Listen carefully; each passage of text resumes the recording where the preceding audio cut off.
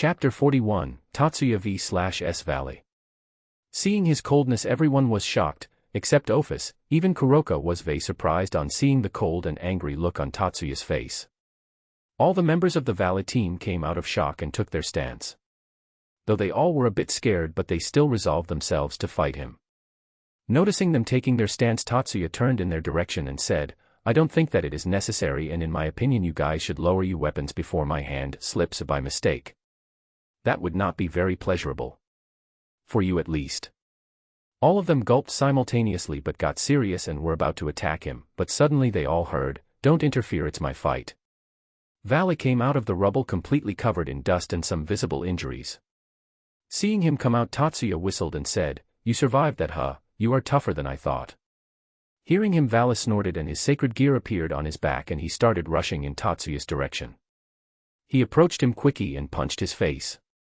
Dust covered the scene from all the wind generated by the wind created by Valy flying towards at inhuman speed. All the members of the Valy team, except Kuroka, grinned, but as the dust cleared, all of them widened their eyes and everyone including Valy was shocked. Tatsuya was just standing at his position holding Valy's fist with his hand without taking any damage at all. He grinned and said, "You pack quite a punch, don't you?" He then started crushing his fist, making Valy groan in pain, and said, "But that's still not enough." Tatsuya's hand then started glowing and then Valy was suddenly covered in a key sphere and Tatsuya launched him away. After sent flying in the air, the orb exploded, making his teammates look at Valy in worry. Tatsuya didn't stop there and formed a large key orb and fired it in Valy's direction. Just as the orb was about to hit Valy, a cut in the space in front of him appeared and the orb went through it. After a while there was an explosion seen at some distance, making Valy and Tatsuya looked in that direction. "Valy, you okay?" Biko asked his friend, making him turn and look at him. Tatsuya also looked at them and saw Arthur holding a sword in his hand which was glowing and was emitting a holy aura. Valy also saw that and became angry and shouted, "Don't interfere, it's my fight." I said don't interfere." Seeing that they looked conflicted in approving his order. Tatsuya saw that and said, "Don't worry, I will not kill him, I will just make him understand that he should not anger someone who is out of his league." Hearing him, they all sighed in relief. Tatsuya then looked at Arthur and said, "By the way, nice sword you got there." Arthur lifted up his sword and said, "Thank you, this here is a fragment of the holy sword Excalibur. Excalibur ruler, comes with the power of manipulating space." Tatsuya looked amused and said, "Hey, that's a very handy sword. I guess I should get one as well." Trace on. Tatsuya scanned the sword and then a second later a similar copy of the sword was in his hand. Seeing that, all of them were very shocked. Arthur was looking between the sword in his hand and the sword in Tatsuya's. He was very confused and thinking whether the sword in his hand was real or not. Tatsuya gave the sword a few practice swings and then said, "Valy, ready or not, but here I come." He then started storing magic energy in the sword and then waved it in Valy's direction. A huge wave of holy energy was sent in his direction. Seeing the wave coming in his direction, Valy too didn't stood still and used his sacred gear. Divide was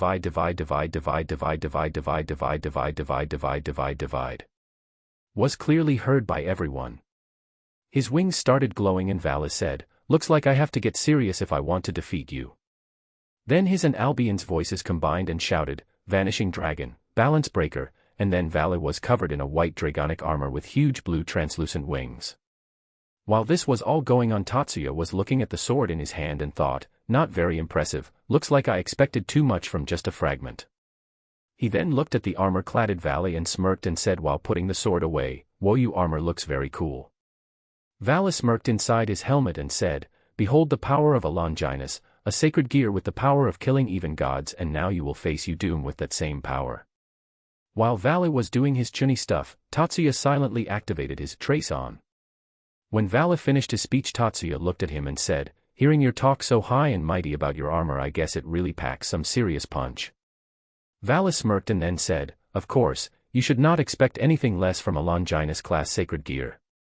Tatsuya smirked as well and then said, "Then how about this Vanishing Dragon, Balance Breaker," and Tatsuya too was covered in an armor similar to that of Valy. While Tatsuya was checking out the armor, the others were looking at him in shock except for Office, who only got a bit surprised but shrugged it off her mind soon. Valy's mouth was open wide inside his armor and he was shocked beyond comprehension. Soon he came out of his shock and then asked Albion, Albion, is his armor a real deal or it's just similar to yours only in appearance? Albion remained silent for a while and then said, I don't know, partner. Valy widened his eyes and asked, what do you mean by you don't know? Hearing his partner's question, Albion sighed and said, I mean, I cannot feel a presence similar to me in his armor, but at the same time his armor feels like it is the same. I don't know how to clarify it. Valy looked serious for a while and then grinned and said, if you don't know, then there is only one way to find out. He said and started flying towards Tatsuya, but just as he flew for a bit he was punched in the gut and he heard, not so fast, and was then one again thrown away. Tatsuya, who had familiarized himself with the armor, saw Valy coming in his direction and then immediately teleported towards him and punched him in the gut. He then looked at his hand and then opened and closed his fist and said to himself, this one is pretty good and it still have the potential to grow further, I guess I could use it a bit in future. Valy maintained his balance after a distance and then his wings glowed and said, divide. Suddenly Tatsuya's body glowed. Tat felt some drain in his magic power and looked at Valy and said, so you want to play it that way, huh? He then formed numerous orbs of magic and fired it in Valy's direction. Seeing the numerous magical orbs coming towards him, he smirked and said, thanks for the feast.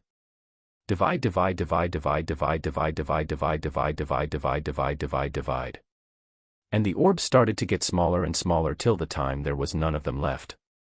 He then looked in front but could not locate Tatsuya. Suddenly he heard, you should never lose the sight of your enemies during you battle. He then looked up and saw Tatsuya with a huge blue orb in his hand. Tatsuya quickly approached him and smashed the orb on Valy and shouted, massive Rasengan, and Valy was sent down along with the orb which hit him. He tried to use his sacred gear to absorb the power and minimize the damage but was unable to.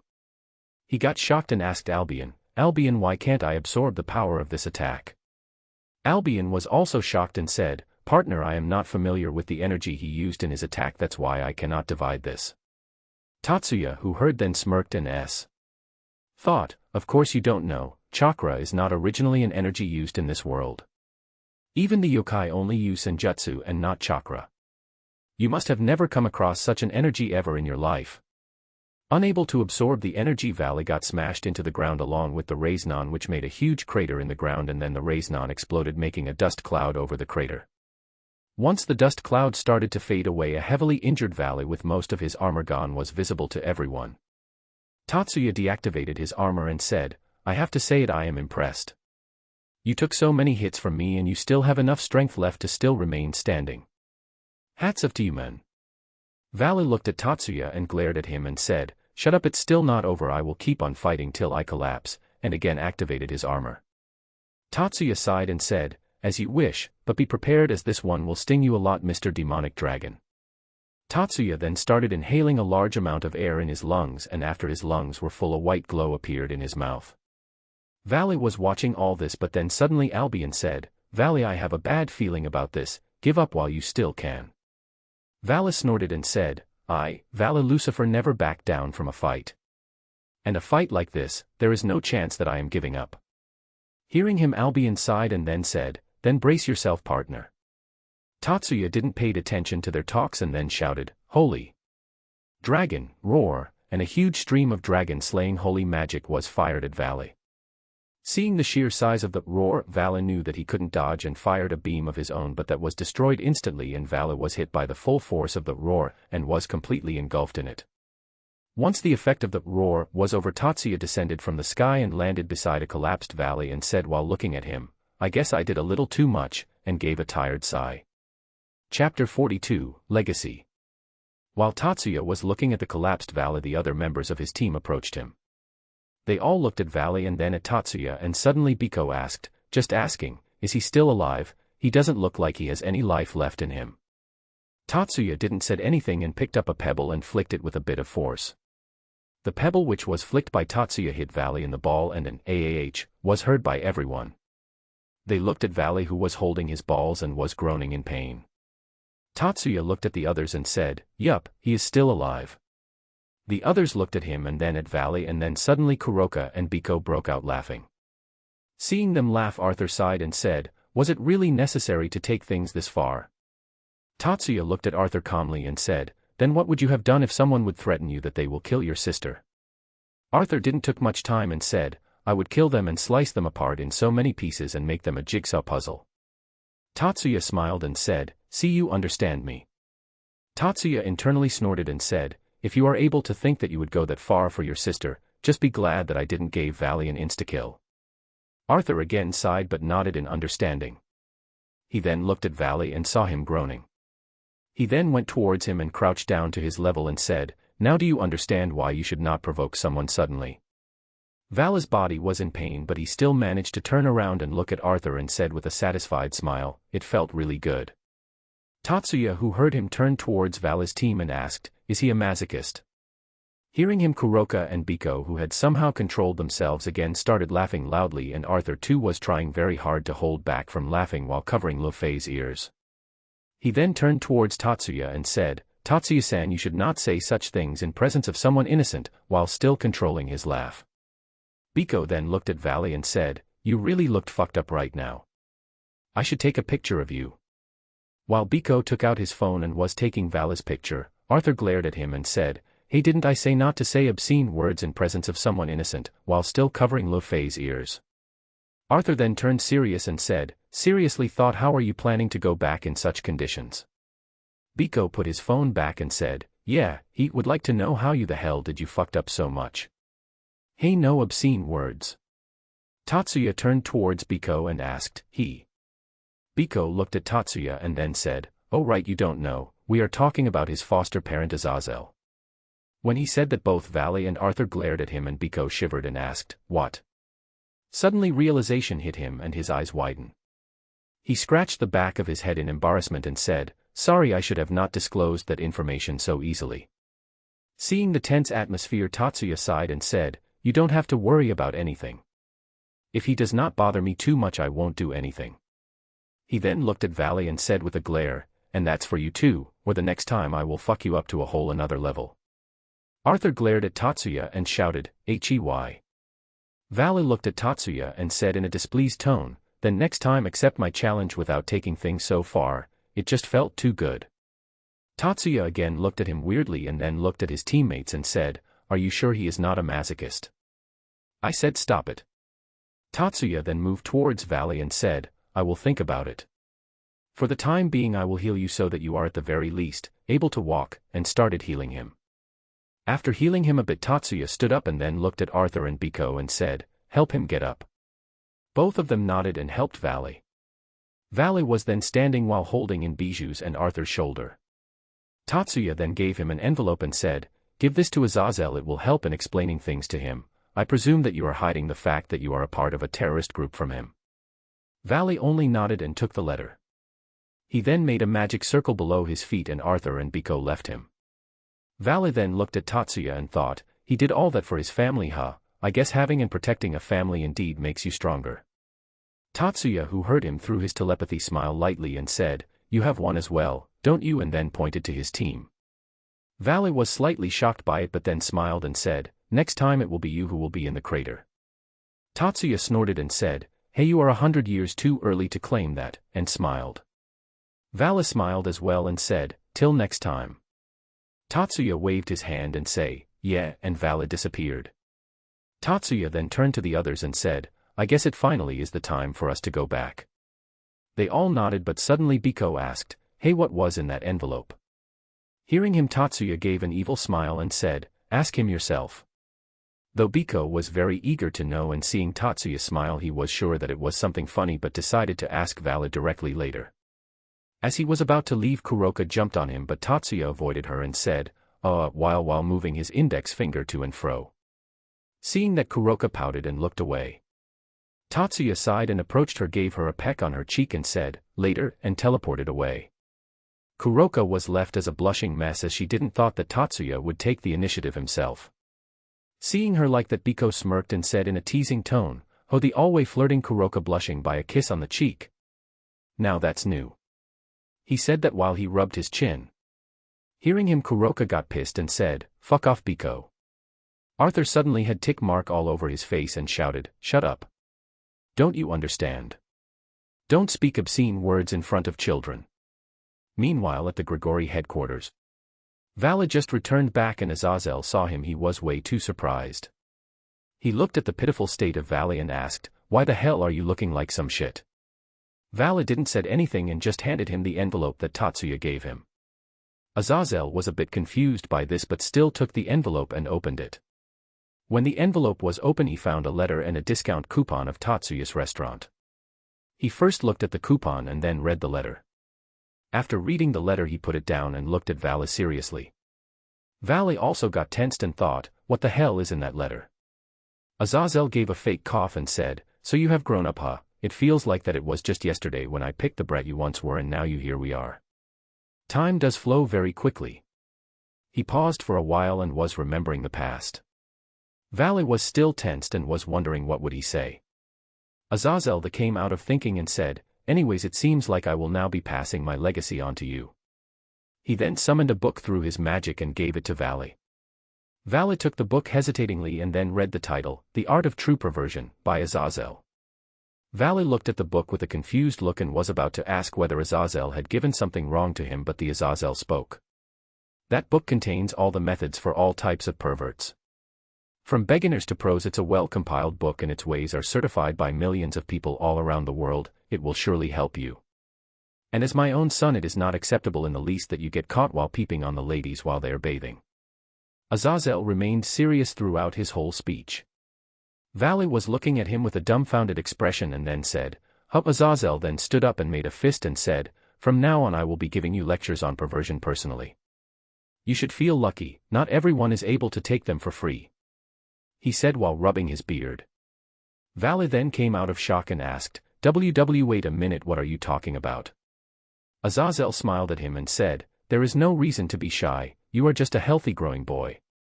It only means that I was correct in your upbringing." Valy was still confused and said, "What are you talking about? I don't understand a bit." Azazel looked at him and said, "Weren't you caught while peeping on women bathing in a hot spring and was beaten to hell by your friend because her family was in there as well? Seriously though, I am a bit surprised that he was able to beat you to pulp. But he is a good friend you got. He even gave a discount coupon of the recently famous restaurant in Kuo." He showed the coupon to Valy and then said, "I am glad that you have got some great friends." Valy, who now understood what happened, immediately took the letter and read it. After reading the letter he was fuming with rage and thought, "That bastard, I will kick his ass the next time we meet." Albion too was laughing very hard and was saying, "You got played by that brat. Ha ha ha ha, seriously, how the hell could he think of something like this? It is hilarious, ha ha ha ha." Valy was getting more pissed by his laughing and shouted in his mind, "Shut up, Albion." Azazel placed his hand on Valy's shoulder and said, "Make sure to master the art of perversion, it is our legacy after all." Hearing him, Valy finally snapped and shouted, "Tatsuya, I will kill you." Chapter 43, I Love You All. After all the things were over, Tatsuya teleported back to his house. He opened the door and entered the house. He checked the house with his presence detection and found everyone. All the girls were sleeping in his room. Tatsuya sighed and decided to take a bath. After taking a bath he went to the kitchen. He made himself some overnight snack and after eating it he went and slept on the couch. The next morning he woke up, he found Kurumi sleeping with him. He shrugged it off and held her tightly and went back to sleep. Kurumi, who was awakened by his action, blushed and held him more tightly and snuggled up to him and slept as well. After sleeping a few more hours, Tatsuya suddenly woke up because he felt some killing intent. He got ready and looked at source of the killing intent and found Miyuki glaring at him. Tatsuya sighed and asked, "What happened?" Miyuki didn't said anything and kept glaring at him. Tatsuya, who was a bit confused, looked around him and found Kurumi sleeping with him. Now understanding what happened, he sighed and said, "It's not my fault, she was the one who came on the couch I was sleeping on." Miyuki was dissatisfied by his answer and said, "But you could have just kicked her off the couch." Tatsuya looked weirdly at Miyuki and asked, "And why would I do that?" Hearing his question, Miyuki fell silent, not knowing how to answer. Seeing that she was not answering, Tatsuya said, "You can't answer me, can you?" Tatsuya sighed and said, "Just think about it, how would you feel if I were to shove you away every time you try to act clingy to me?" Miyuki tried imagining what Tatsuya just said and then broke out crying. Seeing her cry, Tatsuya looked at her and said, "Feels bad, right? I too would feel the same if any of you were to do that to me," and hugged Miyuki and started consoling her. While he kept consoling Miyuki, both Kurumi and Himari had woken up and were sitting near them. Himari wanted to ask what was happening, but seeing Miyuki crying she stopped and waited for her to calm down. Once Miyuki stopped crying, Tatsuya looked at her and said, I know that you do like me, and being possessive for the one you like is understandable, and I don't mind you being possessive, just tone it down a little because it do hurts me seeing you get hurt, but you understand that just like you those two like me as well. Just think how do they feel seeing the person they like with other girls.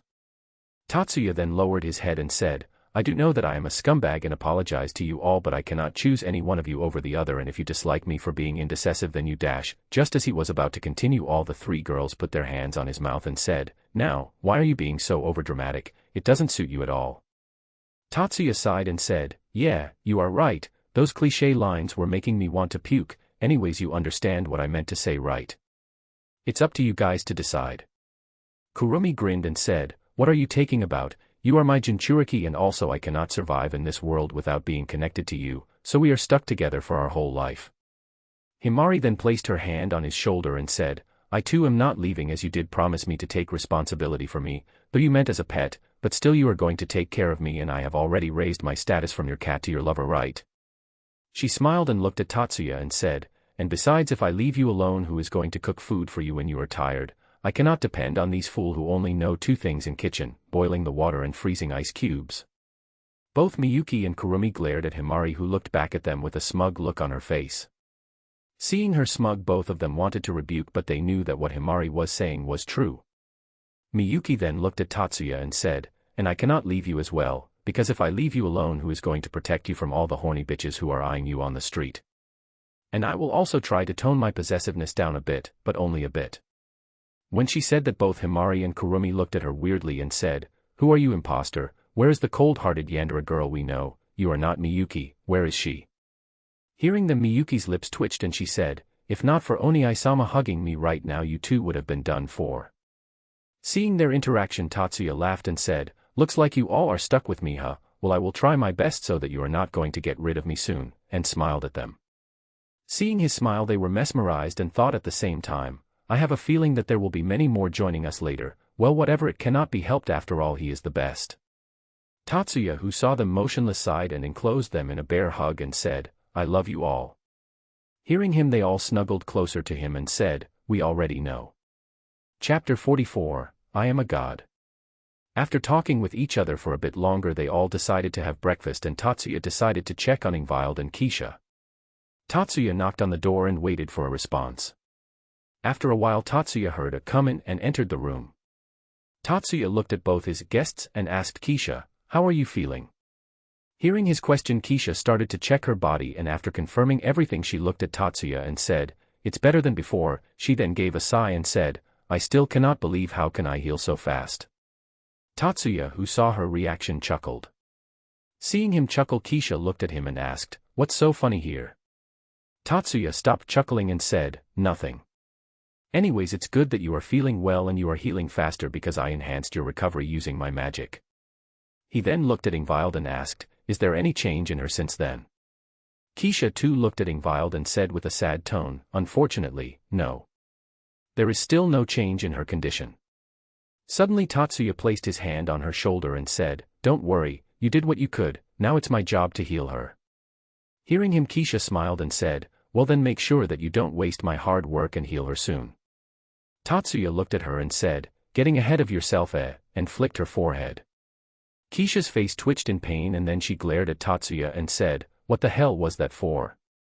Tatsuya didn't said anything and smiled and then again flicked her forehead. Keisha looked at Tatsuya with rage and said, Hey, I dash. Before she could say anything, Tatsuya flicked her forehead again.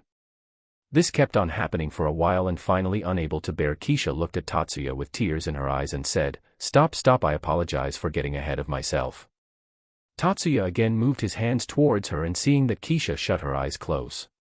But instead of feeling pain, she felt comfortable and looked up. Tatsuya, who was easing her pain with his magic, looked at her and said, Sorry about that. Keisha wanted to snap at him but refrained from doing that. She glared at Tatsuya and thought, Once I am healed and these restraints are removed, I will pay you back for all the mean things that you did to me, and started laughing inside her mind. Tatsuya heard her thoughts through telepathy and sighed. He healed her forehead and then removed his hand. Keisha looked at him with a slight disappointment but didn't say anything. Tatsuya looked at her and said, Well, I will be going for now and will return to treat her later. Make sure to rest well and wait for me, and ruffled her hair. Keisha snorted and said, stop ruining my hair and just go. She then looked away and smiled. Tatsuya left the room and went to have breakfast with others. He asked Himari to even prepare something for the guests and then left for work. After working for several hours in his restaurant, Tatsuya left and decided to go back home. After entering the house, Tatsuya took a bath and got refreshed. He then went towards the room Keisha and Ingvild was in. He knocked on the door and after waiting for a while, entered. He looked at Keisha, raised his hand and said, "Yo," and went towards her. He then took something out of his storage and placed in front of Keisha. Keisha looked at the thing in front of her and saw a paper cup filled with some sort of drink in it. She then looked at Tatsuya with a confused look and asked, "What is this?" Tatsuya looked at her blankly and said, "Milkshake," and then went toward Ingvild and started transferring his magic while drinking one himself. Keisha too didn't thought much and decided to sip on hers silently. They kept on talking to each other while Tatsuya was in the room so as to kill some time. After hours of waiting, Ingvild's finger twitched a little. Seeing the change in her condition, Tatsuya stopped talking and started to pump more energy into her to the point she started glowing. Seeing the change, Keisha too looked at both of them intently. Her hopes of treating Sorg's mother were increasing as she was seeing Tatsuya cure Ingvild. And after a long wait, Ingvild finally opened her eyes. After getting her senses back to normal, she started looking around and saw a handsome boy standing near her and a beautiful girl lying on one bed. She looked at both of them and asked in a confused voice, "Where am I?" Keisha was about to answer, but Tatsuya suddenly stopped her and said, "You are in a place where mortals like you appear before going for an afterlife." Ingvild and Keisha, who heard him, had different reactions. Keisha was wondering what Tatsuya was doing but didn't interrupted him and let him do as he pleased. Ingvild, who heard Tatsuya, was even more confused and asked, "What afterlife? Am I dead or what?"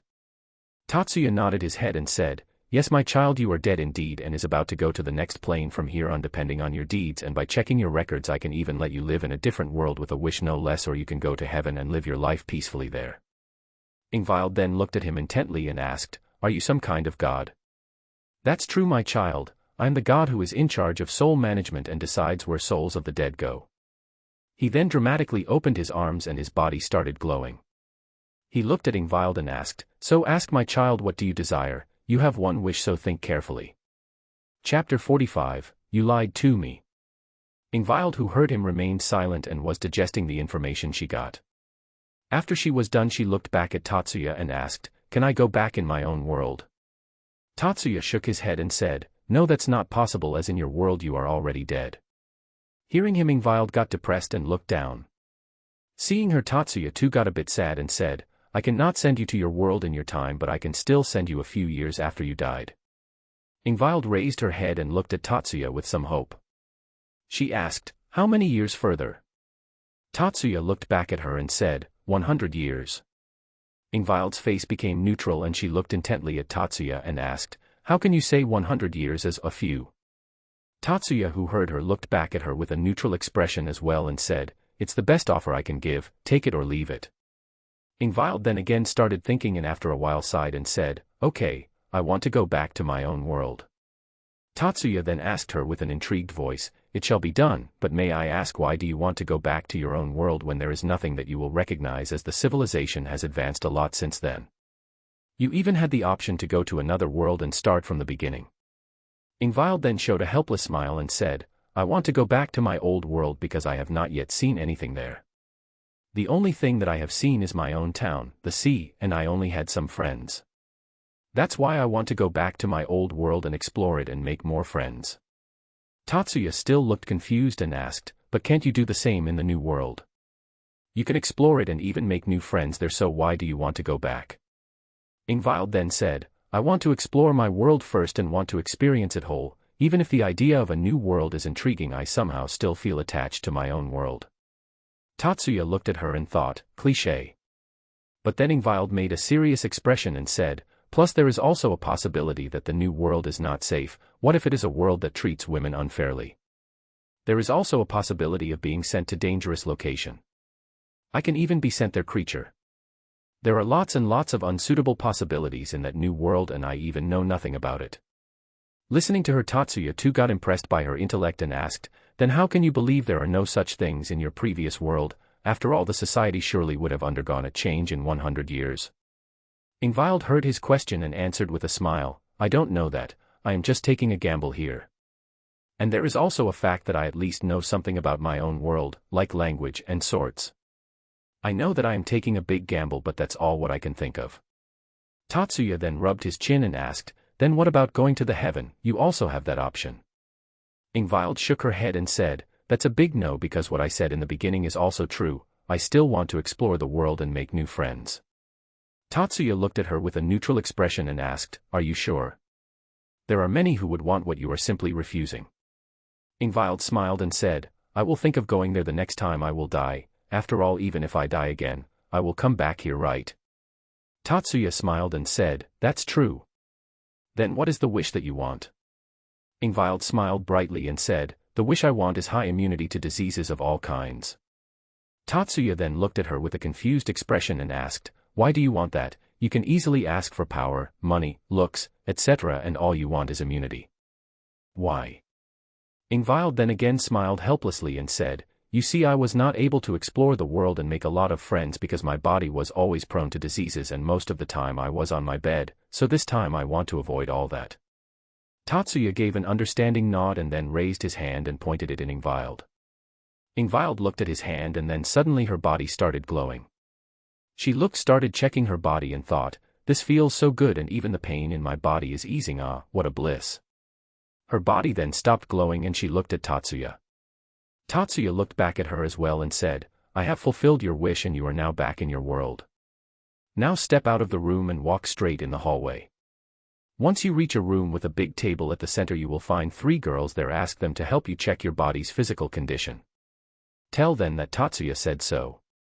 He then motioned at the door and said, now go. Ingvild only nodded and then stepped out of the room. Once the door was closed and Tatsuya made sure that Ingvild was gone, Tatsuya sighed and said, talking like that felt way too weird. I am not doing that again.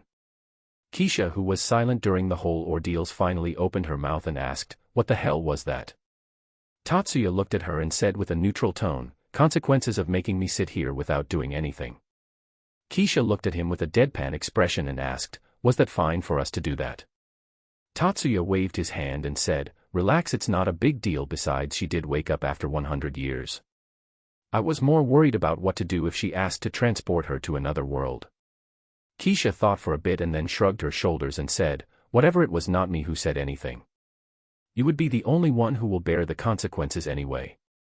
Hearing her, Tatsuya's lips twitched a bit. She then looked at him and asked, and what was that glow on her? Tatsuya then again looked at her and said, oh, that, I just eased the soreness in her body joints and healed the aftereffects of the treatment, that's all. Just as he finished saying that, the door of the room was suddenly opened and then a purple blur was seen. The next moment Ingvild was holding Tatsuya's collar and was shaking him while saying, you lied to me. Chapter 46, We are your parents. After Ingvild calmed down a bit and stopped shaking Tatsuya, she started to get embarrassed and covered her face with her hands. Tatsuya adjusted his clothes, then looked towards Ingvild and then said, sorry, with a slight bow, and then stood there in silence. Feeling awkward by the silence, Ingvild looked at Tatsuya from between her fingers, and when she saw him not in the slightest bit flustered and his neutral expression, she became even more nervous.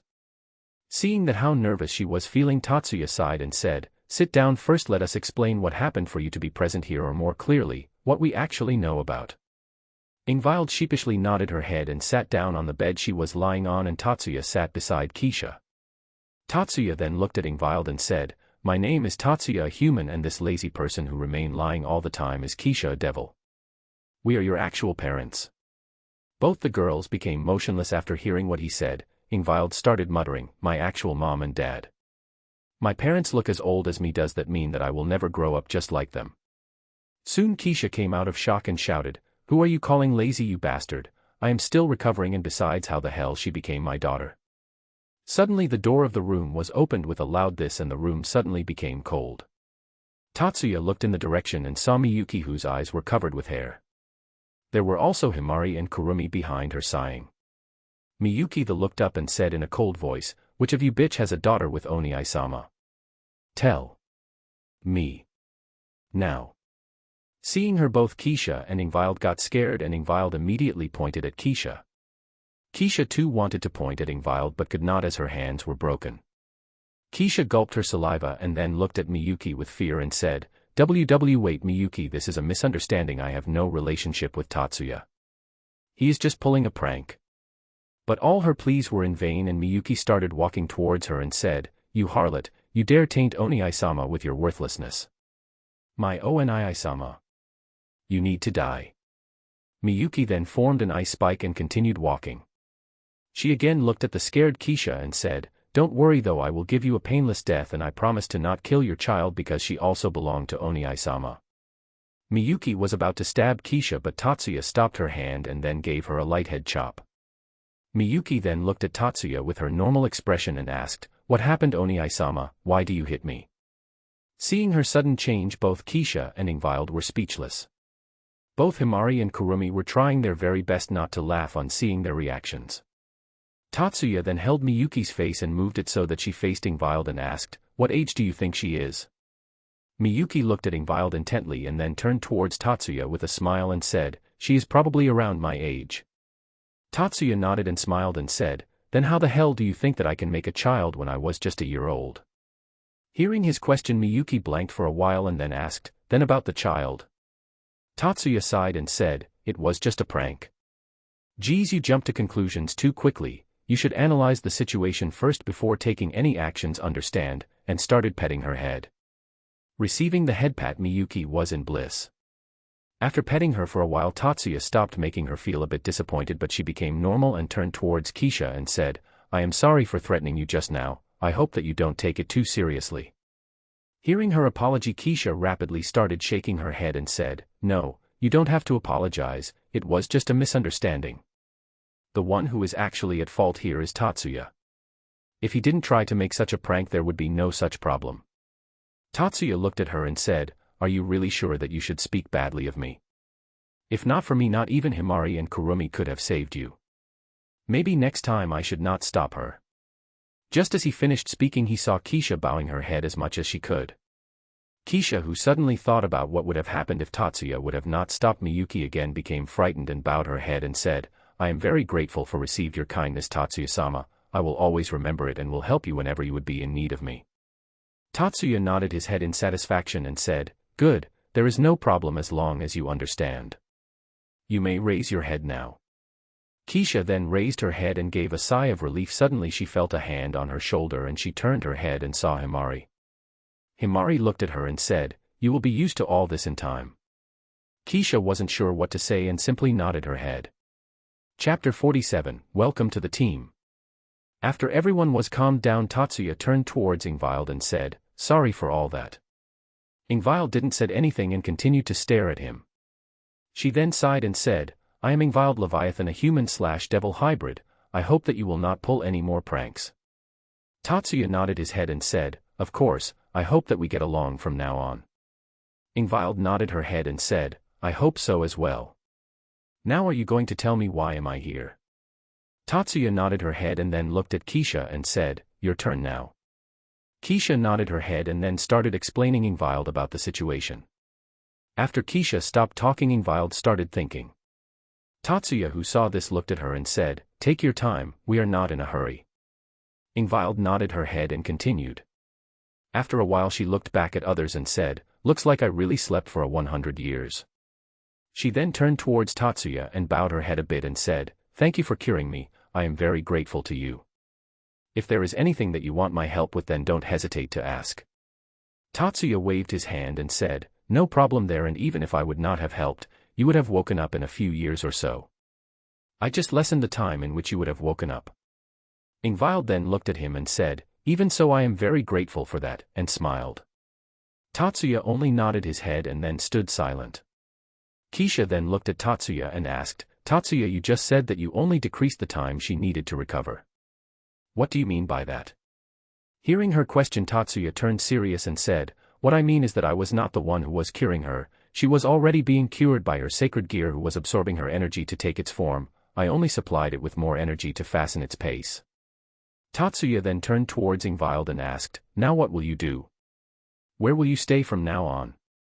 Ingvild thought for a while and then said, I don't know, but I will work something out. You don't have to be worried about me. Tatsuya looked at her sternly and said, Who said I was worrying about you? Looks like you don't understand my question. He then sighed and looked back at her and said, Let me reframe it. What I mean to ask is, how are you going to survive in the world right now? Hearing his question, all of them became confused, and seeing all of them, Tatsuya gave an annoyed sigh and said, You guys seriously don't understand a thing. I am saying that you are not just any devil, you are a descendant of the former devil king Leviathan. Once the factions come to know of your existence, your life will become a literal hell. The new devils will probably try to either kill you or would torture to interrogate you, and the old devil faction will surely try to recruit you and use you in the power struggle. Not to mention the angels and fallen angels will also come after your head. And don't tell me that you can lay low in this world forever. So I ask you again, what will you do now? Hearing all the things that could happen to her, Ingvild became uncertain of her earlier decision and started thinking what to do. Keisha wanted to ask her to join Sorg's peerage, but the fact that Tatsuya told about what the devils would do to her once they come to know of her existence made her stop. She then began thinking about a solution for her problem but couldn't think of anything. Same thing was going on with the other girls present in the room. Tatsuya finally stepped forward and said, If you don't have anywhere to go, then why don't you join my team? All of them then looked at Tatsuya speechlessly. Noticing all the gazes at him, Tatsuya looked back at them and asked, What? Keisha was the first to speak and she said, I didn't know that you were a good person. Tatsuya's brows twitched a bit and he said, Aren't you freeloading on this good person's home? Hearing him, Keisha became red from embarrassment and looked away. Ingvild then looked at Tatsuya and asked, Why do you want me to be in your team? Tatsuya then looked back at Ingvild and shrugged his shoulders and said, I am not being good to you, you can call it something like an investment. Having a descendant of a devil king with a sacred gear, no less. Is there anything that I can argue to not ask you to join my team? Tatsuya then raised his hand and said, In return you will get, and started counting on his fingers, 1, a shelter, 2, nutrition, 3, training for fighting and self-defense, 4, and of course the protection from all other factions. I don't want to brag, but I can assure you that the only people who know that we belong to the supernatural world are only the people whom we told about it ourselves. So what is your answer? And also you will also help in house chores and sometimes work in the restaurant if there is too much rush. Ingvild then began thinking, and after thinking for a while she looked at Tatsuya and said, I would like to join, but I don't want to trouble you and put you all in danger. Hearing her, Tatsuya sighed and said, Look, if you are not joining only because you don't want to put us in danger, then that's no worry for us. All of us are pretty strong and I can annihilate any enemy we face. Ingvild then asked, If you can annihilate anyone, then why are you making a team? Tatsuya looked at her and said, Well, I am forming a team because even though I can annihilate anyone, there are still times when I may not be able to reach on time, and at those times having a group would be better for my team, as most of the time Kurumi would be with me, making these two left alone to face the enemy. So I am forming a group only to reassure myself that nothing happens to the others in my team. Ingvild then squinted her eyes a bit and asked, Then do you mean that if I was not capable enough you would not have asked me to join your team? Tatsuya nodded her head and said, Yes, I would not have asked you to join my team then. Protecting such a comrade is no problem for me, but not being able to protect such a comrade when I am not nearby will make me more depressed. And it would not be only me, others in the team would also feel sad if such a thing were to happen. Tatsuya then looked away and said, I don't want that, I don't want to see a comrade die when I am still alive.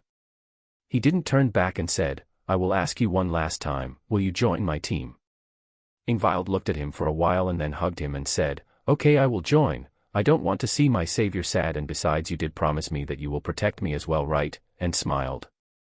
Tatsuya also smiled and said, Of course, welcome to the team, Ingvild, I hope that we get along well. Chapter 48, Going to the Underworld. After joining the team, Ingvild has also started living in the Shiba residence.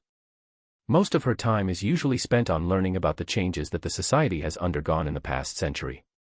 Tatsuya has also started training her, which sometimes made her question herself whether her decision of joining his team was correct or not, but she stopped complaining once she Tatsuya's cooking and now trains diligently. Tatsuya also checks the condition of her body from time to time so as to confirm if her body is properly healed or not. She has also learned the most important rule of the Shiba household: no one touched the coffee jelly. Ingvild has also come to admire Tatsuya because of him being an all-rounder. Seeing his battle against both Himari and Miyuki made her speechless. Like this a week passed and now Keisha has been fully healed. Tatsuya went to her room and entered without knocking. As he entered the room he saw a naked Keisha changing her clothes. They made eye contact with each other and stared for a while. Tatsuya then turned around and said, "Sorry, force of habit," and left the room. Keisha was left blushing inside the room and she quickly changed her clothes and then quickly went out of the room.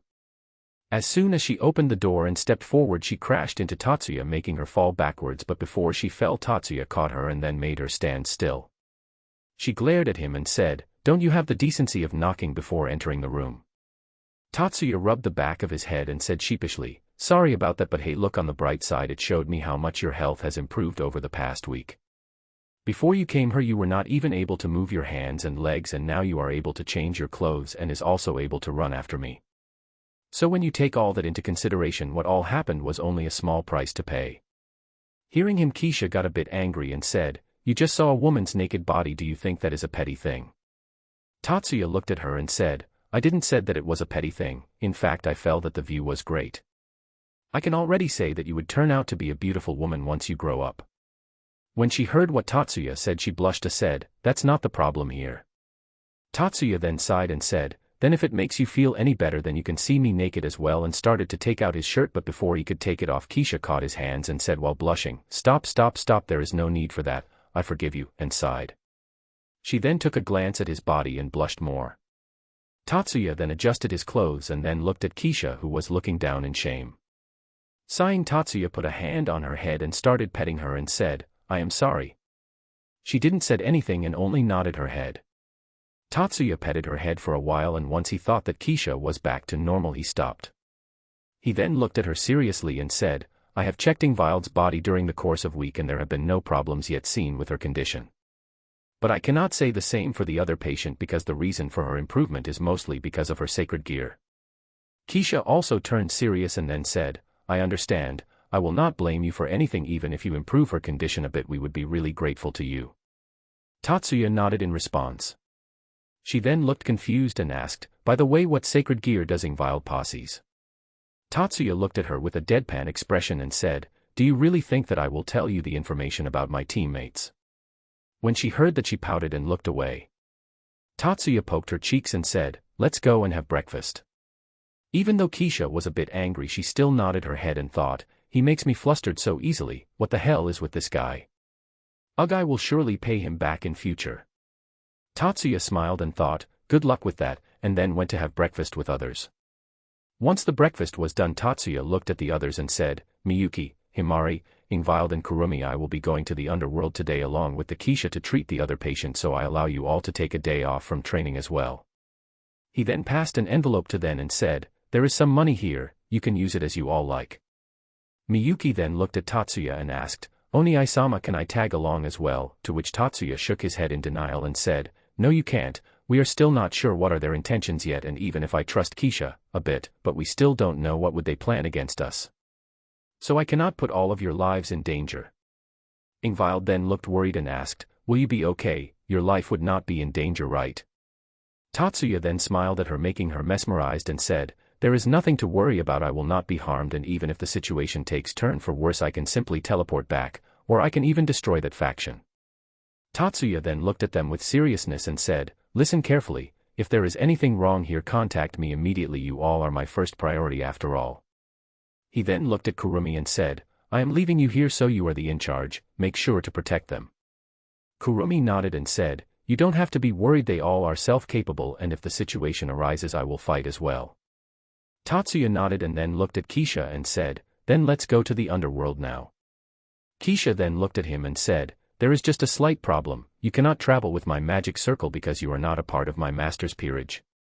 Tatsuya looked back at her and then said, "You don't have to be worried about that, I can travel on my own, you just need to lock your location and I will teleport there as well." Keisha nodded and made her magic circle, and after confirming the location Tatsuya made his as well. He looked at his team for one last time and then said, "I will be going now, make sure to enjoy your day off and don't even think about touching my coffee jelly." His team nodded and said, "Make sure to come back soon." Tatsuya nodded and smiled at them making all of them blush. He then looked at Keisha and nodded his head. Keisha, who saw him, nodded her head in response as well. Tatsuya then looked at his circle and said, "Underworld, here I come," and then both of them disappeared. Chapter 49, Hold Back. Tatsuya and Keisha appeared in some sort of garden with their respective magic circles underneath them. Tatsuya then started checking his surroundings and saw a purple sky, a garden where they appeared and a small mansion near it. Keisha then looked at Tatsuya and said, "Welcome to the Underworld. We are currently in my master's territory, or you can also call it our home. Me and all of my master's peerage members live here." Tatsuya nodded his head and said, "Though I don't think that I have to remind you, but make sure if anyone from your side takes action against me, I will not stay still as well." Keisha also nodded her head and then sheepishly asked, "Can you at least not go too hard on them, if they attack because of some misunderstanding?" Tatsuya then sighed and nodded. He then thought, "I have a feeling that they will definitely attack me now." Keisha then started walking and then said, "Follow me." Tatsuya didn't say anything and silently followed her. Once they reached the front of the mansion, Keisha turned towards Tatsuya and said, "Wait here." Keisha then walked towards the door and then pushed the doorbell. After a while a voice was heard, "Who is there?" Keisha didn't took much time and said, "It's me." As soon as she said that, various noises were heard by the both of them. Tatsuya looked at Keisha, who looked back at him with a wry smile. Then suddenly the door opened and various people came out of the mansion. A blonde girl then stepped forward and grabbed Keisha's shoulders and then started shaking her and asked, "Where were you all this time? Do you know how worried I was?" Then an orange-haired young man stepped forward and said, "Stop that, Koreana. How will she answer if you keep on shaking her like that?" He then turned towards Keisha and said, "I am glad that you came back safely." While this was going on, Tatsuya was silently looking at them with a smile and thought, "She has a good family." Then suddenly two men, one with green hair and one with blonde hair, noticed Tatsuya and asked, "Who are you and what are you doing here?" This brought everyone's attention at him and they all started looking at him curiously. Tatsuya simply looked at Keisha and said, "Explain the situation to your friends." Keisha was about to speak, but then a giant man who was practically made of rocks walked towards Tatsuya and said, "Didn't you hear? We asked you what are you doing here? Answer now."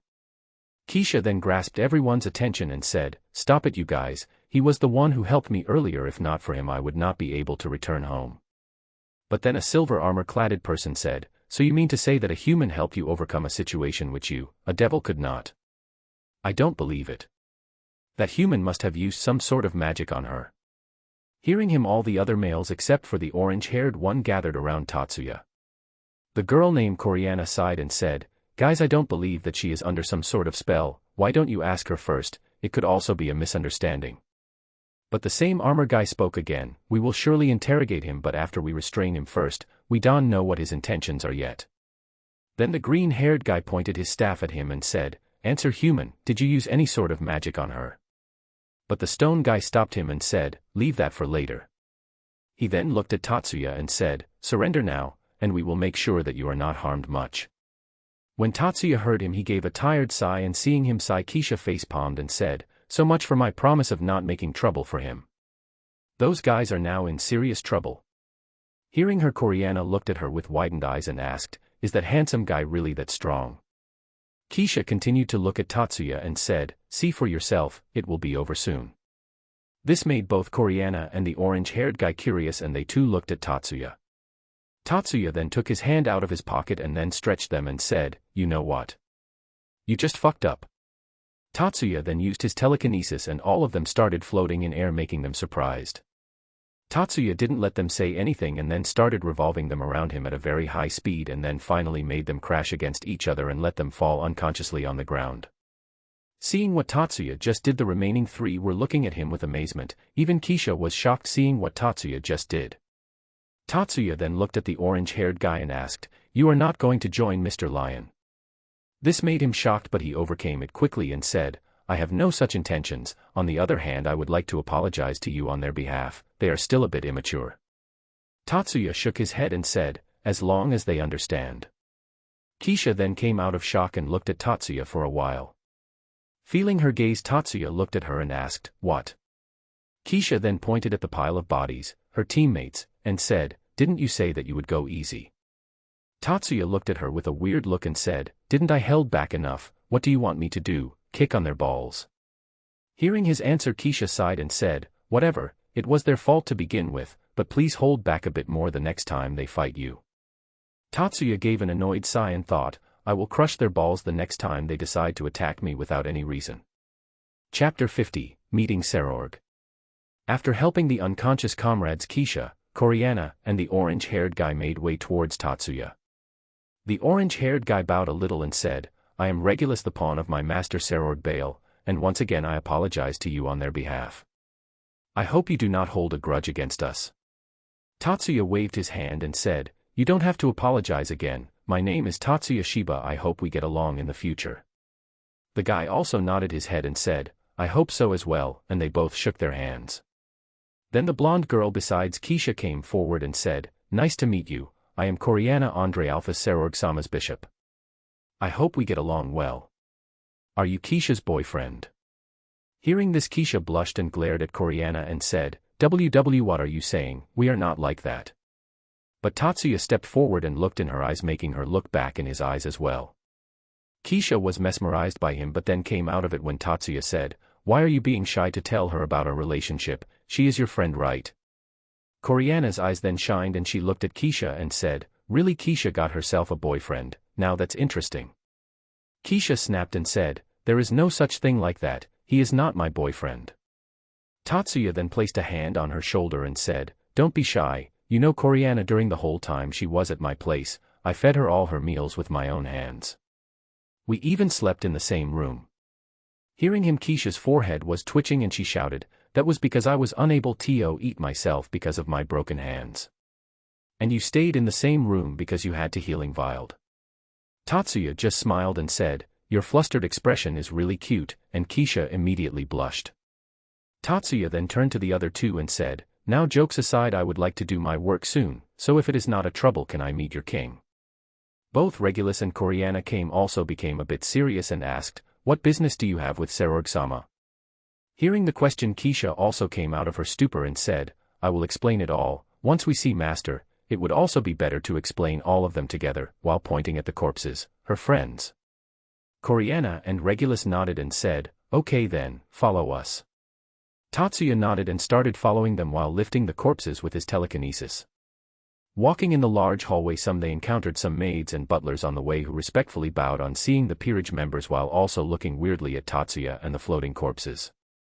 After walking for a while, Tatsuya and the others reached a room with a large door.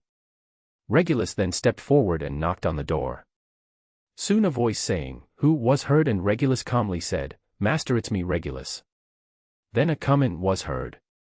Regulus asked the others to wait and then went inside. After waiting for a while, Regulus came out and said, You all may come in, with a nervous face. Seeing the nervousness on his face, Tatsuya used his telepathy to hear his thoughts and then gave a mental sigh. All of them entered the room, and no sooner did Tatsuya enter the room he was welcomed by a fist.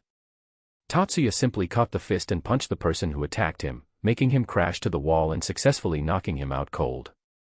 Tatsuya then looked at Regulus, who was looking at him with apologetic expression, and said, Sorry for such inconvenience, but as soon as Master knew that you beat all 5 of them without any effort, he became excited and wanted to fight you. I truly apologize for his behavior, and gave a deep bow to Tatsuya, followed by Keisha and Coriana, who were bowing as well. Tatsuya just sighed and asked, Where should I keep them? All 3 of them looked up and had a grateful look on their faces. After a while, Sorg woke up and then clutched his stomach in pain. He then looked around and saw 5 members of his peerage knocked out cold. He then started thinking about what happened and then suddenly stood up and saw Tatsuya and the others sitting on a sofa while having some tea. Tatsuya noticed him and then said, You sure show some nice hospitality to others. Hearing him, the other 3 also looked at Sorg and stood up and slightly bowed to him. Sorg raised his hand and stopped them and said, What can I do? I became so much excited when I heard that you beat most of my peerage with such ease. By the way, I am Sorg Bale, the king of this peerage. Tatsuya nodded and said, Tatsuya Shiba, nice to meet you. Sorg then clenched his fist and said, Tatsuya, you are strong, I will fight you again sometime. Tatsuya stared at him with a deadpan expression and then sighed and said, Sure, whatever. Now are you all still going to pretend it to be unconscious? All of them then looked at the corpses, who fidgeted a bit when Tatsuya mentioned them and slowly stood up with an embarrassed expression. Tatsuya then nodded and said, Good, Now that all of you are conscious, kindly take your seats and Keisha start explaining. All of them nodded their heads and followed his instructions. After Keisha was done explaining, all of them were silent while Tatsuya was simply sipping on his tea. Sorg was clutching his fist in anger and then smashed it on the table and said, "Those damn geezers," and cursed the higher-ups for trying to selling Valy, because of which Keisha got in danger. The others were also angry but were controlling themselves. He then looked at Tatsuya and said, "Tatsuya, I am very grateful to you for saving my queen. If not for you we would not be able to see her again, thank you." Tatsuya waved his hands and said, "It's all right, more importantly let's talk about the main business that I came here for, Keisha, if you may." Keisha nodded her head and said, "Sorg-sama, you do know that the lady who was kidnapped along with me was also suffering from the same disease as Miss Lasama, right?" Sorg nodded his head and said, "Yeah, that's why I sent you to check on her condition, because she was suffering from a similar disease like mother's." Keisha nodded and said, "After we were rescued by Tatsuya, he said that he was able to heal her and did so a few days ago. She seemed to be back to her normal healthy condition and I have witnessed this all from my own eyes." Tatsuya also nodded and said, "Yeah, she slept in the same room as me daily and saw me do it firsthand." Keisha heard him and blushed and said, "There is no need to phrase it like that so that the others misunderstand us." The others looked at them with a sweat drop, but then Sorg got their attention and said, "So you mean to say that Tatsuya is capable of curing my mother?" Tatsuya then put his cup down and said, "Yes and no, I was indeed able to curing Valy, but that was only because her sacred gear was also helping, so while I can try to heal your mother, I cannot guarantee that it would be successful." Sorg thought for a while and then nodded his head in understanding. He then looked at Tatsuya and then bowed his head and said, "Thank you very much for your cooperation. Even if it is a little, my mother still has some hope, right?" Tatsuya nodded and said, "Don't worry, I would try my best to save her. I know how important one's family is." Sorg nodded and smiled. He then stood up and moved his hand forward and said, "Once again thanks a lot and let's get along from now on." Tatsuya stood up as well and shook his hand and said, "I hope so as well." Sorg then looked at the others and said, "Okay, all of you rest for now and tomorrow we will visit mother in the Citri territory." When Tatsuya heard that, he thought, "Let's hope that we don't come across Sarah or Sona tomorrow, otherwise it would be way too much of a hassle to explain them," and gave a tired sigh. Keisha noticed it and asked, "What's wrong?" Tatsuya looked at her and said, "Nothing, just praying for my well-being." Keisha became more confused but didn't think much about it and then started showing Tatsuya around the mansion. Chapter 51, Competition. The next day Tatsuya woke up early like usual and decided to do his morning training in the garden. As he left the room he met with Sorg, who also came from his room dressed in a training outfit. He looked at Tatsuya and said, "Good morning, I hope you slept well last night." Tatsuya nodded his head and said, "Good morning, and yes, I didn't have any inconvenience while sleeping." Sorg then looked at Tatsuya from top to bottom and then asked, "You heading somewhere?" Tatsuya nodded his head and said, "Yes, I was thinking of doing my morning training like usual." Hearing him, Sorg smiled and asked, "Then why don't you join me? I was heading OU for training as well." Tatsuya nodded and said, "Lead the way." And both of them moved out of the house. Some hours later Keisha woke up and got refreshed. She went to wake Tatsuya up but didn't find him in his room. She then left to find the others, but they were not present in the mansion as well. She became a bit suspicious and then stopped a maid. The maid was running excitedly but still bowed in respect.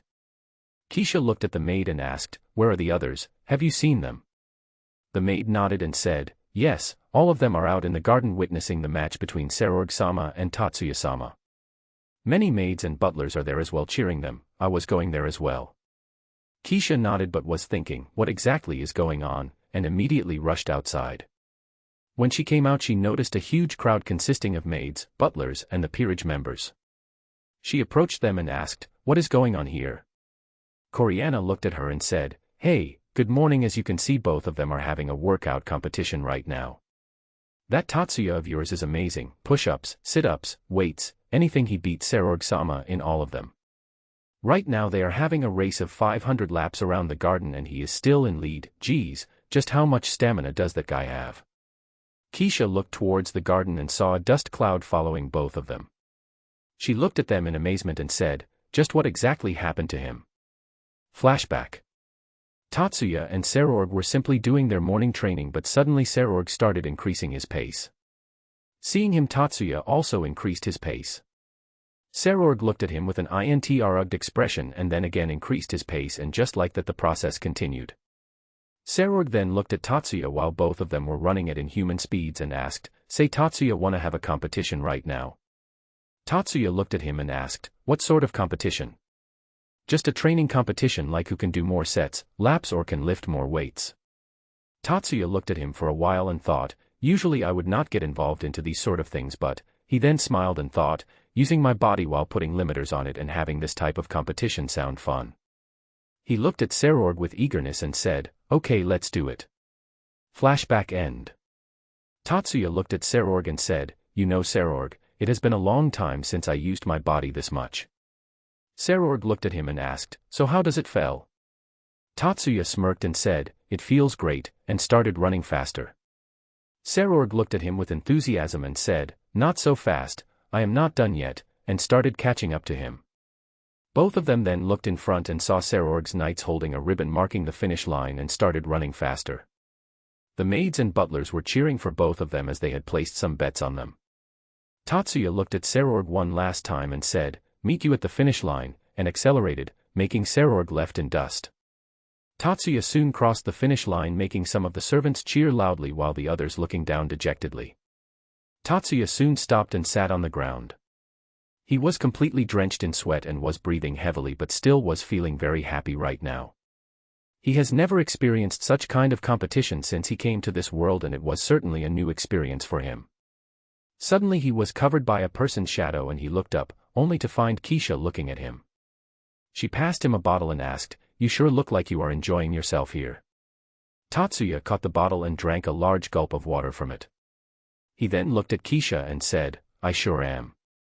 Sorg is truly formidable. This is the first time someone was able to match my place in workout, though I had limiters on me. Keisha puffed her chest and said proudly, "Of course, what else would you expect from my master?" Tatsuya then stood up and gave the bottle back to her and said, "Thank you for that," and smiled at her, making her mesmerized. But she was soon brought out of her stupor when Sorg came and put his hand around Tatsuya's neck and said, "That was a great match, you sure are great. It only makes me want to fight you right now," and moved his fist forward. Tatsuya fist bumped with him and said, "Yeah, I enjoyed as well, but we have to postpone it for now. We still have to visit your mom, remember?" Sorg sighed and said, "Yeah, I remember, but don't forget that we will fight later on." Tatsuya sighed and said, "Yeah, whatever, it is no use refusing you, you are going to fight no matter what I do anyways." Sorg smirked and said, "You know it. Anyways, let's go and get refreshed and then go to Citri Domain." All the peerage members then assembled around them except Coriana. They all started looking for her and then spotted her near the betting table counting the money with a smile on her face. All of the peerage members started to look at her weirdly. Noticing the gaze, she looked at them and asked, "What?" Keisha stepped forward and asked, "You seriously placed your bet on Tatsuya, not on Sorg-sama?" Coriana just shrugged her shoulders and said, "Keisha, you are innocent. While betting, only good perception works, not loyalty. I am loyal to Sorg-sama, but I knew that Tatsuya would win after seeing what he did yesterday." Sorg didn't give it much thought and said, "Whatever, let's just go inside." He then started to look for Tatsuya and found him being surrounded by many maids who were asking him questions while blushing. Seeing that, Coriana elbowed Keisha and said, "Your boyfriend is very Keisha snorted and said, "He is not my boyfriend," and then started walking away with the rest of the peerage. Tatsuya saw that and soon followed her, and once he reached her he looked at her and said, feeling jealous. Keisha didn't said anything and just looked away. Tatsuya looked at her for a while and said, "How about you show me around the territory after coming back from the Citri Domain?" Keisha looked back at him and said, "You can ask any of the maids from earlier." Tatsuya looked at her and said, "But I want to go with you as I know you better than them." "So how about it, just the two of us?" Keisha, who heard the last part of his sentence, blushed and said, "Looks like there is no helping it. Okay, I will show you around later." Tatsuya smiled at her and said, "Okay, it's a promise, then later," and walked away. Keisha kept looking at his back for a while, but then she felt someone holding her shoulder. She turned around and saw Coriana smirking at her and said, "Got yourself a date, and not bad at all." Keisha severely blushed at her statement. Seeing that, Coriana hugged her and said, "You are so cute," but then released her and said, "But we have to prepare you well, because to us girls a date is like war, where we have to strike down the opponent at the first glance." She then looked at her watch and said, "We will talk about it later, we are getting late." Chapter 52, Awakening. After getting refreshed and having their breakfast, Tatsuya and Sorg's peerage decided to go to the Citri domain. They rode a carriage and enjoyed the talk along the way. Once they reached the hospital, Tatsuya once again prayed to not meet the sisters and then went inside along with the others. Tatsuya then entered a room and saw a lady with brown hair lying on the bed. Sorg then came forward and went towards her and said, "She is my mother, Miss LaBelle. She has been sleeping like this for the past few years. She hasn't even moved a bit since then." He then looked at Tatsuya and said, "Tatsuya, I beg you, even if there is a little chance, please save her. It pains me a lot seeing her in such a condition. I can do nothing for her other than pray, so please, I beg you," and fell on his knees. Tatsuya then went towards him and placed a hand on his shoulder and said, "You don't have to beg me, I will try my best to cure her, just be calm. She would not like to see you like this when she wake, you know." Sorg stood up and nodded and said, I leave it to you then." Tatsuya nodded and then went towards Misla. He then placed his hand over her stomach, closed his eyes and started examining her body. All of his peerage looked at him intently, waiting for say his verdict. Soon Tatsuya opened his eyes and looked at them. The others looked at him as well, waiting anxiously. Tatsuya then sighed and said, "Her case is similar to Ingvild, so she can be cured, and it is also not as old as hers, so it won't take much time to cure her." Sorg then gave a huge smile, but then looking at his dissatisfied expression asked, "Then what's the problem? Why do you look so displeased?"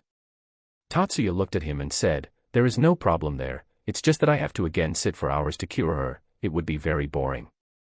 All of the peerage gave him a helpless look and didn't said anything.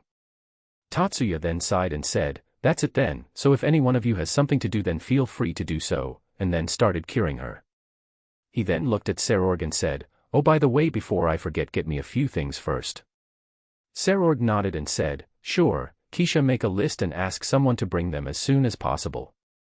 Keisha nodded and did as she was told. Tatsuya told her the things which he needed and then continued curing Misla. Soon Keisha came back and said, "They said that they would be able to provide it by tomorrow, there is no problem with that, right?" Tatsuya nodded and said, "No problem." Few hours passed away with Tatsuya and others talking to each other and most of the peerage leaving because of some work. Only Sorg, Keisha, and Coriana stayed behind with Tatsuya. Sorg and Tatsuya then went out of the room as it was the time for Misla to get changed and wear clean clothes. Sorg then looked at Tatsuya and said, "Thank you once again, Tatsuya." Tatsuya looked at him and said, "You don't need to thank me, I have yet to cure her." Sorg shook his head and said, "No, what you are doing for us is still too much, is there anything that you want in return?" Tatsuya looked at him and asked, "Do you think that there is anything of importance that you can give me?" Sorg looked at him for a while and smiled and said, "Guess not, your eyes say that you are not a person who is in need of something, still if there is any time that you need my help, I will gladly help you even if I have to face my fellow devils." Tatsuya looked at him in amazement and said, "You are even ready to face your own people?" Sorg nodded and said, "Yeah, I am ready to face them. Except for a few people, none of these people even looked at us when we were in need of help, so you who is helping me in my need is of higher importance than them." He then laughed and said jokingly, "Besides, it would be much more fun to fight beside you because if you are in need of help then the enemy would surely be strong." Tatsuya looked at him for a while and then said, "You know, you are an idiot." But he then smiled and said, "But you are not as much annoying as the other idiots out there." He then moved his fist forward and said, "Then I would be looking forward to you support in future, Sorg Bale." Sorg fist bumped with him and said, "Me too, Tatsuya Shiba." Soon the others came out and informed them that they were done. Both Tatsuya and Sorg nodded and then entered the room and Tatsuya again began his work. Time skip. The next morning Tatsuya was still curing her, but he could feel that she could wake up any time now. He then looked at Keisha and Coriana sleeping soundly on his shoulders. His forehead was twitching seeing them asleep. His shoulders were completely sore with both of them sleeping on them, but he didn't complain. He continued to cure her while also suppressing the cause for the disease. Soon both of them woke up and Tatsuya looked at them and asked, "Looks like you two slept well." Both of them absent-mindedly nodded at his question, making him twitch his lips. He then formed 2 glasses of water and splashed it on their faces. Both of them were completely awake now and glared at Tatsuya and shouted, "Why the hell did you do that?" Tatsuya looked at both of them and said, punished for making my shoulders sore. Both of them then remembered what happened and blushed. They both then bowed in apologies to him and then went to change their clothes. Tatsuya sighed and continued to cure Misla. Soon both the girls came back and apologized once more. A few hours later Tatsuya felt something change in her body, and just like with Ingvild, he started to increase the supply of magic through her body.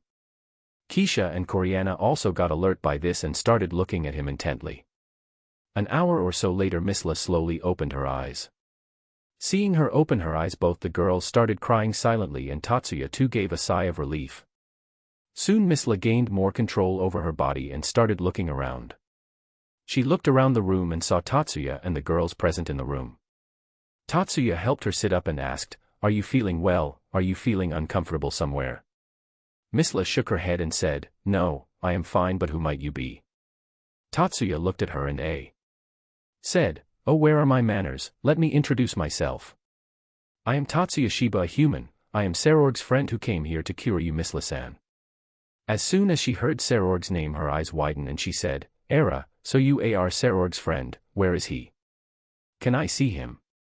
Tatsuya was about to answer, but suddenly the door burst open and Sorg came and shouted, "Mother," and immediately rushed towards the bed and was about to give her a bear hug, but was suddenly met with a fist on his face, sending him flying to the wall.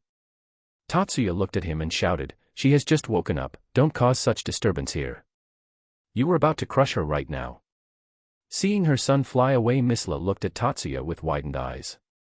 Tatsuya looked at her and bowed his head and said, "I apologize for that, but you are still not in a condition to receive bear hugs right now." Misla waved her hands and said, "You don't have to apologize, I was just a bit surprised by it, that's all." Tatsuya nodded and then started to cure her soreness. Sorg then looked at his mother while a single tear fell from his eyes. He then went towards her and was about to hug her, but first looked at Tatsuya. Tatsuya, who understood what he was asking, sighed and said, "Don't use too much force, she is still recovering." Sorg nodded and hugged his mother. He then separated from her and looked at Tatsuya and said, "Thank you, Tatsuya, truly thank you. I cannot express just how much grateful I am to you right now." Tatsuya sighed and said, "You don't have to worry about that, didn't we talked about it before? Just relax and talk to her to lighten her mood as well. She must be willing to hear about you." Misla smiled at Tatsuya and then looked back at Sorg, who nodded his head and started talking to her. He then looked at Sorg and asked, "Have the things that I asked for arrived yet?" Sorg shook his head and said, "No, but it will be arriving soon, they will bring it here directly," and then continued to talk to her mother. Soon the door of the room opened and a person came with the things that Tatsuya requested. Tatsuya turned towards the person, and as soon as their eyes met, Tatsuya became speechless and immediately turned around. The person was a girl around his age with black hair. Sorg looked at the girl and said, "Oh Sona, welcome, why are you here if I may ask?" Sona came out of shock and looked at Sorg and said, "Hello Sorg-san, I am here to deliver the things that you asked for, as most of the people working here are busy today." She then walked towards Tatsuya and put a hand on his shoulder and said, "But I am wondering, what are you doing here, Tatsuya-san?" Tatsuya slowly turned around and looked at her with a smile and said, "Just doing some deliveries, they ordered some food so I came to deliver it." Sona looked at him and asked, "Oh, you came to do delivery in Underworld, huh?" Tatsuya continued to smile and said, "You came here to deliver the stuff, right? Can you give it to me?" Sona gave the stuff that he ordered and glared at him and said, "We will talk about this in detail later." Tatsuya nodded and thought, "Why is my luck so bad? Is there anything that can still go wrong?" As soon as he thought that, a magic circle appeared in the room and two people came out of it. One was a twin-tailed magical girl and the other was a girl around Sona's age with straight long black hair. Seeing them, Tatsuya mentally groaned. The long-haired girl looked at Sona and said, "Sorry Sona-sama, I tried my best but I was still unable to stop her from coming here." Then the magical girl hugged Sona and said, "Sotan Wani-chan is here. Were you missing me?" Her gaze then landed on Tatsuya and she asked in a surprised tone, "Tatsuya-chan, what are you doing here?" Tatsuya was massaging his temples, looked at her and said, "Hi Sarah, I am busy right now, I will explain you later." Sarafal wanted to ask more, but seeing the other she stopped but decided to interrogate him properly. While she was thinking this, Tatsuya was in his own thought. He was thinking, why are things going the other way I want them to go? Sigh, well, at least nothing more will go wrong. Again, as soon as he thought that a red magic circle appeared and then a handsome man with bright red hair came out of it. The man looked at Serafal and said, Serafal, save me, Grafia is making me overwork again. Then another red magic circle appeared and a silver-haired maid came out of it. The maid looked around the room and saw the red-haired man hiding behind Serafal. She went towards him and grabbed his ear and said, Surzek-sama, you should not be lazy, there is still a lot of work left you have to do as a Mao. Then her gaze landed on Tatsuya and she asked, Tatsuya, what are you doing here? Tatsuya, who was mentally crying, didn't say anything. He then banged his head on the bed in front of him and shouted, why the hell do I even open my mouth? Chapter 53, Get the hell out of here. While Tatsuya's head was on the bed after his shout, all the people present in the room were looking at him. Surzex pointed at him and asked, why is a human here in Underworld? Serafal and Grafia looked at him and said unanimously, shut up for a while, I am trying to figure out that as well. Surzex was speechless and decided to keep his mouth shut. Tsubaki looked at Sona and said, so that's your beloved Tatsuya, huh? I have to say he is quite handsome. Sona blushed on Tsubaki's comment and said, he is not my beloved. Sorg looked at his peerage girls and asked, why are two of the Maos and the strongest queen here and how did all of them know about Tatsuya? Keisha was also quite confused by all this, but when she heard Tsubaki and Sona, both her and Koreana, walked towards them and asked, Sona-sama, can I inquire what is your relationship with Tatsuya? Sona and Tsubaki both adjusted their glasses and said, that is none of your business, I think. All four of them were glaring at each other. Grafia and Serafal looked at Tatsuya and asked, Tatsuya/Tatsuya-chan, can you tell me what are you doing her? They then looked at each other and it seemed that there were some sparks coming out of their eyes. Grafia looked at Serafal and said with an expressionless face, Leviathan-sama, there is no need for you to trouble yourself over Tatsuya, I can take care of this business on my own. Serafal smiled and said, you don't need to trouble yourself, Grafia-chan, I can take care of Tatsuya-chan on my own, after all he is my friend. Both of them continued to glare at each other and then the room started to get colder. Misla was silently caressing Tatsuya's hair, thinking that Tatsuya was in a pitiful situation and thought, he sure is very famous, huh? Well, he is pretty cute/handsome. Tatsuya, who was now completely annoyed by their rambling, sit up and then slowly turned his head and said in a cold voice, silence. All of them immediately stopped talking and looked at Tatsuya. Tatsuya also looked back at them coldly, making all of them shiver. Tatsuya stood up and said, stand straight. All of them, except Misla, straightened their posture immediately. Tatsuya took a deep breath and said, maybe you did not notice, but this is a hospital and I am currently healing a patient here, so get the hell out of here. Surzex then looked at the patient and his eyes widened. He then pointed at Misla and said, how are you? Tatsuya then glared at him and Surzex said, come on guys, let's move out. He is healing a patient now, we should not disturb him, and immediately left the room along with the others. Tatsuya then sat back on his chair and gave a tired sing and said, who the hell is fucking with my life? He then looked at Misla and said, sorry you have to witness all that after waking up. Misla shook her head and said, no, there is no problem with that, I quite enjoyed it, but it looks like you will be a lot busy later. Hearing her, Tatsuya again placed his head on the bed and said in a muffled voice, why is it always me? Misla smiled and slowly caressed his hair. Feeling the head pat, Tatsuya looked up and said, thank you. Misla looked at him and said, Era, it should be me who thank you, not the other way around. Tatsuya looked at her for a while and then gave her a pendant.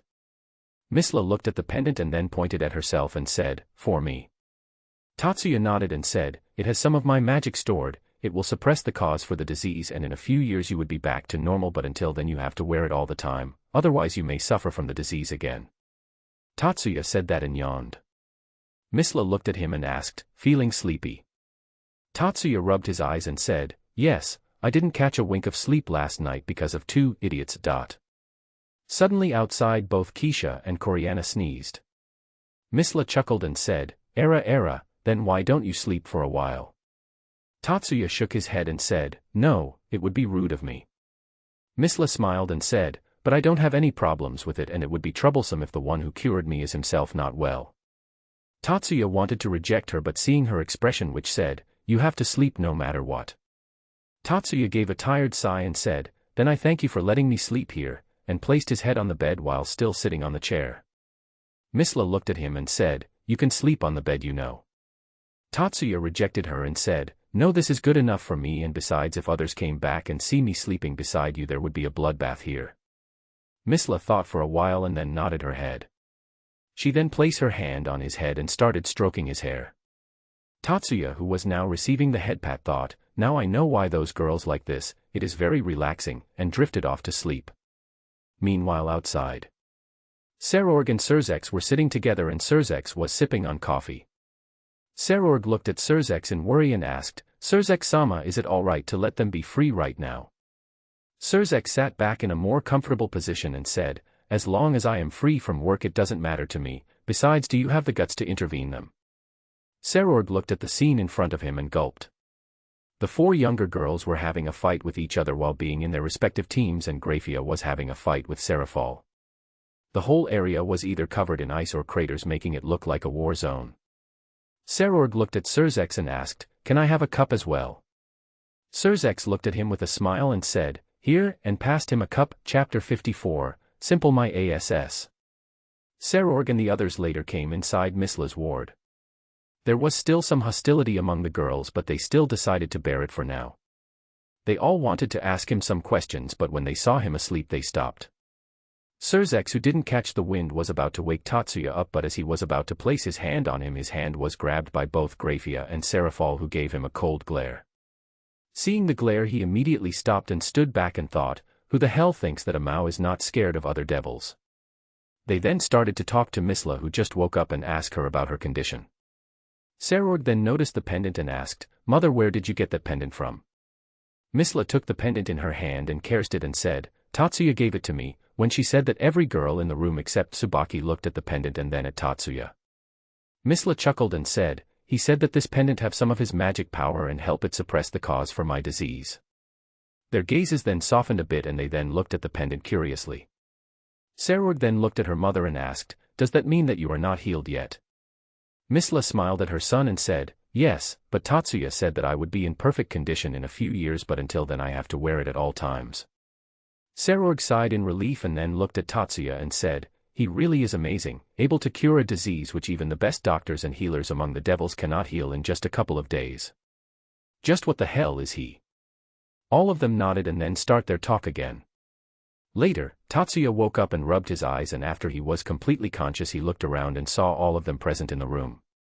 He stretched his body and looked at Sorg and said, well, I have healed her, just make sure that she don't take off her pendant and dash. He then looked at Misla and said, don't strain your body too much for now and make sure to get proper nutrition. He then quickly looked at the others and said, well, I should be taking my leave then, and immediately approached the door. But just as he was about to open the door, his shoulders were grabbed by someone. Tatsuya slowly turned his head and saw both Grafia and Serafal holding him. He gave them a wry smile and said, what happened?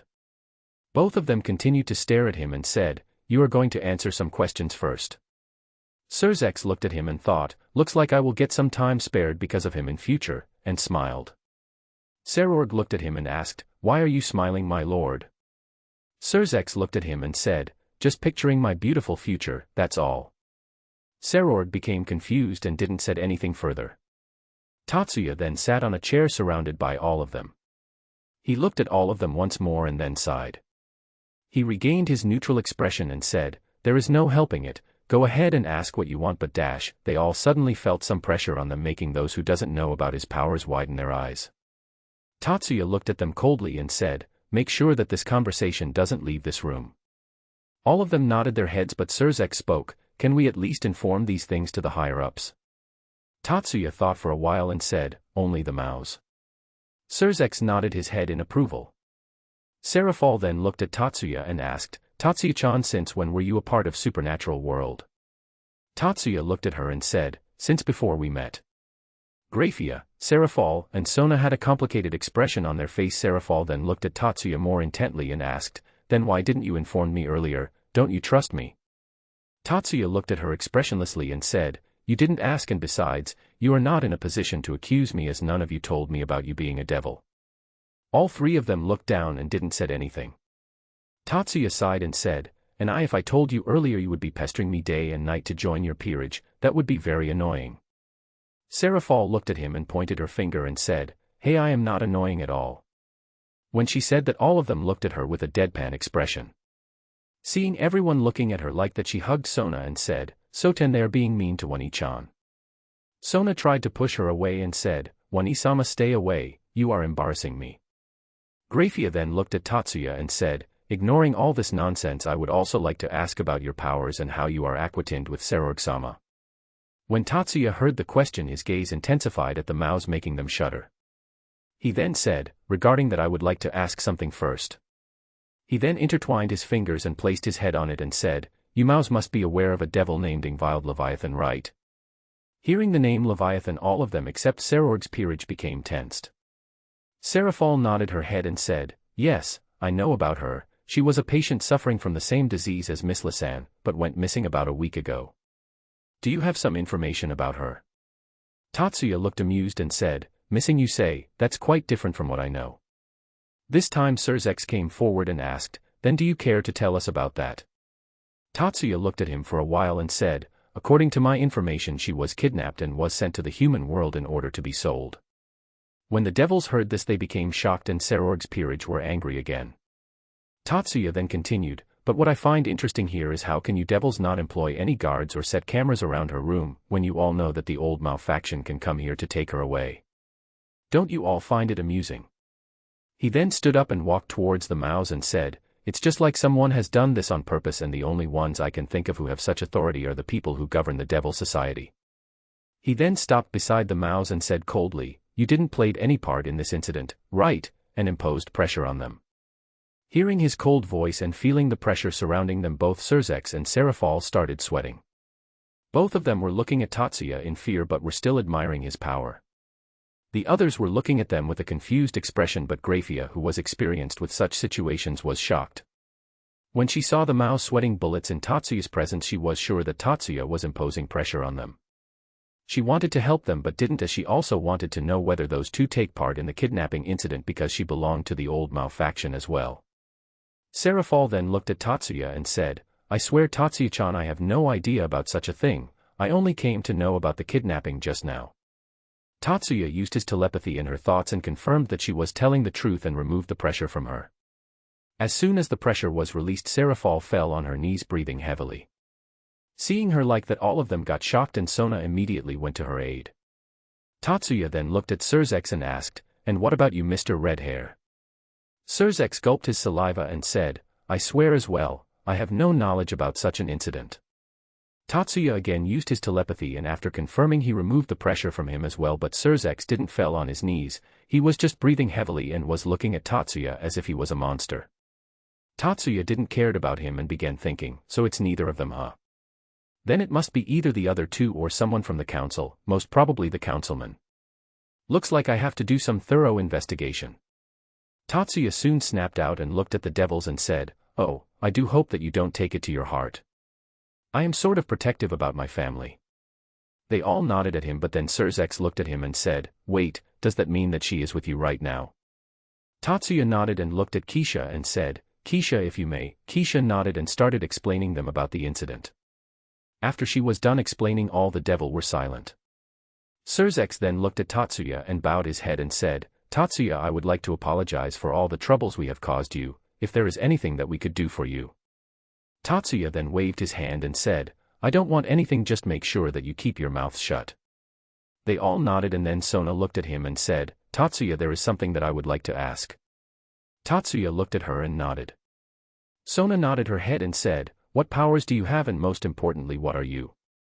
Tatsuya looked at her and said, "I am not telling you about my powers, that's a secret, and regarding what I am just a simple human." All of them looked at him and said, "Simple, my ass."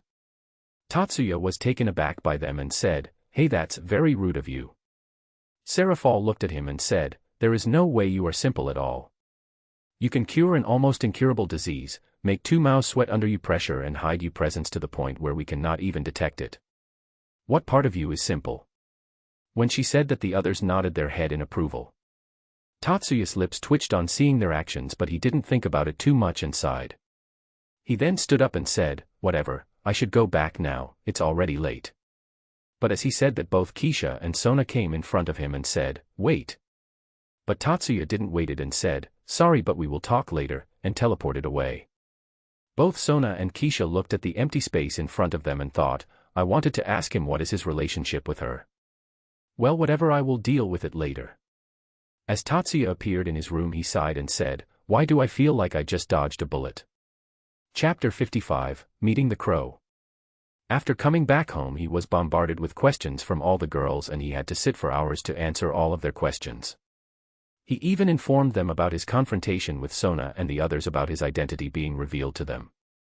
He also told their identity to the girls and warned them not to tell about their powers. After answering all of their questions, Tatsuya decided to sleep, but when he noticed that the others were following him, he turned around and asked, what do you want now? They all said at the same time, we will be sleeping with you tonight. Tatsuya raised his brow and asked, and why do I owe this pleasure? Kurumi came forward and said, do you even need any permission to sleep with us? Tatsuya looked at her and then said, no, you three are understandable, but why is Ingvild coming with you three as well? All of them then looked at Ingvild, making her nervous. Ingvild then built up some courage and said, what, I don't want to sleep alone when all of you are sleeping together. Tatsuya looked at her and said, but are you sure? I will be sleeping there as well. Ingvild nodded her head and said sheepishly, you don't need to worry about that, I can manage. Besides, you were the one who healed me and I heard from others that you held onto my hand all the time while you healed me, so it's not a big deal. Tatsuya looked at her for a while and then sighed and said, okay, you four on the bed, I will sleep on the floor. The others started to refute, but Tatsuya stood silent for a while and then said, look, it will not fit with me to make Ingvild sleep with us like that, so let's just sleep like that. They were still reluctant but still nodded their heads. Seeing that, Tatsuya smiled and said, in return we can go on a date if you want. Their mood changed in an instant and they hugged him and then went inside his room. Tatsuya then looked at Ingvild and said, you don't have to force yourself to do what others are doing, you are free now and should do what you want. Even if you are in my team, you still have your own will, so just follow it. He then patted his head and then went inside the room. Ingvild stood there for a while and then put her hand on where Tatsuya patted. She then blushed and suddenly shook her head. After clearing her thoughts, she smiled and then went inside the room to sleep. The next day, Tatsuya woke up first and saw everyone clinging to him, even Ingvild was there. He gave a tired sigh but smiled at them. He then went for his workout and after coming back home he found the others doing what they usually did. Ingvild and Himari preparing breakfast while also teaching Miyuki and Kurumi lazing around in the morning. They didn't had to worry about school as they all had started homeschooling and decided to enter in high school. After getting refreshed and having his breakfast, Tatsuya went for his work while leaving a shadow clone behind to help the others train, much to their dismay. Tatsuya had also given Ingvild a weapon because she has little to no physical endurance. Being a devil and that too a descendant of a Mao made her well worth in magic, and she only needed to practice her control as she had enough magic power.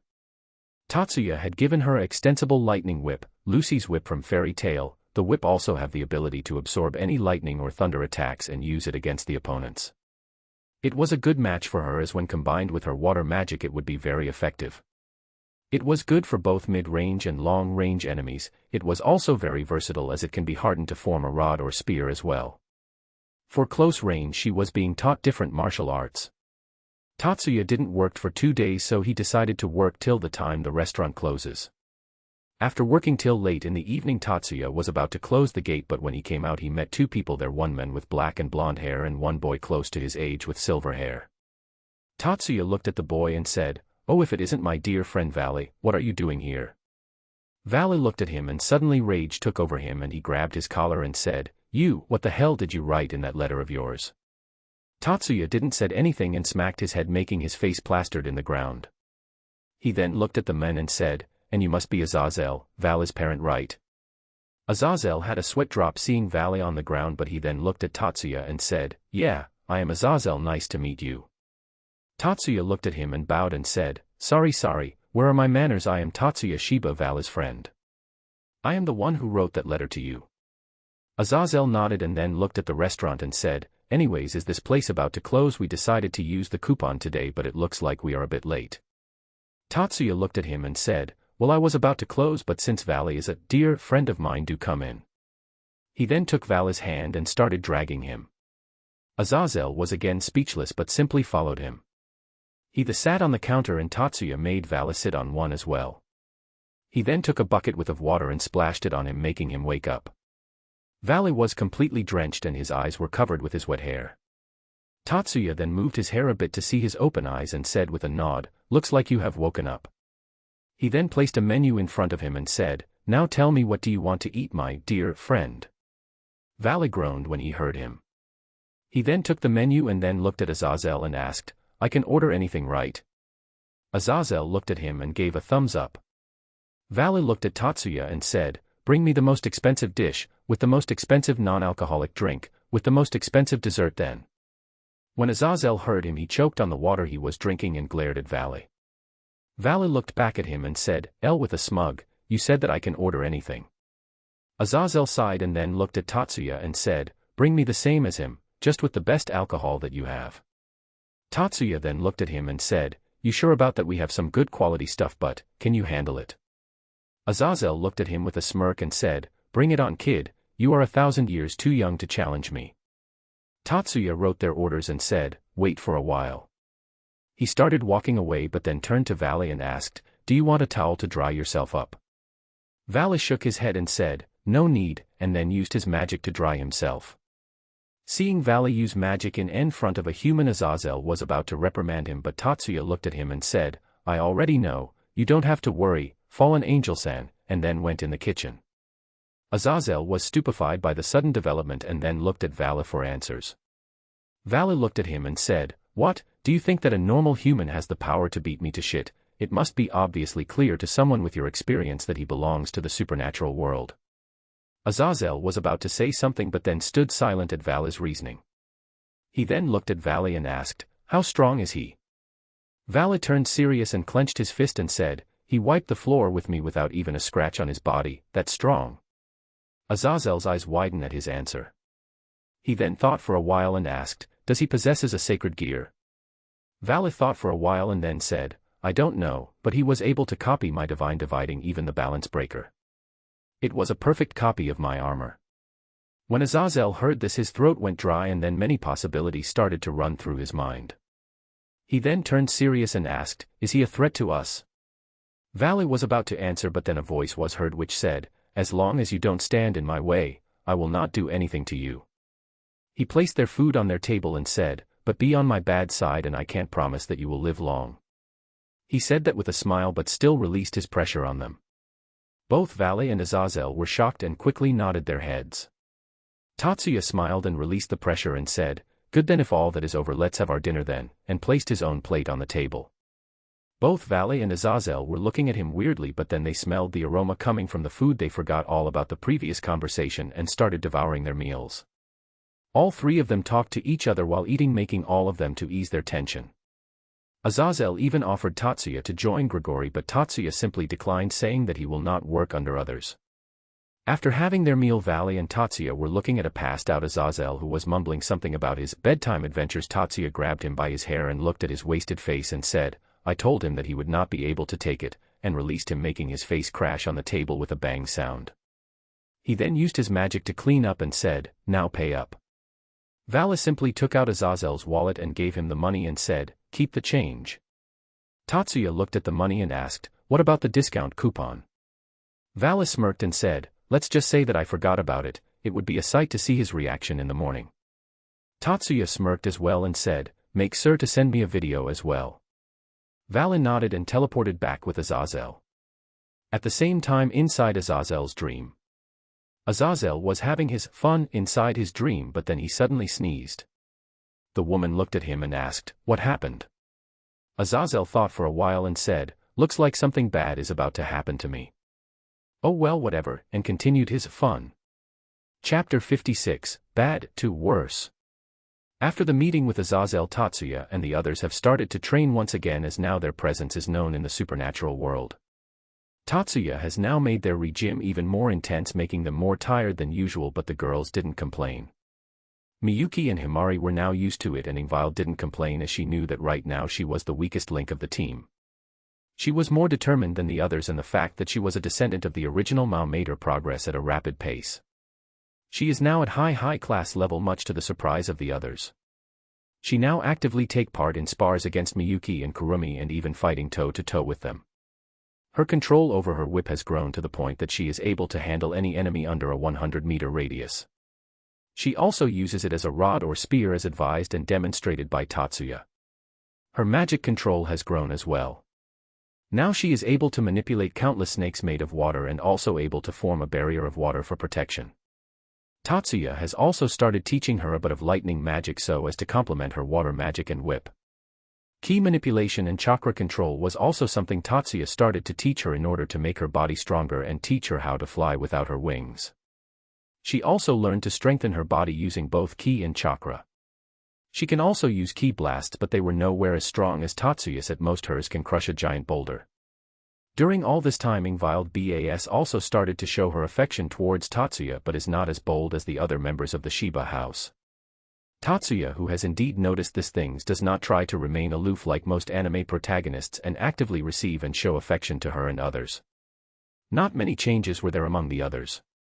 The only major change would be that both Miyuki and Himari were finally able to break through and were now low ultimate level. Their progress relieved them and Tatsuya a lot as they starting to lose confidence because of their stagnant growth. Another noticeable thing was that Miyuki had greatly controlled her possessiveness to the point that she usually don't lash out on other team members and some other people who try to approach Tatsuya. She is still vigilant though, as she still protect him from random girls on the streets and other people who try to take advantage of him. She has accepted the fact that Tatsuya could not be bound to her alone, but still only the girls she approved could stay near him. Tatsuya and his team also have occasional meetings with the Devils and Valy's teammates as well. At one point Ophis started to visit Tatsuya regularly. She would sit on his lap and made him feed her chocolates and other sweets, making the others jealous, but they didn't did anything because they knew the power possessed by the lowly can destroy the world. Tatsuya also occasionally goes to the Underworld along with his team. He usually go there to check on Misla's condition and whenever he was bored. He has also met Vanillana Gremory and the other two Maus who came to visit Misla after her health has improved, and let's just say that they have a good impression of him. Sorg has also tried a lot to make Tatsuya and Rias meet so that he can intervene her marriage with Riser, but every time he tries to set them up Tatsuya turn his offer down. In a desperate attempt, Sorg even asked him, "Tatsuya, why don't you meet my younger sister?" To which Tatsuya said, "I have heard about her from Sona, and from what all I have heard from her, she seemed to be a real piece of work and very annoying." Hearing the blunt but true evaluation of Tatsuya, Sorg's face twitched, but he controlled himself and said, "She is nothing like that. She is a very sweet girl, so why don't you meet her at least once? And whose words do you believe, her brothers or her friends?" Tatsuya didn't take even a second to answer and said, "Friends." Sorg's face twitched again and asked, "And why?" Tatsuya placed his hands on his shoulders and said, "As a fellow Siscon, I know that you can never say I'll about your sister to anyone else." His tone then got colder and said, "And why are you so desperate in making us meet? Are you scheming something?" Hearing this, Sorg immediately shook his head rapidly and said, "No, I am not." Tatsuya then smiled and said, "Good then, if you were scheming something which make my family involved in it, then from tomorrow there would be one less Mao." Sorg paled on hearing this and thought, it's not worth asking his help, let's just wait for the future and see. Sona and Serafal has also asked him to join their peerages but were declined, but still Serafal tried it from time to time. Tatsuya also trains with the Devils from time to time, but not as intensely like he practices with his own team. Seeing their practice, his team only thoughts were, who the hell is this person, where is that hardcore training freak gone? He must be an imposter. And just like that, half a year passed and right now Tatsuya and his team were getting ready to go to the Underworld in Sorg's birthday. Though they were still humans, Sorg said that he has only called some people who were his or his mom's friends. Once everyone was ready, Tatsuya created a magic circle and teleported with everyone else. Once they reached the Underworld, Tatsuya knocked on the door of the mansion, and after waiting for a while a maid came to open the door. Once she opened the door and saw Tatsuya and the other, she smiled and gave a bow to them and said, "Follow me, I will lead you to the hall." Tatsuya and the others nodded and silently followed her. While on the way, Tatsuya thought, every time I think of something to not happen, it always happens, let's try to think opposite of that. Today I will meet the Switch Princess. While he was thinking that, they reached the hall and maid took her leave. Tatsuya, who was still thinking, was brought out of his daze when he was sandwiched between two people, and he thought, soft, and then looked at them and saw both Misla and Vanillana there. He then moved back and said, "Sorry about that, good evening Misla-san, Vanillana-san." Both of them did their ufufu chuckle and said, "Good evening to you too Tatsuya, Miyuki, Himari, Kurumi, and Ingvild. Misla then came forward and said, "Thank you for taking some of the time from your schedule and visiting us." Hearing her, Tatsuya gave a wry smile and said, "You are still upset for not coming here more frequently, Misla-san." She just smiled and said, "There is nothing like that, and besides, for Tatsuya-kun, his work is more important than us." Tatsuya gave a tired sing and said, "I will try to find time to come here more often." Soon Sorg came with his peerage along with Sona and Tsubaki. Seeing them, Tatsuya and the others moved towards them and said, "Happy birthday, Sorg." Sorg, who saw them, became happy and immediately put his hand around Tatsuya's neck and said, "Thanks you guys. Say, Tatsuya, today you will not reject my request of sparring with you, right?" Hearing him, all the people present there gave a tired sigh and said, "He never changes." Tatsuya looked at him and said, "Okay, I will fight you once the party is over and hear your gift." Sorg smiled and took the gift and said, "Shall I open it now?" Tatsuya shrugged his shoulders and said, "Your wish." Sorg hurriedly opened the gift, and seeing his antics, all of them smiled, and it was to be expected, as it was the first birthday that he was celebrating with his friends and family, as before his mother woke up he didn't organize such events.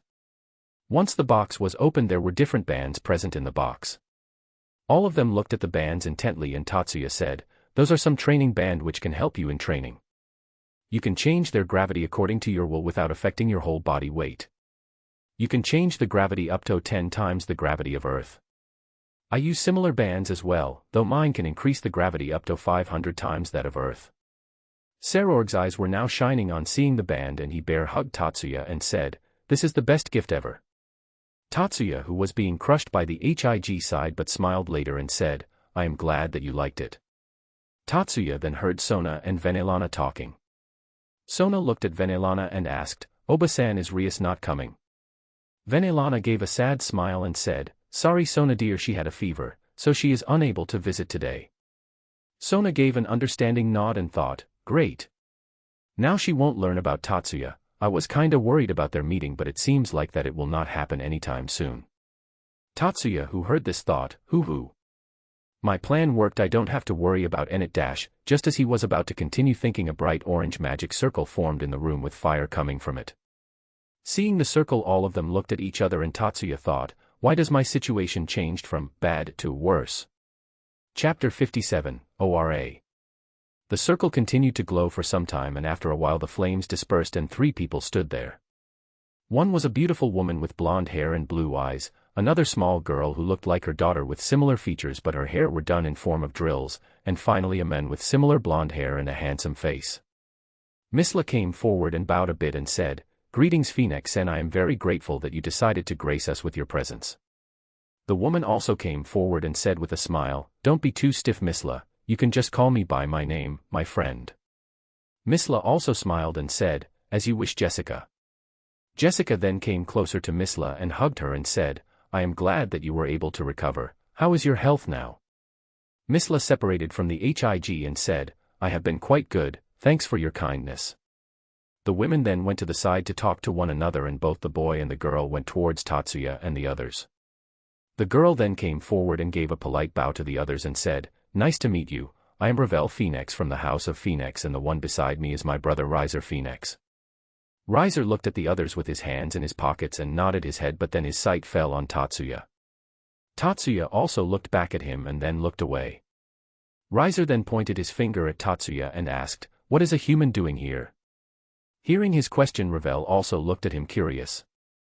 Sorg came forward and said, "Good evening Riser-san, I am Sorg Bale, from the House of Bale. This person here is my friend Tatsuya." Tatsuya nodded his head and said, "Nice to meet you, I am Tatsuya Shiba." Riser then looked at him with a smirk and said, "A human like you must feel proud that you are standing in presence of the great Riser-sama." When he said that, all of them had the exact same thought, this person is very annoying. Riser's gaze then fell upon Kurumi and he licked his lips and approached Kurumi. Kurumi looked at him and asked, "What?" Riser looked at her with an arrogant expression and said, "Woman, you are beautiful. Why don't you become Riser's woman?" When he said that, all of them again had the same thought, great, he speaks in third person as well. Kurumi gave him a smile and said, "Sorry, but I already like someone else." Riser seemed to get a bit pissed at this and then grabbed her hand and said, "I was not asking you, I was ordering you to be my woman."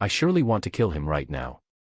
Kurumi shook her head and said, it is enough, see he can't even move a bit and is gravely injured. Tatiana didn't said anything and then again formed the chidori in his hand. Seeing the chidori in his hand, Ravel clutched his hand more tightly and started crying. Tatsuya looked at Miyuki and said, move aside.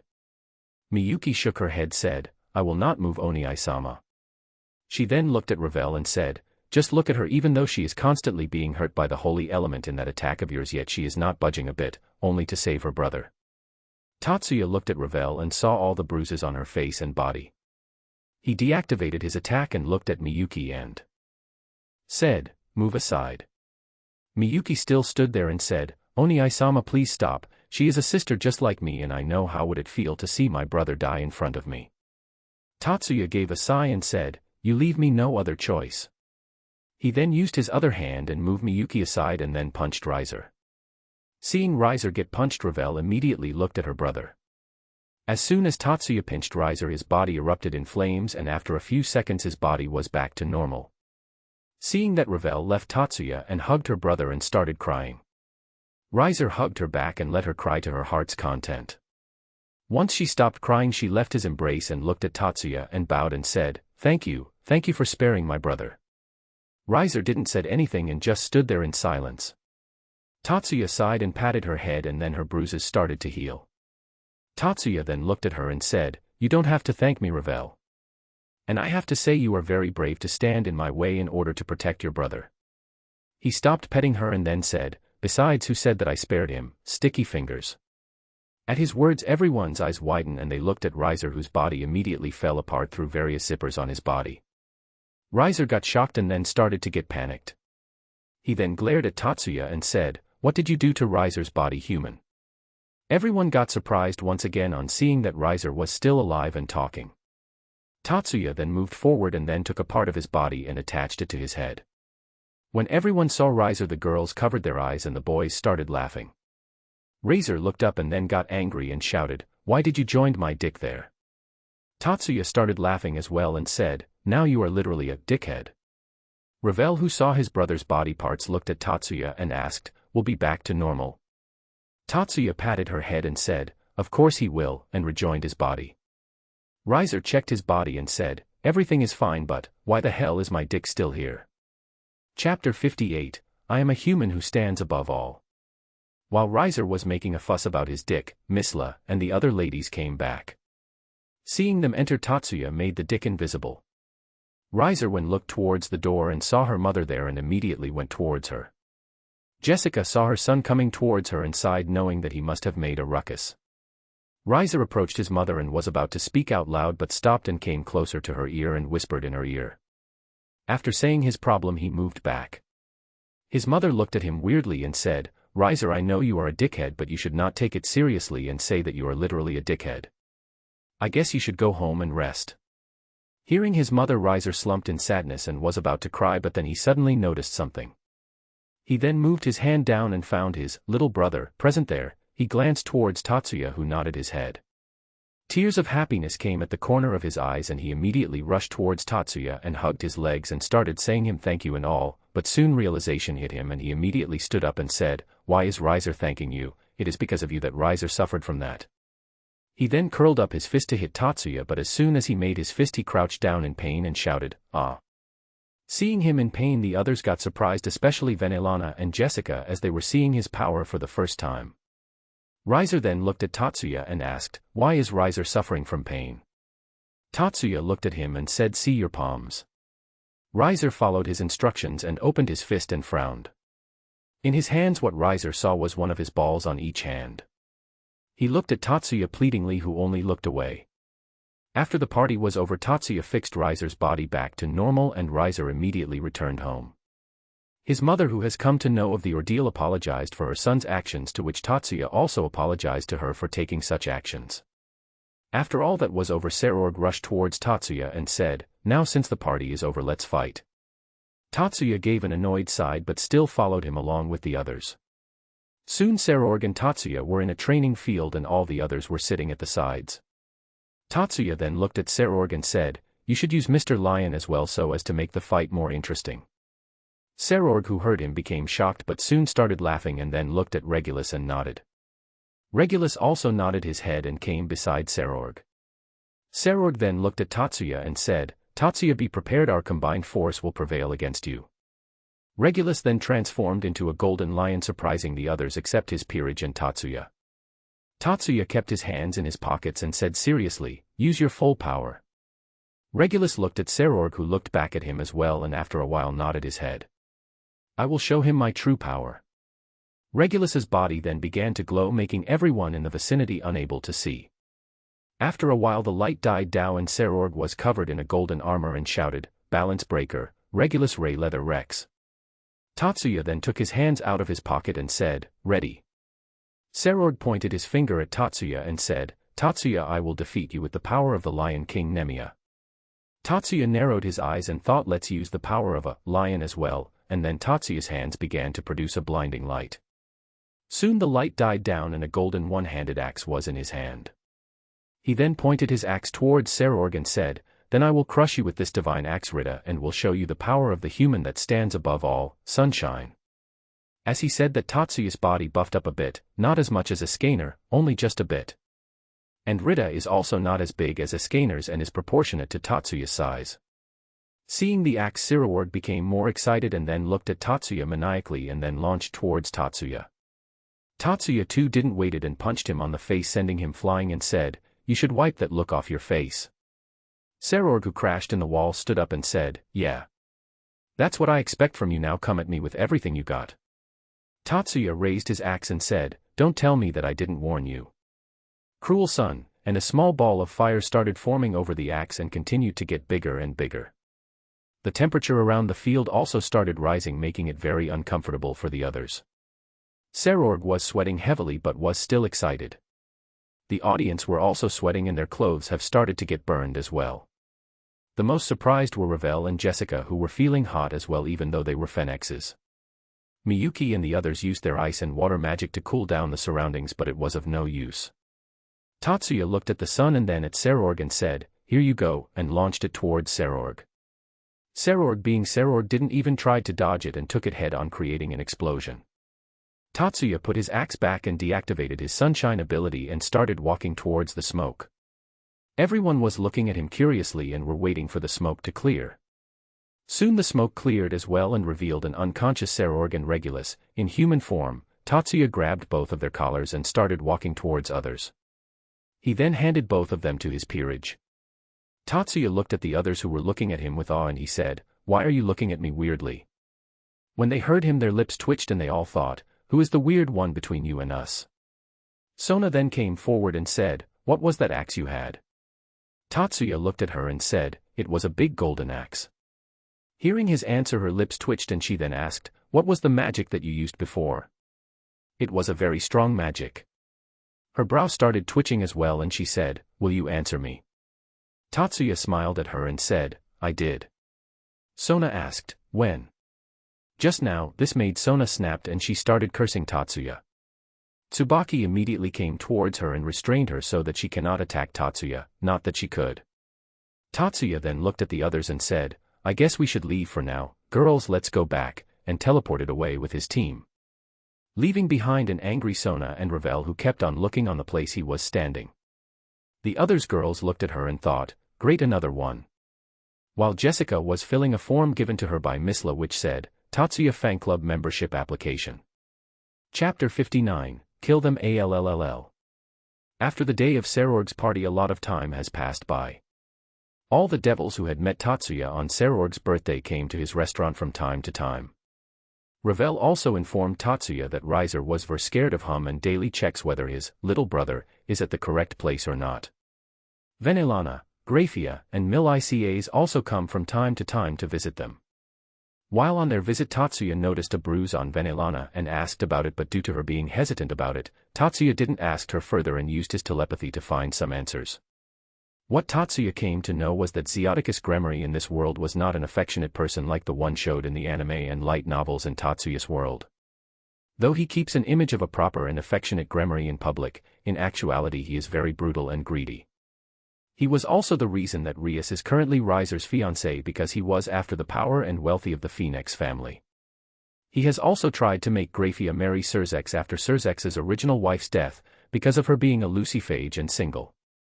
And when Venelana complained about that to him, she was then dealt by him. Tatsuya was way too pissed at this but decided to take care of him later as he wanted to hide his capabilities as much as possible. He didn't said anything to Venelana and Grafia directly but only told them that they were welcomed in his house anytime they want. Both of them understood what Tatsuya meant to say and thanked him. Tatsuya has also bought his publishing companies and opened many restaurants in various parts of Yasaka's territory. He also bought the studio who was making the anime on his manga, hence increasing his business a lot. And because of all this his life has become way too hectic. The paperwork was fine as he was able to do that with the help of his shadow clones, but he still had to attend the meetings personally as having him at more than one place simultaneously would have been suspicious. Tatsuya even renovated his house and now it turned into a mansion. He did the same for his restaurant, making it more magnificent than before, and all that took him to do all that was nothing. He simply used his magic for renovations and all, and used his powers to make the authorities not question him about the changes. Tatsuya also met Sikvera Agars when she came to visit Sorg in Underworld. At first she was very distant to him and his team, but as the time passes and they met from time to time in the Underworld, her hesitation elevated and she started to open up to him and his team. Tatsuya also talks to her about different mechas, making her more interested and entertained in her talks. Tatsuya has also made the Hanging Gardens of Babylon his headquarters for his team. Though it is too big for them, he has no problem with it as it was very cool in his opinion. Though he has asked to not inform the others about their team's headquarters. Right now Tatsuya and the others are in Underworld visiting Sorg as usual, and right now Tatsuya is in dilemma. Tatsuya was standing in front of Himari, who was looking at him with an expectant gaze. Tatsuya sighed and said, "You are saying that you want to meet your old friend who lives in Underworld?" Himari nodded in response. "But didn't you said that your tribe abandoned you and your mother, and since then you have been wandering?" Himari nodded and said, "Yeah, that's true, I was abandoned by my tribe, but there is not only one tribe in the Underworld, there are many, and the one I am talking about is the head of her own tribe. Even though she didn't took me in because of other people in her tribe, she still helped me a lot when I was younger." Tatsuya sighed again and said, "Okay, you can meet her, but make sure that you don't reveal your identity to anyone and please don't get caught in some mess." Hearing him, Himari laughed sheepishly and said, "Actually there is dash." Tatsuya looked at her and said, "There is dash." Himari didn't said anything and kept laughing sheepishly. Tatsuya sighed and said, "You don't know her location, do you?" Himari slumped her shoulders when she heard Tatsuya. Tatsuya looked at her and said, "You know, in all possibility she could be dead or be someone's servant right now. You too must be knowing about the current circumstances of the Nikomata tribe, right? They are currently being hunted. Do you still want to look for her?" Himari looked at Tatsuya with determination and said, "Yeah, I still want to look for her, even if she is dead." Tatsuya looked at her for a while and then stood up. Seeing him stand up, Himari looked at him and asked, "What happened?" Tatsuya stretched his body and said, "Gather the others, we are going to find a cat right now." On hearing that, Himari smiled brightly and then jumped on Tatsuya, who caught her only to suddenly get kissed by her. She then freed herself and then walked out of the room and said, "Thank you Tatsuya, I love you." Tatsuya looked at the door for a while and said, "That was unexpected, well I enjoyed it, so no problems on my end." He then used his magic and searched all the areas in the Underworld to look out for the tribe. After searching for a while he finally found it and thought, "Seriously, the only tribe I could find is under attack. How much of a cliché is this world going to be for me?" Soon Himari and the others came in the room. Tatsuya looked at them and said, "I found them, but we have to hurry, they are currently under an attack, so prepare yourselves." They all nodded and then all of them took out their weapons. Kurumi, who was inside Tatsuya, asked, "Need my help as well?" Tatsuya shook his head and said, "No, at least not for now." They all then gathered near him and Tatsuya teleported along with all of them. Tatsuya and the others soon appeared in a barren piece of land filled with craters. They all started to look around and saw many destroyed makeshift houses, blood, dead bodies, and the one-sided fight between devils and Nikomata. Tatsuya looked at them and sighed. He then looked at his companions and suddenly an idea came to his mind. "Okay, let's check whether you can hold yourself during a battle which requires killing or not. You three will take the enemies on that side and I will take the enemies on the opposite side," Tatsuya said while pointing his finger. Tatsuya then put his hand down and said, Furthermore, the one who kill the most number of enemies will get a reward. Hearing the word reward, all of them perked up and asked, "What reward?" Tatsuya smiled and said, "As long as it is acceptable, it can be anything you want." He then looked at the field and said, "Ready, go." As soon as he signaled, all three of them rushed at full speed while thinking, "Kill them allll." Tatsuya looked at them and said, "I pity those devils who are going to face them." Suddenly Kurumi said, "Why not let me participate as well?" Tatsuya showed a deadpan expression and said, "I only want to destroy the devils, not the whole area along with them." Kurumi grumbled and started to complain in his head. Tatsuya became annoyed and said, Fine, I will let you sleep with me tonight, so keep quiet."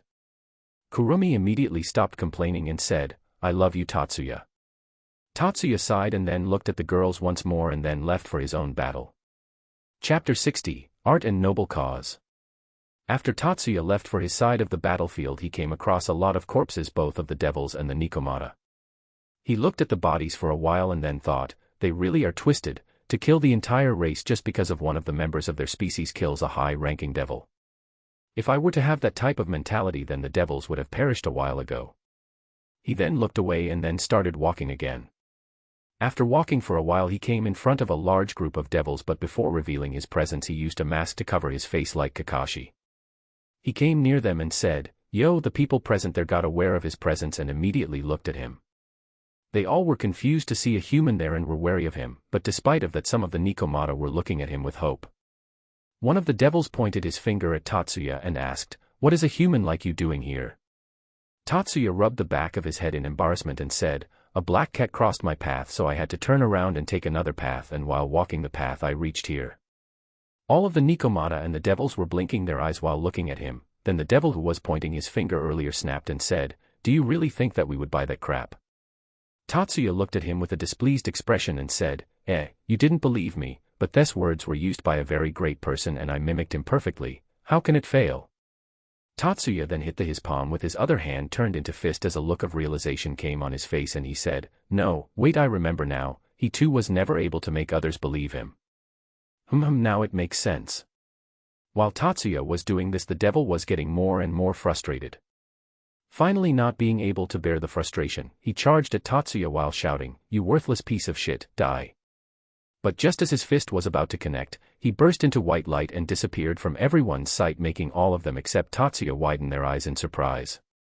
Tatsuya was standing at the place he was standing earlier with a silver gun in his hand and said, "You devils, surely lack manners.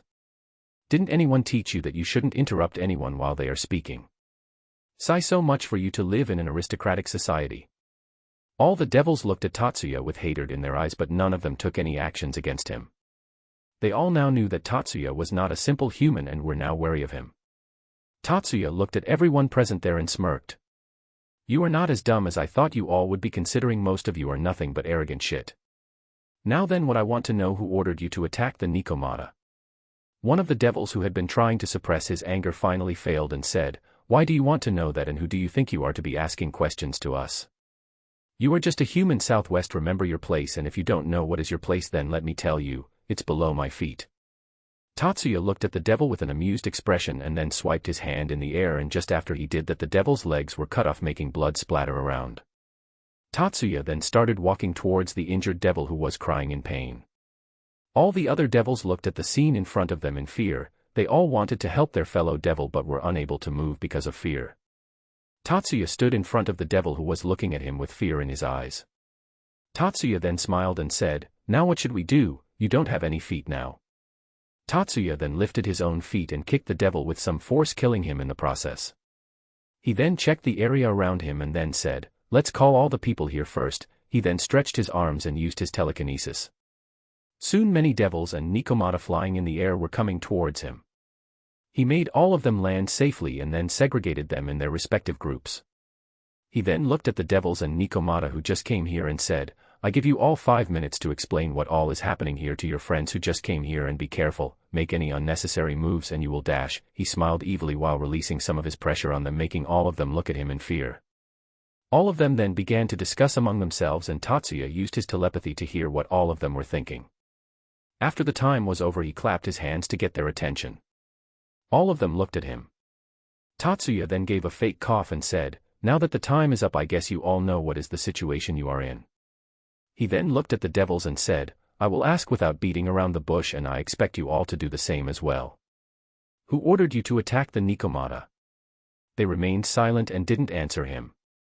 Tatsuya gave a sigh and thought, why are they so arrogant to not understand how much of a deep shit they all are in? Tatsuya raised his hand and said, fine, have it your way, and fired multiple ki blasts on them. The devils who saw the ki blasts coming towards them got alert. They wanted to defend themselves but were unable to as the ki blasts were very fast. After getting hit by the blasts, they were engulfed in explosion made by them.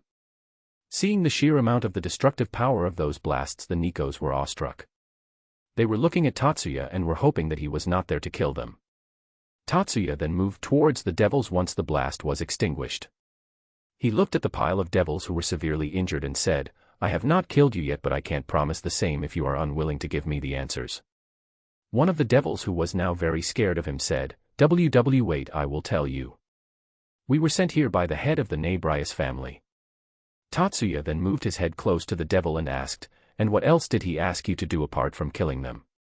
The devil gulped his saliva and was not willing to answer, but seeing the key orb that Tatsuya made just then made him shiver, and he said, we are here to catch a Nikosho to aid him in his experiment.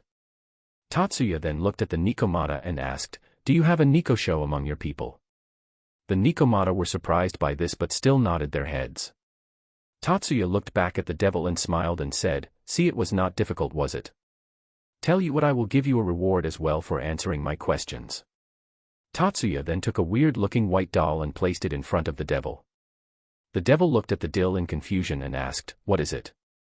Tatsuya started walking back and said, it's my art. The devils looked at the doll and one of them muttered, this is just shit. Tatsuya then turned around immediately, making the devil tremble in fear. Tatsuya just smiled and said, art is not shit, you know. He then raised his hand and said, art is explosion, and snapped his fingers. Once his fingers snapped, all the devils were engulfed in a massive blast, making the blast of the previous key orbs look like child play. Tatsuya then turned towards the Nikomata, who were looking at him with fear, and said, I guess that said Nikosho must be you leader as well. They all hesitated for a bit but still nodded their heads. Tatsuya nodded his head and said, good, take me to her. Meanwhile, at the other side, Miyuki, Himari, and Ingvild were killing the devils at great speeds, making both the devils and Nikomata look at the three of them with fear. One of the scared devils who was trying to run away was then surrounded by the three of them. Miyuki looked at the other two and said, back off, you two, this one is mine. Himari snorted and said, who decided that? Just go away and let me kill him. The devil, who was not able to bear any more, asked, why the hell are you killing us anyway? We didn't do anything to you, so why? Both of them looked at him and said, I know that we don't have any bad blood between us, but please die for the noble cause. The devil looked at both of them and said, what noble cause asked you to do this massacre? Himari then looked at him with a cold expression and said, says who killed the Nikomata without any care at all. Miyuki too glared at him and said, so by the name of Oni-sama die.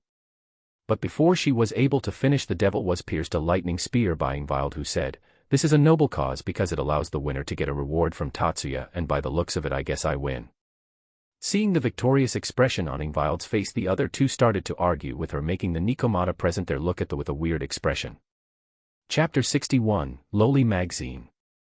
After Tatsuya asked the Nikomata to take him to their leader, they all dropped their heads down in sadness.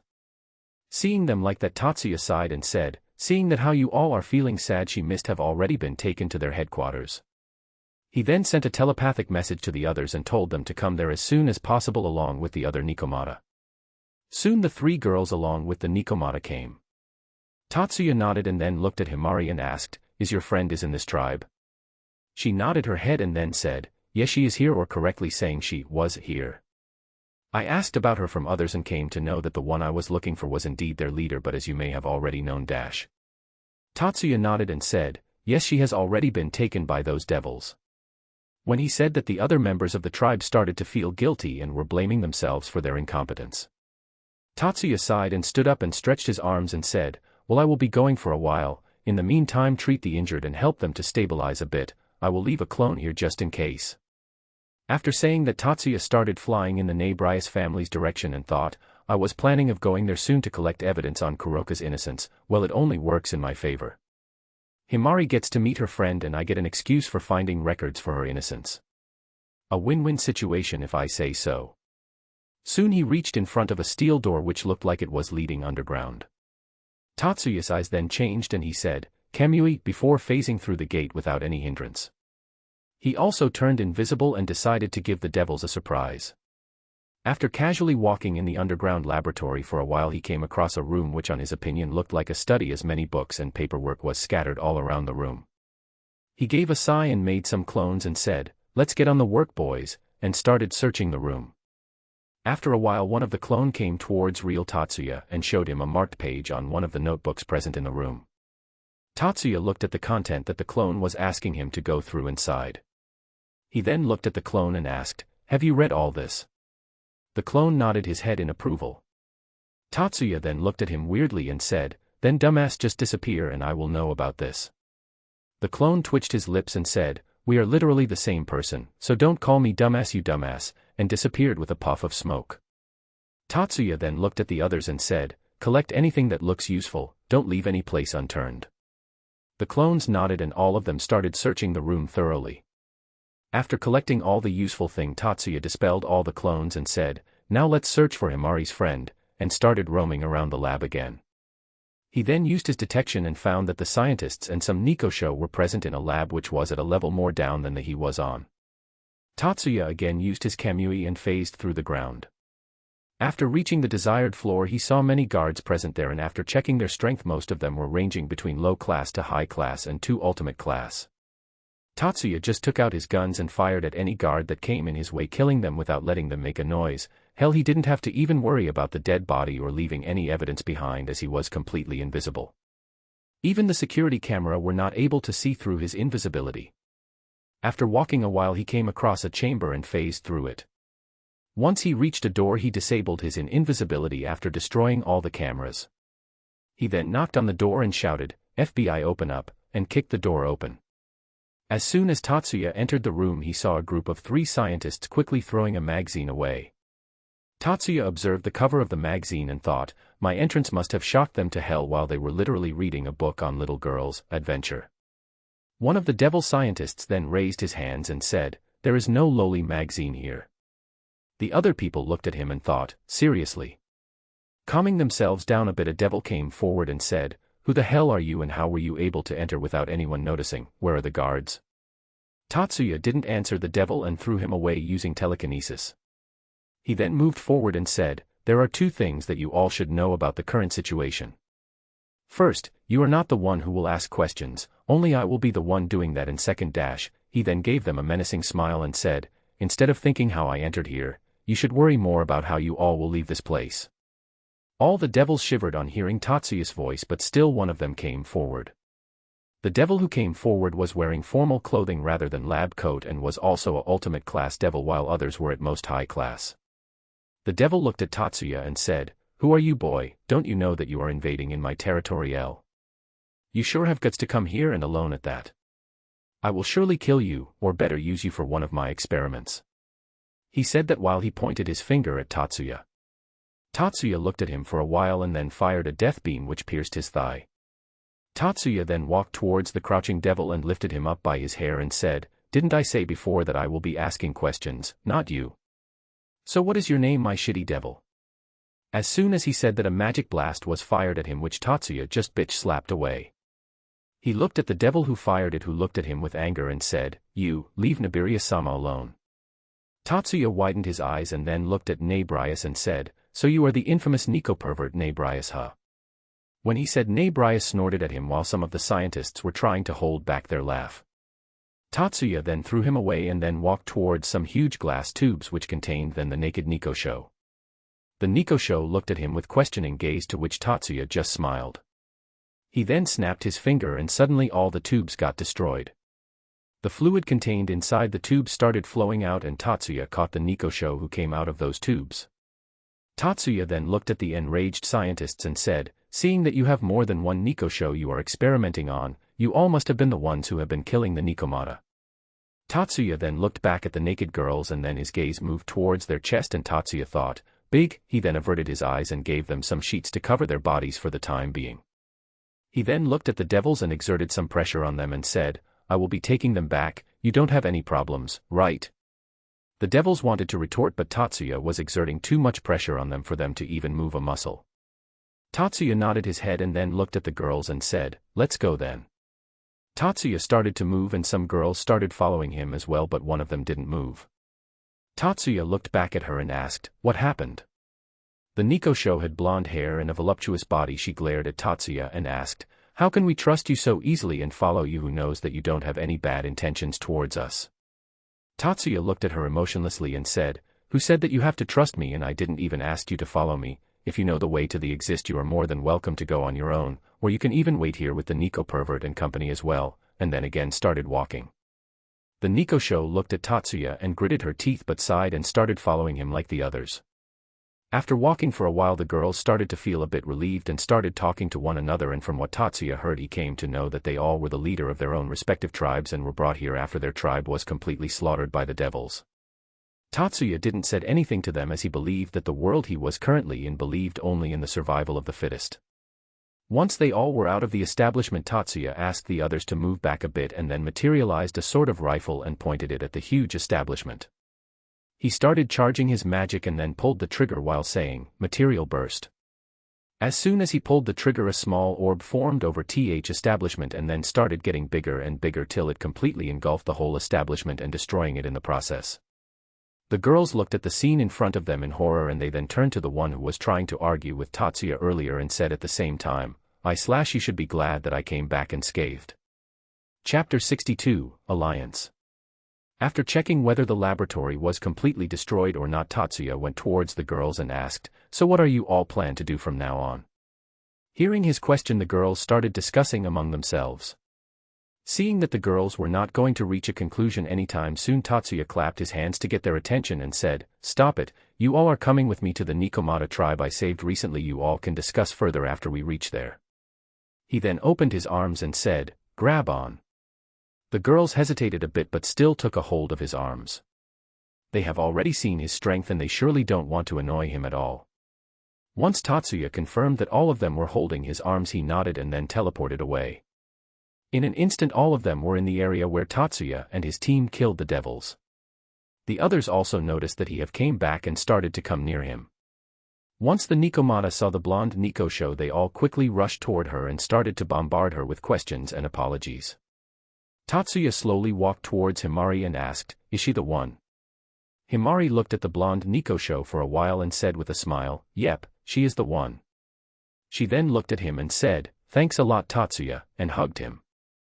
Tatsuya hugged her back and slowly caressed her back and said, you don't need to be grateful to me, didn't I say that I will help you any way possible when you joined the team? Himari smiled and snuggled closer to him. Tatsuya looked at her and said with a smile, besides I will make sure to enjoy your ears and tail once we go back home as a compensation, so it is a win-win condition for me. Himari blushed on thought about what all Tatsuya would do to her but Tatsuya suddenly said, I am not going to do any of those perverted things that you are thinking about right now. Hearing this Himari looked up while she was still a blushing mess and with her ears dropped looked at Tatsuya with puppy eyes with some tears forming at the corner of her eyes. Tatsuya who looked at her took a critical hit and blushed as well. He hugged her tightly and said, Himari you are too cute. Himari who heard him was happy and again snuggled closer to him. While this was going on at the side both Miyuki and Ingvild were looking at Tatsuya and Himari who seemed to have made their own temporary world for now. Miyuki kept looking on them and said, should we start wearing animal ears as well? Ingvild who heard the question still kept on looking at them as well and said with a nod, we should try it. It looks like they would be very effective on him. Ingvild and Miyuki both looked at each other and then shook their hands forming an alliance. After a while all the Nikomata and Nikosho gathered around Tatsuya and the others and bowed their heads and said, thank you very much for saving us from those devils. We would be forever grateful to you. Tatsuya shook his hand and said, you don't need to be grateful to me, I only did this because my friend Himari had someone she wanted to meet and there was a chance that her friend would be among you all. So if you want to thank someone it should be Himari. Tatsuya noticed that when he took Himari's name the blonde-haired Nekosho's eyes widened. The blonde then came forward with a shocked expression and seeing that Himari came forward as well. The blonde looked at Himari and asked, are you Himari? Himari smiled and said, "Long time no see, Asumi." Hearing that, the blonde started to cry and hugged Himari while saying, "Sorry," over and over again. Himari smiled and started to console her, and after she stopped crying they started to talk to each other. At the same time, the other Nikosho and Nikomata started to discuss about what to do from now on. On the other hand, Tatsuya, Miyuki, and Ingvild were sitting in a corner with Tatsuya being in the middle of them. Tatsuya and the girls looked at the scene in front of them, and Tatsuya unconsciously said, "There are a lot of cats here for sure." Ingvild nodded her head and said, "There sure are." Miyuki glared at the Nikos and said, "Should I take care of some of those future thieving cats, Oni-sama?" Both Tatsuya and Ingvild looked at Miyuki with a swear drop. Tatsuya decided to change the topic and said, "By the way, who won the competition among you three?" At his question, Ingvild beamed with happiness and hugged him tightly. Seeing the reaction, Tatsuya looked at Ingvild with a smile and said, "Good job, Ingvild, it looks like you are getting better and better, getting a hold on you power. I am really proud of you." Ingvild smiled sheepishly on hearing Tatsuya's praise and nodded her head. Tatsuya had already told her that she was a powerhouse, having a power equal to if not greater than a superclass devil. But having power and being able to use it were two different things. She was not able to properly control her power, so instead of increasing her power like Miyuki and Ingvild, she focused on controlling her already massive power.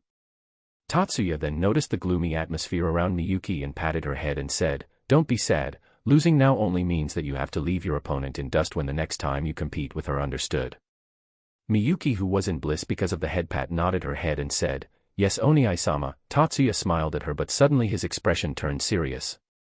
Tatsuya stood up and looked at the Nikos still talking to each other. Tatsuya went towards them and said, "I don't want to interrupt you all, but it looks like the Nico pervert survived somehow and is now coming here with his army." Hearing his words, the Nikos stopped talking and immediately checked their surroundings using senjutsu. Confirming the things that Tatsuya just said, they all started to panic. Tatsuya gave a sigh and then sat down and started waiting for them to calm down. Seeing his actions, his teammates gave a sigh and sat down as well. The Nikomata kept on panicking, and seeing that the Nikosho started to release their pressure on them, making them silent. The Nikosho then came forward and said, "We will stall him and his army for a while, and in the meantime you all run away." The Nikomata started to refute and asked them to not give away their lives for them. Tatsuya then stood up and said, "Can you really provide them enough time to run away? You are only giving their lives away for nothing, and if by any chance they all survive, then who is going to lead them in this world full of dangerous and selfish people like those devils coming here?" Hearing him, the Nikosho gritted their teeth but didn't say anything. They all knew that what Tatsuya was saying was true, and they didn't had any way of saving themselves at all. Suddenly Asumi came forward and grabbed Tatsuya's collar and said, "Then what do you think that we should do? Just hand ourselves to him and let him kill us?" Tatsuya looked at her for a while and then sent her flying with a forehead flick, making the others look at them with a sweat drop. The others fell into despair, thinking that they don't have any way to save themselves. Suddenly the rest of the Nikosho came forward and bowed their heads and said, "Then can you save them?" Tatsuya looked at them and said, "Yeah, I can save them." Hearing him, the Nikomata got a little hope and they all looked at Tatsuya with expectant gaze. But Tatsuya, being like usual, was about to ask them for his compensation for saving them, but suddenly he felt a hand on his shoulder. Tatsuya turned around and saw Himari looking at him with worried eyes and thought, "I guess I know what she is about to say." Tatsuya looked at her and asked, "What?" Himari said, "Tatsuya, can you please help them? Even if just for a bit, Asumi still helped me survive in the past." Tatsuya, who heard this, thought, "Bullseye," and sighed. He then looked away and said, "Looks like there is still some work left for me. Remember, I will be taking more compensation once we get home for this favor as well." He said that and took off. Chapter 63, Perverts. After Tatsuya took off, the other Nikos looked at his team and asked, "Can he really defeat them all on his own?" His teammates looked at the Nikos and said, "Instead of worrying about him, you all should pity at the fate of those who are coming here. He can completely annihilate all the devils coming here without even trying." All of them looked at his team with shock while they all simply smiled. Tatsuya continued to fly for a while and soon he came across the Nico pervert and his army. Tatsuya looked at Nabrius and said, "Yo, Nico pervert, I am very surprised that you survived." Nabrius glared at him and said, I will fucking kill you. You not only took my lab rats away, but you destroyed my whole laboratory as well." All the years of my hard work suddenly destroyed. I will not let you live. Tatsuya yawned and said, done your ranting. Good, so shall we begin? Hearing him, Nabrius gave a menacing smile and said, yes, we should begin. And to make sure to surely kill you, I brought the most powerful weapon that we have ever created. Thankfully it was stored in my mansion storehouse. Bring it, boys. As he said that, the devils who were in the front shifted from their positions and revealed some devils, labors, carrying a huge S-machine. Tatsuya looked at the machine for a while and then said, what does it do, Nico pervert? Does it change anyone in the surrounding to a Nikomata who you can play with? As Tatsuya said that, the devils who were carrying the machine suddenly lost strength in their arms and the machine started to fall down. They all started to back away from Nabrius and looked at him with a disgusted look. Nabrius saw this and said, you fools, catch that right now. Why would I bring such a thing to kill someone? As he said that, the devils rushed to the machine and somehow managed to catch it before it fell on the ground. Tatsuya then looked at Nabrius with a surprised expression and said, then do you mean that you really did made such a machine? Everyone looked at Nabrius with expectant gaze, and seeing those looks, Nabrius became embarrassed and shouted, why would I tell you about that? Shut up and let me kill you. Suddenly a devil who was standing beside Nabrius came towards him and whispered and asked, Master, can we even make Lolis by that machine? Nabrius looked at him and said, indeed, but that machine is still in development phase. Once it's done, I will make sure to let you all try that. Suddenly the man's eyes shined brightly with enthusiasm. He looked at the rest of the devils and shouted, fellow devils, Master Nabrius have developed a machine by which we can make legal Lolis and has promised us to let us try that. Our days of salvation are not far now. The other devils who heard him became enthusiastic and shouted, all hail Nabirius-sama, all hail Lolis. Seeing that, Tatsuya looked at all of them and thought, the whole Nabrius territory is Lilicon. That must be the reason that they didn't even touch those Nico show I saved earlier. Tatsuya waited for them to calm down a bit and said, you all done, pervs? Nabrius looked at Tatsuya and said, you sure are eager to die. Okay men, let's kill him soon. The sooner we kill him, the faster I can start making that machine. All the devils looked at Tatsuya with a fire in their eyes and shouted, give your orders, Nabirius-sama. Nabrius started laughing and said, start the machine. A devil standing at the rear of the machine nodded and pressed a button. Tatsuya got ready for an attack to come towards him, but even after waiting for a while the attack didn't came. Tatsuya looked at Nabrius confusedly and said, are you really sure that your machine is working? Nabrius looked at Tatsuya and said, of course it is, we just have to wait for it to charge up a bit. How do you expect a large attack if we don't have enough energy to support it? Tatsuya looked at him weirdly and thought, so this is the infamous charging time. I feel like it is similar to downloading a high-end game on a computer. Well, let's wait for a bit, I am not in a hurry anyway. Tatsuya placed his hands on his shoulder and asked, so how much time will it take? Nabrius looked at him and said, about half an hour. Tatsuya nodded and said, well, when it is almost ready tell me, okay? Nabrius nodded and then started looking at the loading screen. Tatsuya took out a book and started reading it. When the half an hour was almost complete, Nabrius looked at Tatsuya and said, you should get ready, it's 95% charged. Tatsuya nodded and put the book back. Nabrius looked at the screen and started counting. 96. 97. 98. 99. Just as he said 99, Tatsuya took a rock and threw it at the machine with a bit of his strength and destroyed it. Tatsuya then looked at Nabirius's face and thought, ah. That look of despair reminds me of myself whenever it happened to me while downloading a large file. He must be feeling completely torn from the inside now. Nabrius looked at Tatsuya and said, what have you done? You destroyed it when it was almost complete. How can you be so cruel? Tatsuya looked back at him and didn't say anything. He then showed him a mocking smile, making him getting enraged. Nabrius looked at the devils and shouted, kill him. Tatsuya didn't say anything and took out his Neo Servresta and started to charge magic in it. The devils didn't cared about him and started firing various magic attacks at him.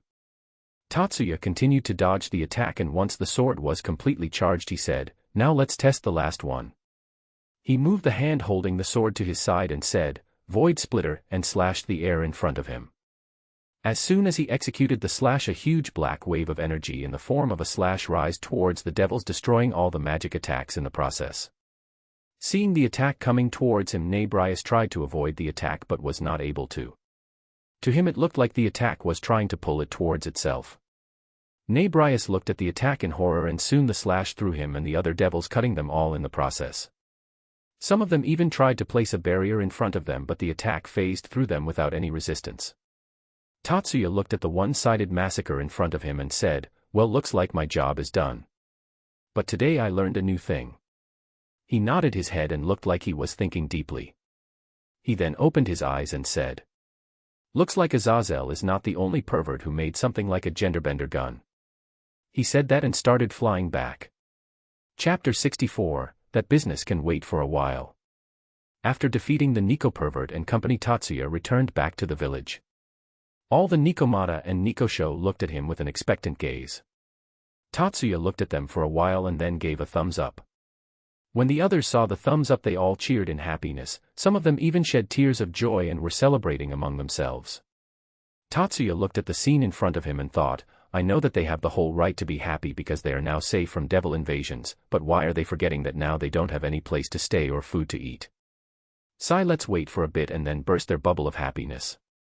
And as per his thought, Tatsuya waited for them to celebrate a bit more and then said, "You guys seem to be forgetting something."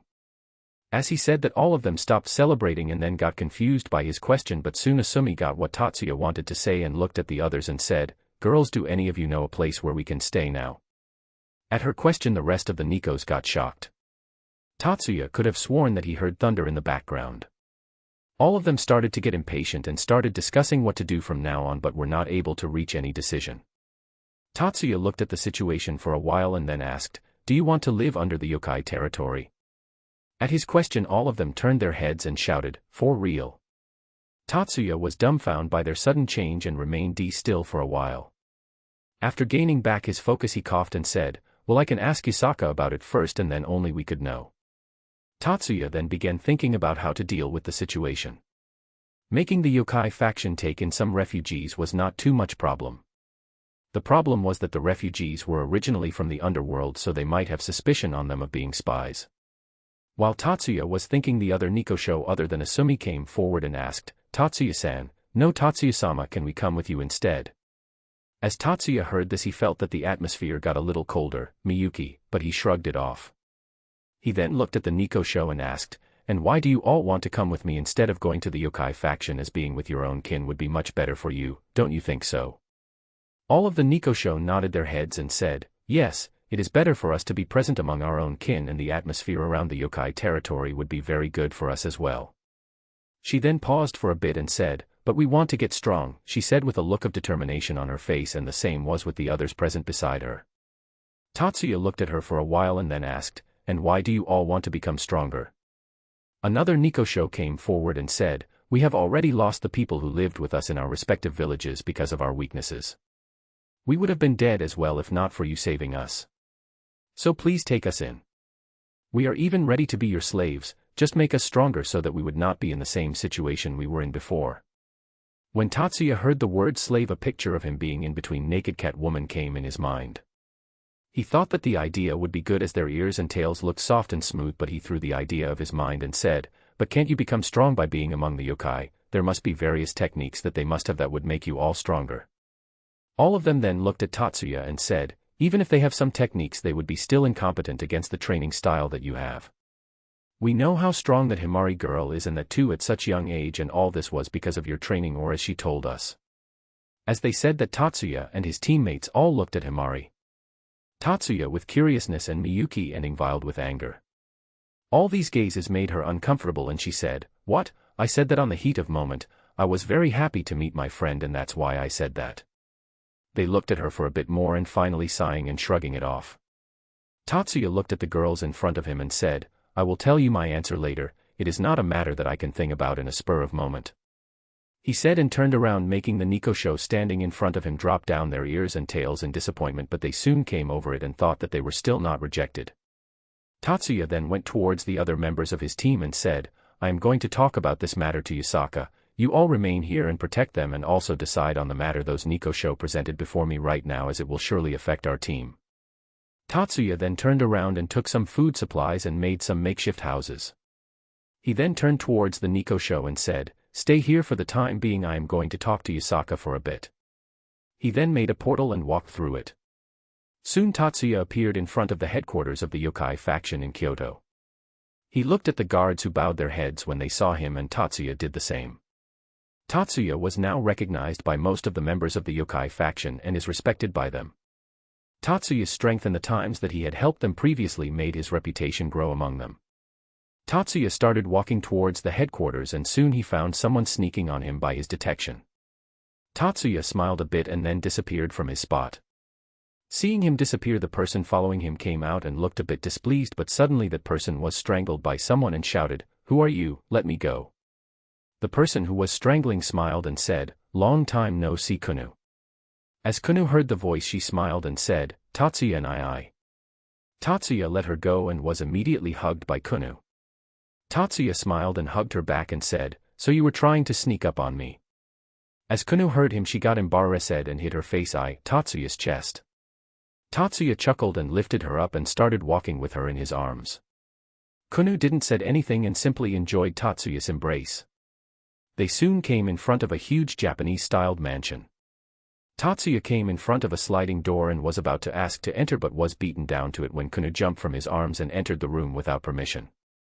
Tatsuya looked at her and then bonked her head and said, "Bad manners, Kunu. You should not enter someone's room without permission." Kunu held her head and glared at Tatsuya with a pout and said, "Mine." Tatsuya looked at her and thought, "So cute," and poked her cheeks. Tatsuya then heard a cough and turned his head. Standing before him was blonde and busty lady wearing a yellow kimono, which didn't help her a bit in hiding her huge chest. The most notable feature about her was 2 fox ears on her head and 9 golden yellow fluffy tails. Tatsuya smiled and said, "Yasaka, how have you been?" Yasaka smiled as well and then walked towards him and hugged him and said, "I have been well, but now I am better since you finally decided to visit me." Tatsuya laughed in embarrassment and said, "Sorry about not being able to meet you more often, but I had been way too busy for some time." Yasaka didn't said anything and continued to hug him.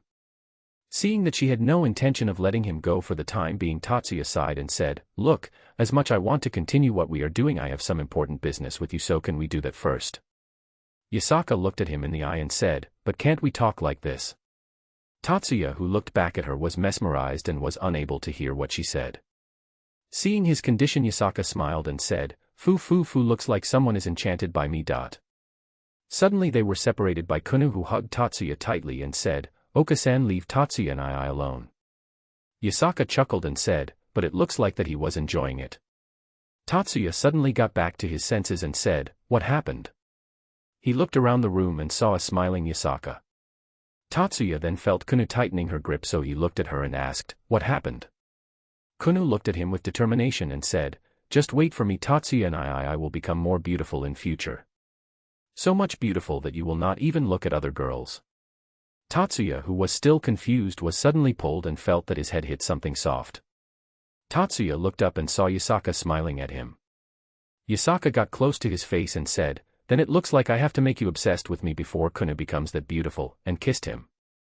Tatsuya was confused about what was happening around him and thought, "I don't know what all happened, but I literally don't care about any of that. Right now I feel like I am in heaven," and enjoyed the kiss. Kunu, who was by their side, was covering her eyes but still looked at them from between her finger and said, "TT, that's as bad, Oka-san. That type of thing can only be done once you are married." Yasaka then looked at Kunu and said, Era, then it looks like we have to get married soon to this type of thing, right, Tatsuya?" Tatsuya unconsciously said, "Yeah," but soon he became focused and said, "Wait a bit, why the hell am I even doing all this? I still have some businas dash." Kunu came in front of him and said, "Tatsuya and I, you can pet my ears and my tails." Yasaka came forward as well and said, "Yeah, mine too." Tatsuya looked at the golden yellow tails swinging to and fro. To him it felt like that those tails were calling him. Tatsuya gulped his saliva and thought, "That business can wait for a while, I guess." Chapter 65, Death Would Be Better. After completing all the major tasks, Tatsuya was lying down with a happy face, and the same blissful expression was present on both Kunu's and Yasaka's face.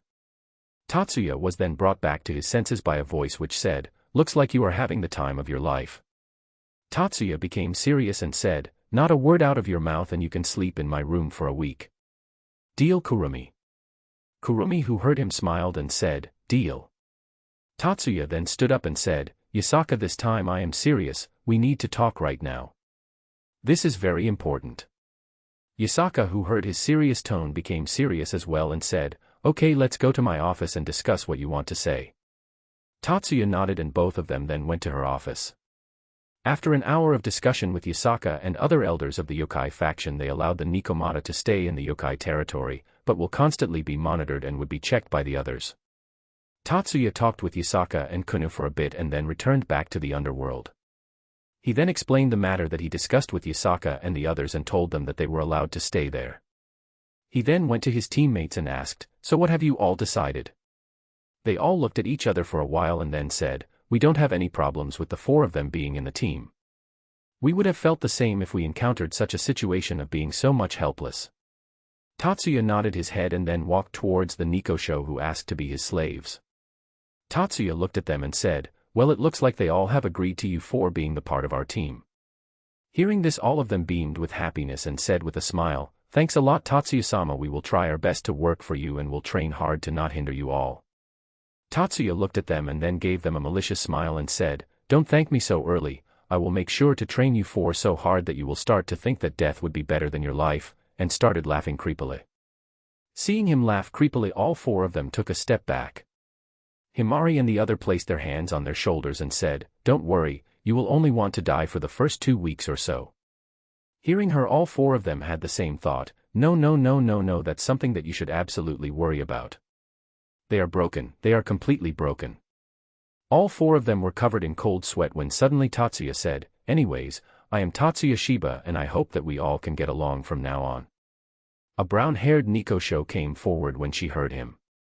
Her hair were straight and long enough to reach her waist, and just like her hair she had brown eyes. She bowed her head a bit and said, "Nice to meet you as well, my name is Shizuka. Please take care of me from now on." Following her example, a red-haired Nikosho bowed her head a bit. The girl had long red hair and red eyes. She looked at Tatsuya and said, "Nice to meet you, I am Karen. I look forward to working with you all." Then a black-haired Nikosho with long hair and hazel eyes came forward and said with a serious tone, "Kagura. I hope that I will learn a lot of things under you." And lastly, a light blue-haired girl with short hair came forward. She bowed a bit and said, "I am Sona, nice to meet you." After all of them introduced themselves, Tatsuya nodded and said, "We will go back to the headquarters first. I will explain to you about your jobs and all, and don't expect me to be lenient, I will make you work to the bone." Tatsuya said in a strict tone, and all four of them nodded their heads with determination. Tatsuya then looked at Asumi and said, "Make sure that all the people of your tribe are here, I am going to take all of you back to the yokai territory." After he said that, he turned around, but soon he remembered something and said, "And there is one thing that should be clear to you all. All of you are now dead while fighting the devils who were trying to kill you, and since the devils has issued the order of killing your kin, you don't have to worry about them chasing you all." After that, Asumi gathered all of her tribe and all of them thanked Tatsuya for all the help that he had given. Tatsuya then accompanied them all back to the yokai faction territory, and after some word spat between Yasaka, Kunu, and the rest of Tatsuya's teammates, except the ones that joined now, he teleported them to the Hanging Gardens of Babylon. Seeing the Hanging Gardens of Babylon, all the four Nikosho were beyond speechless, and now they had a new respect for Tatsuya. Tatsuya then asked others to show them around the place, and once they were done, Tatsuya gave them his basic training regime. After going through the regime once, the four of them were speechless. They all looked at the others and asked, "Do you all this much training daily?" Hearing the question, all of them shook their heads in denial, making them sigh in relief only to become short on breath when they said, "The training we go through is at least 50 times more than the one written in that paper." Tatsuya then looked at them and said, "Once again, welcome to the team, and I hope that you all don't die before you are able to reach your desired level of strength." Chapter 66, 2 Years. After all the four Nikosho finally settled in Shiba residence, Tatsuya started his tour, training, and just like his other teammates, victims, they too began thinking that dying was better, just like Tatsuya promised. As the time passed on, Tatsuya continued to train the others as well, and the one who progressed the most among them was Ingvild. She took a jump and broke through the mid-ultimate class along with Miyuki and Himari. Though they were happy for her friend's progress, they still felt a bit hurt because of her progress speed. The new Nikoshos were not far behind as well. According to Tatsuya, those 4 had great potential, and due to their experience in the real world they do know fairly well how to work hard. All 4 of them were able to use senjutsu, chakra, ki, and magic as well, which was not even the case with the Miyuki, Himari and Ingvild. Though they didn't had great talents like the others, they were still able to hold themselves up against them. Tatsuya has trained them in all the forms of energy without neglecting their physical training as well. All 4 of them were able to perform close-quarter combat and fly using ki. They were also able to use their respective weapons except Shizuka, who only likes to use her bare fists. Kagura was a katana user, and Tatsuya has given her Sasuke's Kusanagi sword, which is also modified to use wind and lighting elements as well. Karin was a dagger user and uses 2 similar daggers. Tatsuya has given her 2 Hestia blades and modifying them to suit her hands by increasing the length of the blades. The blades were also able to grow along with the user just like its properties, and its length can be changed as well. The dagger has various status defect abilities like poisoning, paralysis, etc., which can be activated by inflicting a strike at the enemy. Sanan was a long-range fighter, and Tatsuya has given her a shape-shifting weapon which is able to change in various forms of guns and some other weapons, though it requires her own magic for transformation. Though she can even fire ki orbs whose destructive power is much more than her weapons, fighting with her weapon is much more efficient for her. Tatsuya also made each of them spar against each other from time to time. He sometimes even take all of them head-on. Tatsuya has also given the same type of rings and necklaces to them like the ones he gave to Miyuki. Tatsuya also started to make the study in order to make them enroll in the high school when the time comes, though Shizuka was exempted from this as she looked older and seemed to be in her 20s, but she still had to learn about common knowledge about their society. Tatsuya has started to look more mature and handsome than before, and the same thing was felt by his teammates. Seeing Tatsuya's chiseled body and his handsome face, nearly all the ladies on the streets try to get in his pants. In this time period, the other members of his team has grown as well. Their bodies are now more developed and their beauty was now on another level. There are now instances when even Tatsuya get mesmerized by them easily, much to their pleasure. The new Nico show have also started to fight with the other girls for Tatsuya's affection, making the previous competitors feel annoyed. They have also met all the other people from Valy team, Devils, and even Azazel, who after seeing Tatsuya's condition started teaching him ways to control the situation around him, and Tatsuya had to agree that those tips were great in solving most of the problems around him and even prevented lots of bloodbaths. Tatsuya has also earned himself a reputation in the neighborhood for threatening the people, perverts, who seem to have the guts to flirt or act pervertedly with his teammates. He has even kicked Issei and his friends as many times for trying to be pervy around his girls. Tatsuya has also become busier than ever before, doing the paperwork and meetings for the company, managing the food chains, writing and publishing books. His schedule has become so hectic that he started to use his shadow clones and mind control to do his jobs. Like this, 2 years passed by, and right now in the Shiba household, Tatsuya is standing while holding a paper and is fuming with rage. Even his hands are vibrating while he is clutching the paper. Tatsuya looked at the paper, which looked like some sort of letter, and thought, why, just why is all this happening with me? Someone is seriously fucking with my life, and the worst part of all is that there is no way of not being involved in this shit. Just what is that the one who is shitting me want? Tatsuya then glared at the paper once again and sighed. The letter that Tatsuya was holding was about a trip that his company has gifted him to Vatican. It is one of the companies where he works and he has still not bought yet. Then calmed down and thought, well, nothing can be done about it, and it is not like I will get involved with her as soon as I go there, right? Chapter 67, Blonde. After it was decided that Tatsuya would be going to Vatican, he asked the others whether they wanted to GI with him, but all of them declined his offer and said that they had something to do. Tatsuya was a bit surprised at that and decided to check what they were planning to do by his telepathy, and after listening to their thoughts he came to know that they all were going to have a girls' day out along with the Devils. Tatsuya also decided to check the situation beforehand by necklace that he had given to Irina at the time of her departure. Though he hasn't ever used this, and it was only made to activate when her life is in danger, but this time was emergency, so he used his forced telepathy and connected to Irina's mind and came to know that neither her nor Zenobia would be there. Now the only problem that he could face was getting involved with some angels. Tatsuya didn't give it any further thought and decided to just enjoy by himself while he was there. The next day Tatsuya got ready for his trip to Vatican, and after promising the others that he would get them a souvenir, he took his flight for Vatican. After reaching Vatican, the first thing that Tatsuya decided to do was to go to his hotel, and after checking in the hotel he left his luggage in his room and decided to look around the place. He walked around the city for a while, but then suddenly he detected holy aura in the area. Feeling the aura, Tatsuya twitched his lips but still decided to look into it. Though it was troublesome, he was still curious about the fluctuations. He increased his pace and started running in the direction of the holy aura. While he was running, Tatsuya felt that he stepped on something but didn't give it much thought and continued running. After running for a while he didn't find anything unusual and decided to check again with his detection and found the same holy aura coming from the way where he came from and started running again, and once again while running something came under his feet and he ignored it once again. And still running for a while he didn't find anything unusual. Getting annoyed by all that hassle, he still didn't give up and again checked for the aura and found it through his detection from the earlier position. Noticing the direction from where the aura was coming for, Tatsuya's eyebrows twitched, and this time he decided to directly teleport there instead of running. He locked the position of the aura and then teleported after confirming that no one was around. As soon as he teleported he again felt like he stepped on something, but this time he didn't ignore it and looked down. Once Tatsuya looked down he saw a blonde-haired lady lying down on the ground with her back facing the sky.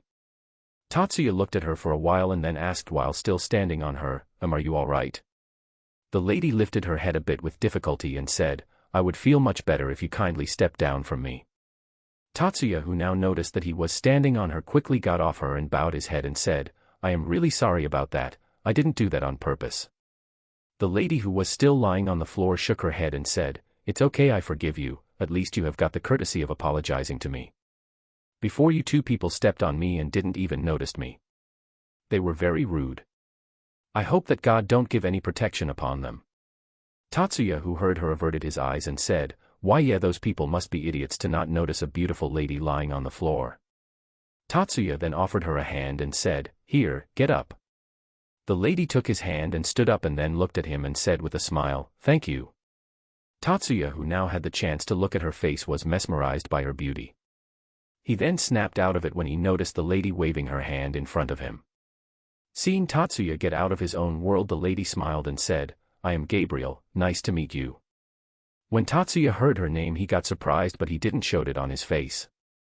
He then did a curt bow and said, "Nice to meet you as well, my name is Tatsuya." Tatsuya then looked up and was about to ask her something, but suddenly he heard a growl from Gabriel's stomach. Tatsuya now looked back at Gabriel and found her completely red with embarrassment. He then chuckled a bit and said, "Miss Gabriel, will you have lunch with me?" Gabriel, being an angel, was about to reject him, but then her stomach growled again, making her decision waver. Seeing her in dilemma, Tatsuya smiled at her and said, It's my way of asking you for forgiveness for stepping on you, and also having lunch with a beautiful lady such as yourself would be a great honor for me." Hearing him, Gabriel smiled at him and said, "I usually don't take such offers, but since you are being so insistent I will gladly accompany you," and as she said that her stomach growled again, making Tatsuya laugh and Gabriel embarrassed. Tatsuya then took her to a nearby restaurant which was popular among the people living there. They placed their orders there, and by seeing the amount of food that Gabriel ordered, both Tatsuya and the waiter was completely shocked. Tatsuya then decided to make some small talk with the angel. And after talking for a while she opened up easily to him, making Tatsuya feel how innocent she was. Tatsuya came to know that Gabriel is likely to came from the heaven in order to do some business in church, and after doing that she wandered on her own to look around the city, and after walking around the city for a while Gabriel got hungry, and since she was not carrying her wallet she started to find an abandoned place in order to go back to heaven, but before she could find the place she started starving and passed out on the middle of the street because of lack of food. Hearing her story, Tatsuya looked at her weirdly and thought, how could a seraph pass out because of hunger? Tatsuya pondered about it for a while but then shrugged it off when the waiter brought their food. While eating, Tatsuya and Gabriel continued to talk to each other, and when Gabriel came to know that he came from Japan he got a bit excited. She told Tatsuya that she liked Japanese food and entertainment industry and was a huge fan of his manga, and when Tatsuya told her that he was the one who created the manga she got way too much excited. She asked him for his autograph and also decided to tour around the city along with him while he was here. After finishing their meal, Tatsuya paid the bill and then both of them bid farewell to each other. Tatsuya then silently placed a rune on her, and after a while when she teleported back to heaven he marked the spot in order to teleport to heaven whenever he needed to. He then started walking back to his hotel and thought, now that I think about it, most of the mess that I have gotten myself into was mostly because of blondes, Yasaka, Kunu, Keisha, Riser, Asumi, Gabriel, all of them are blondes who got me into troublesome situations. He then started chuckling and thought jokingly, I would not be surprised if I got in trouble again because of someone blonde. As he thought that he suddenly crashed into someone. Though Tatsuya didn't fell down, the same was not for the one who crashed into him. Tatsuya then looked towards the person who crashed into him and saw a girl on the ground with her flipped skirt which clearly showed the white panties she was wearing. But Tatsuya didn't give attention to any of that and had only one word left his mouth, blonde. Chapter 68, Asia.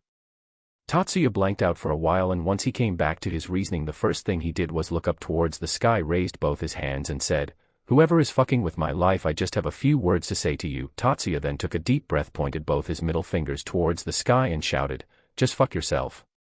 Tatsuya, who was breathing heavily because of anger, soon calmed himself down, and he then heard the blonde's voice who said, ow, it hurts.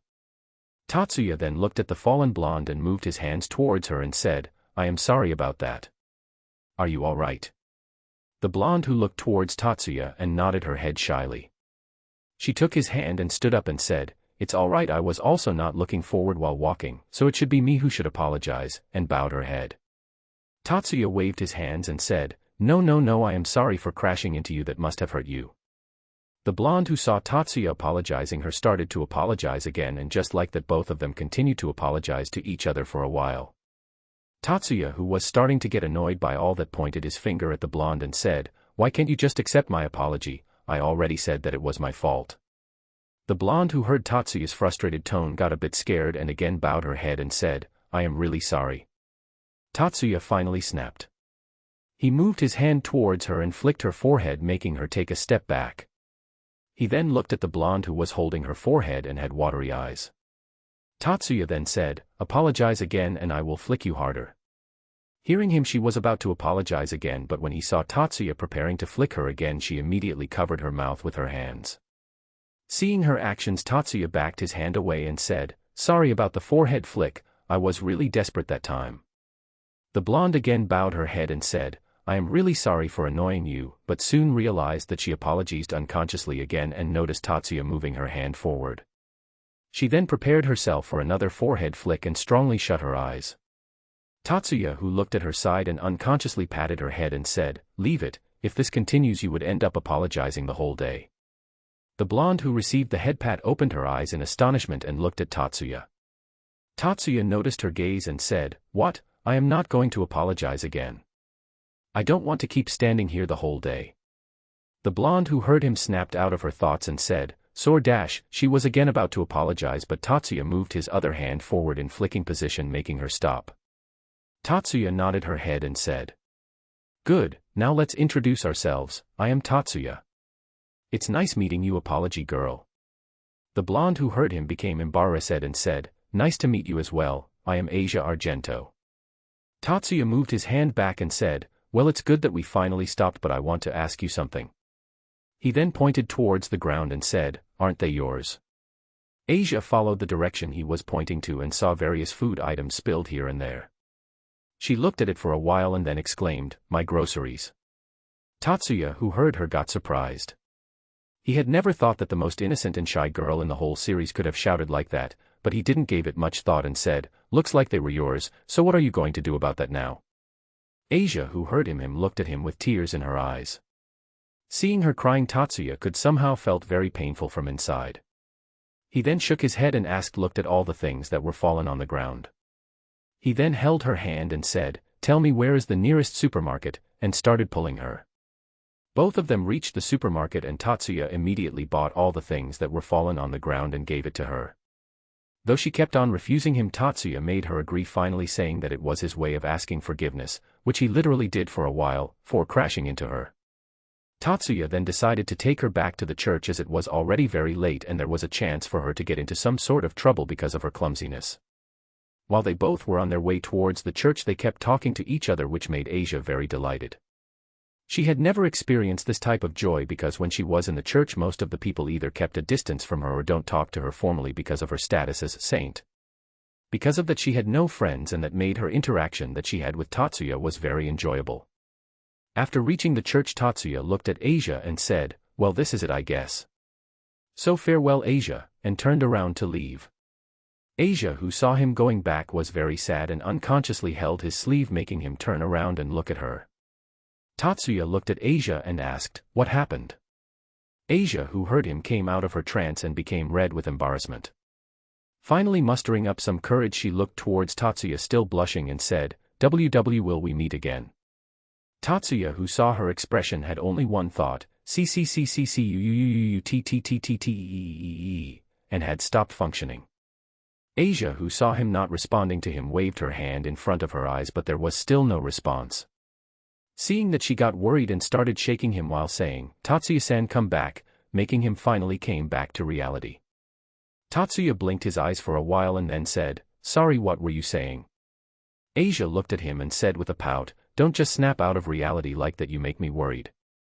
Seeing her pout, Tatsuya chuckled and said, "Sorry about that, but I was mesmerized by your cuteness." When he said that, Asia blushed and looked away and said, "Don't tease me, Tatsuya-san." Tatsuya chuckled and said, Fine, so what were you asking me?" Asia looked back at him and asked, "Will we meet again?" Tatsuya looked at her and smiled and said, "I don't know about that, as I live far away, but I am staying here for about a week, so like we can hang out together while I am here." Tatsuya then patted her head and said, "You should go back inside now, it is starting to get cold. And we can meet tomorrow as well if you want." Hearing him, Asia's face beamed with joy and she vigorously nodded her head and said, "Of course, Tatsuya-san." Tatsuya smiled and said, "Then I will come here and pick you up and you can show me around the city." Asia nodded and then went inside the church. As soon as she went inside the church, Tatsuya's face became serious and he thought, so that Diodora guy has already laid her eyes on Asia, huh? Then it means that the fallen angels would be coming here soon as well. He then gave a tired sigh and said, "Well, I am not going to let Asia go with fallen angels, that's for sure," and then started walking back towards his hotel. Chapter 69, Michael. After that day, Tatsuya went around the city with both Asia and Gabriel, earning him jealous looks from both males and females around the city. Gabriel was also happy with Asia joining as well, since she was innocent and a believer of God of Bible as well, and she was also glad because Asia knew about the area well and was guide for both her and Tatsuya. Same was the case with Asia, as she was able to interact with both Tatsuya and Gabriel as friends and was enjoying her time to the fullest. Though she was still unknown about Gabriel's identity as a seraph, but Tatsuya could bet that if she knew she was a seraph, her whole trip would be ruined, and to make sure that they were not disturbed by anyone, he silently cast an undetectable barrier around which hid their presences so that other people from heaven or church could not trouble them. And right now Tatsuya and others were sitting in a cafe having a meal. Today is the last day that they all would be meeting, as Tatsuya would be returning back to Japan the next day. Tatsuya also kept tabs on Diodora, who seemed to have called some of the devils here from Underworld and was currently in the chase from church officials. He did not know what he was planning, but he was sure that he was about to initiate his plan on making Asia get excommunicated from the church. Tatsuya decided to not act quickly and wait for him to make the first move. After all, he did not want to deal with him even before he did anything wrong, because if he did that, the whole devil faction would cause trouble for him, as Diodora is still the heir of one of the families of 72 pillars and is also the brother of the Mawajuka. Dealing with him now will only lead him to more and more troubles, however you look at it. Tatsuya then looked at the girls sitting next to him and talking to each other while eating their food happily. Tatsuya looked at their interaction and smiled. Suddenly he felt another great holy energy coming towards him, and it seemed like Gabriel noticed it as well. Tatsuya immediately dispelled the barrier so as to not cause any suspicion, and just as he did that, the door of the cafe opened. Tatsuya, Asia, and Gabriel all looked in the donor's direction and saw a handsome young man with blonde hair wearing a white suite standing there. The blonde-haired man started looking around, and when he looked in Tatsuya's direction he smiled.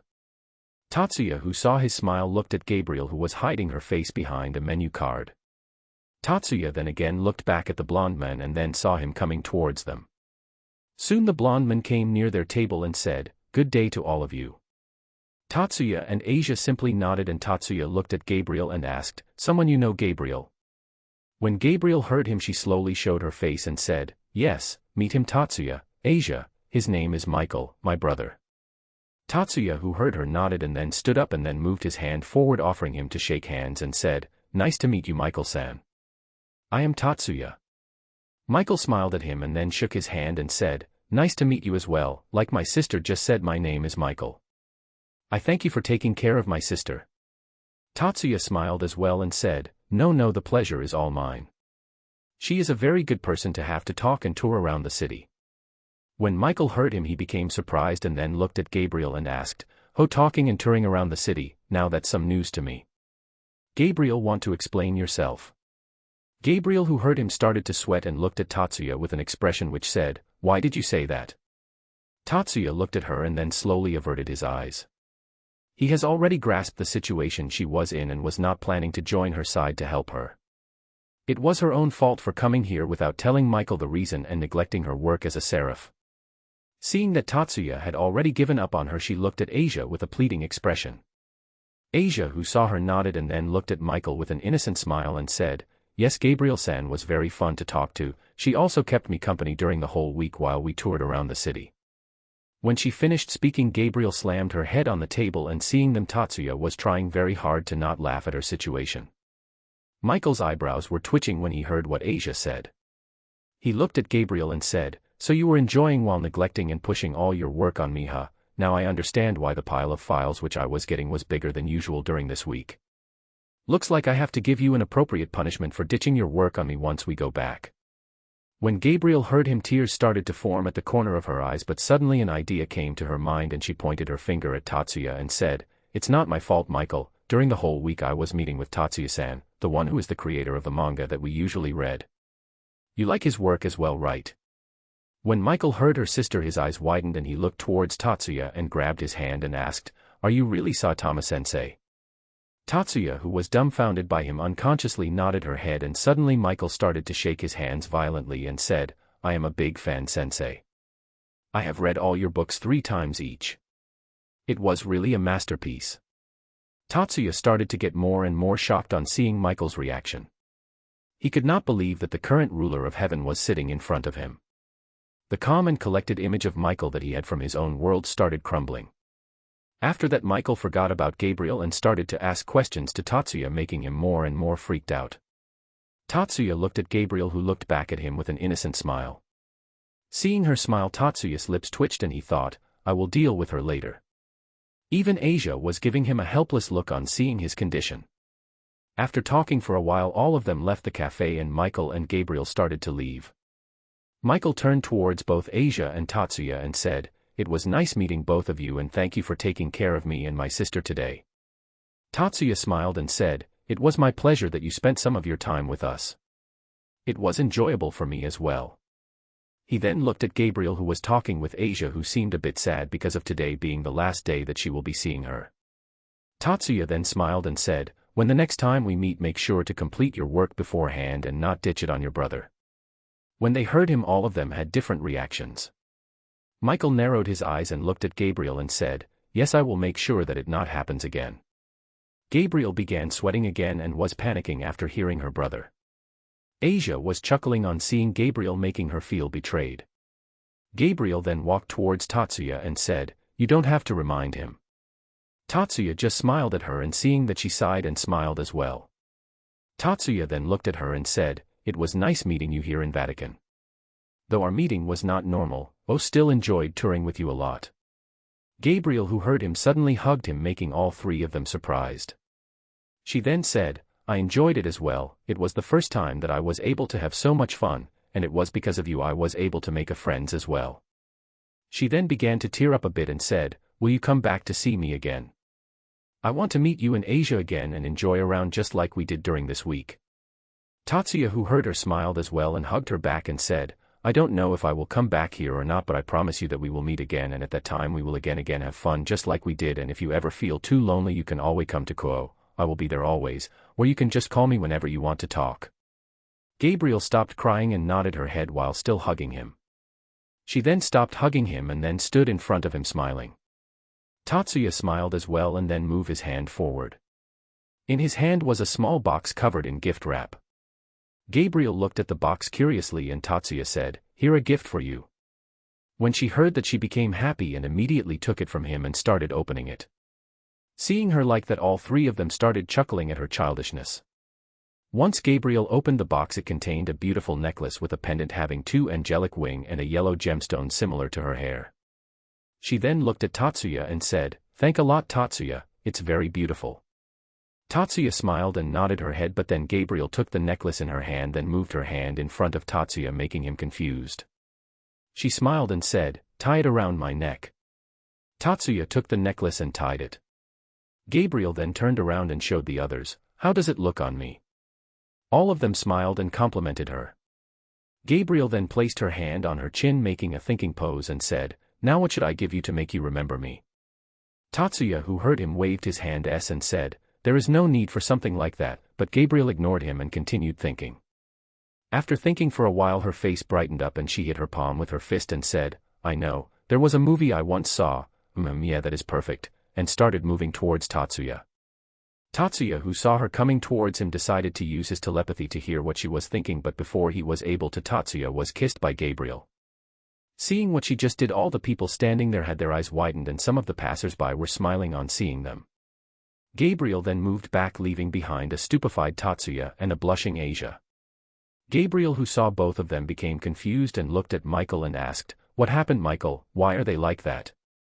Michael, who heard her, grabbed her shoulders and started shaking her and asked, "Why did you just kiss him? Do you know what could have happened?" Gabriel became even more confused and said, "What is wrong with that? I saw in a movie that the girl kissed the boy on the lips when she saw her friend leaving her for a long time." Hearing her, all three of them thought, "So innocent." Michael sighed and thought, "Good thing that she didn't had any lust in that kiss, otherwise she would have fallen before she knew it." He then saw his sister, who was looking confused when Tatsuya was scolding her.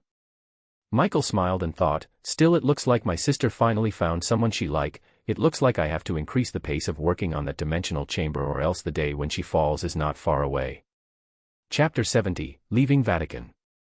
After Tatsuya was done scolding Gabriel, thought it still didn't had any effect on her, Michael and Gabriel left, leaving Tatsuya alone with Asia. Both of them stood there for a while and Tatsuya looked at Asia and said, "Well, should we get going as well?" Asia, who heard him, nodded her head in silence. Seeing her like that, Tatsuya came closer to her and flicked her forehead lightly, making her hold her forehead in a bit of pain. She then looked at Tatsuya, who was looking at her with a neutral expression.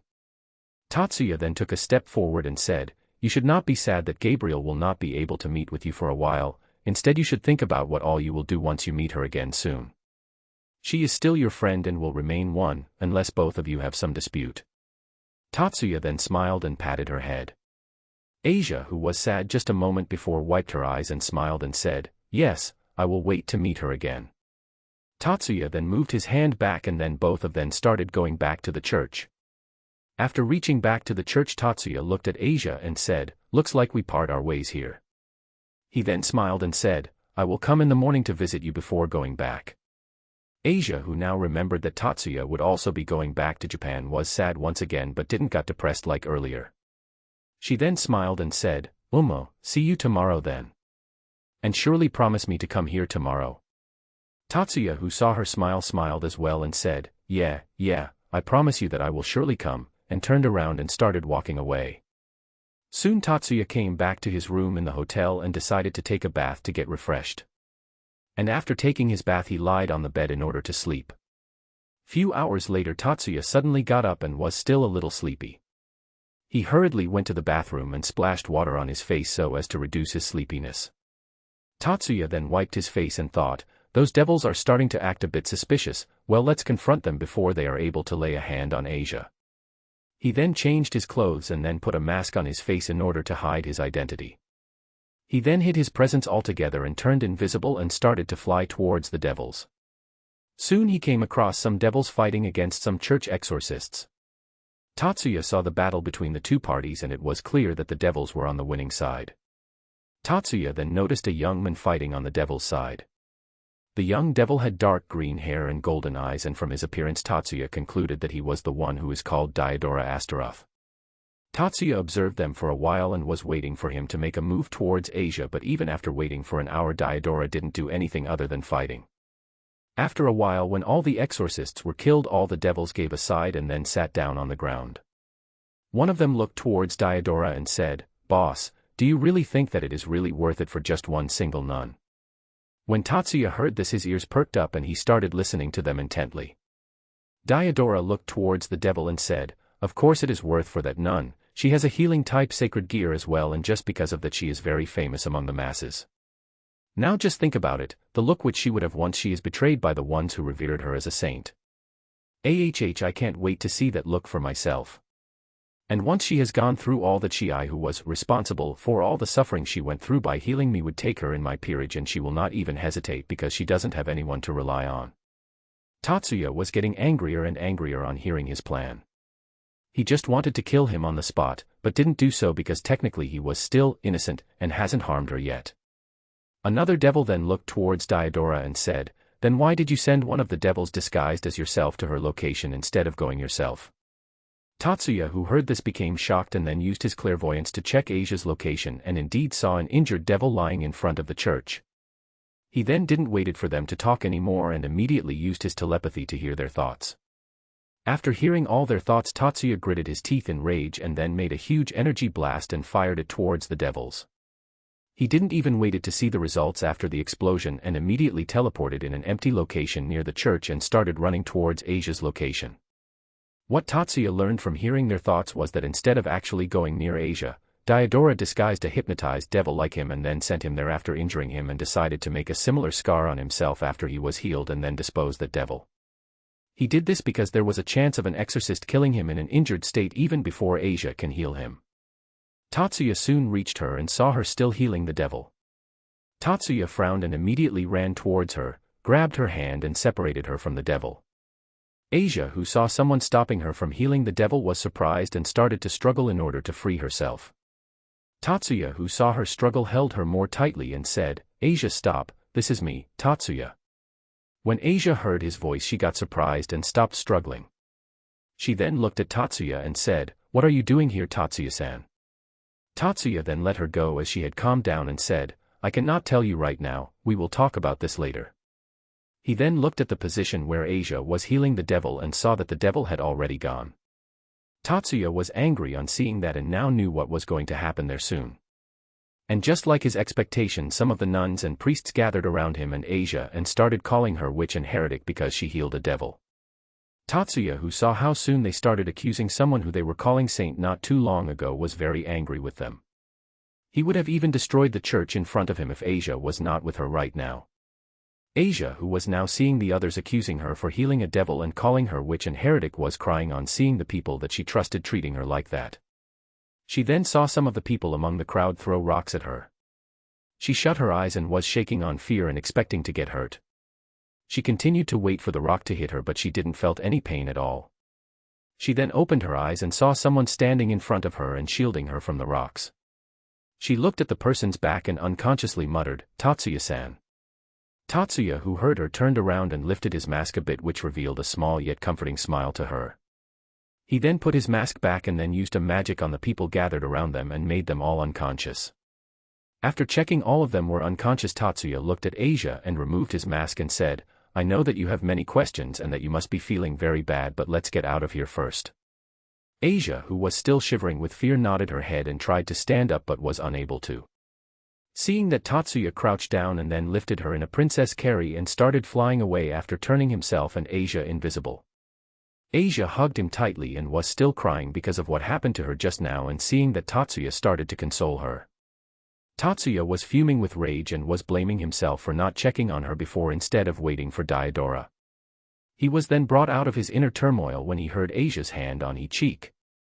Asia, who had been crying for a while, looked at Tatsuya and felt that he was very sad and angry and placed her hand on his cheeks in order to gain his attention.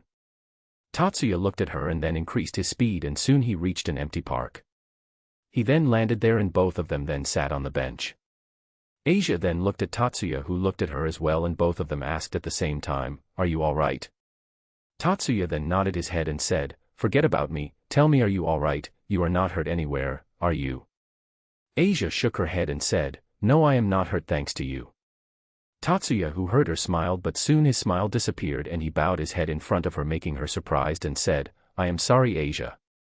Asia, who heard him, waved her hands and said, "You don't have to apologize, Tatsuya-san, it was not you who did all that to me." Tatsuya then shook his head and said, "No, if I had come earlier then I could have saved you from all this from happening, if only I noticed it sooner." Asia was now confused after Tatsuya said all that. Tatsuya, who saw her confused expression, started to tell her what he was talking about except for his previous life knowledge part.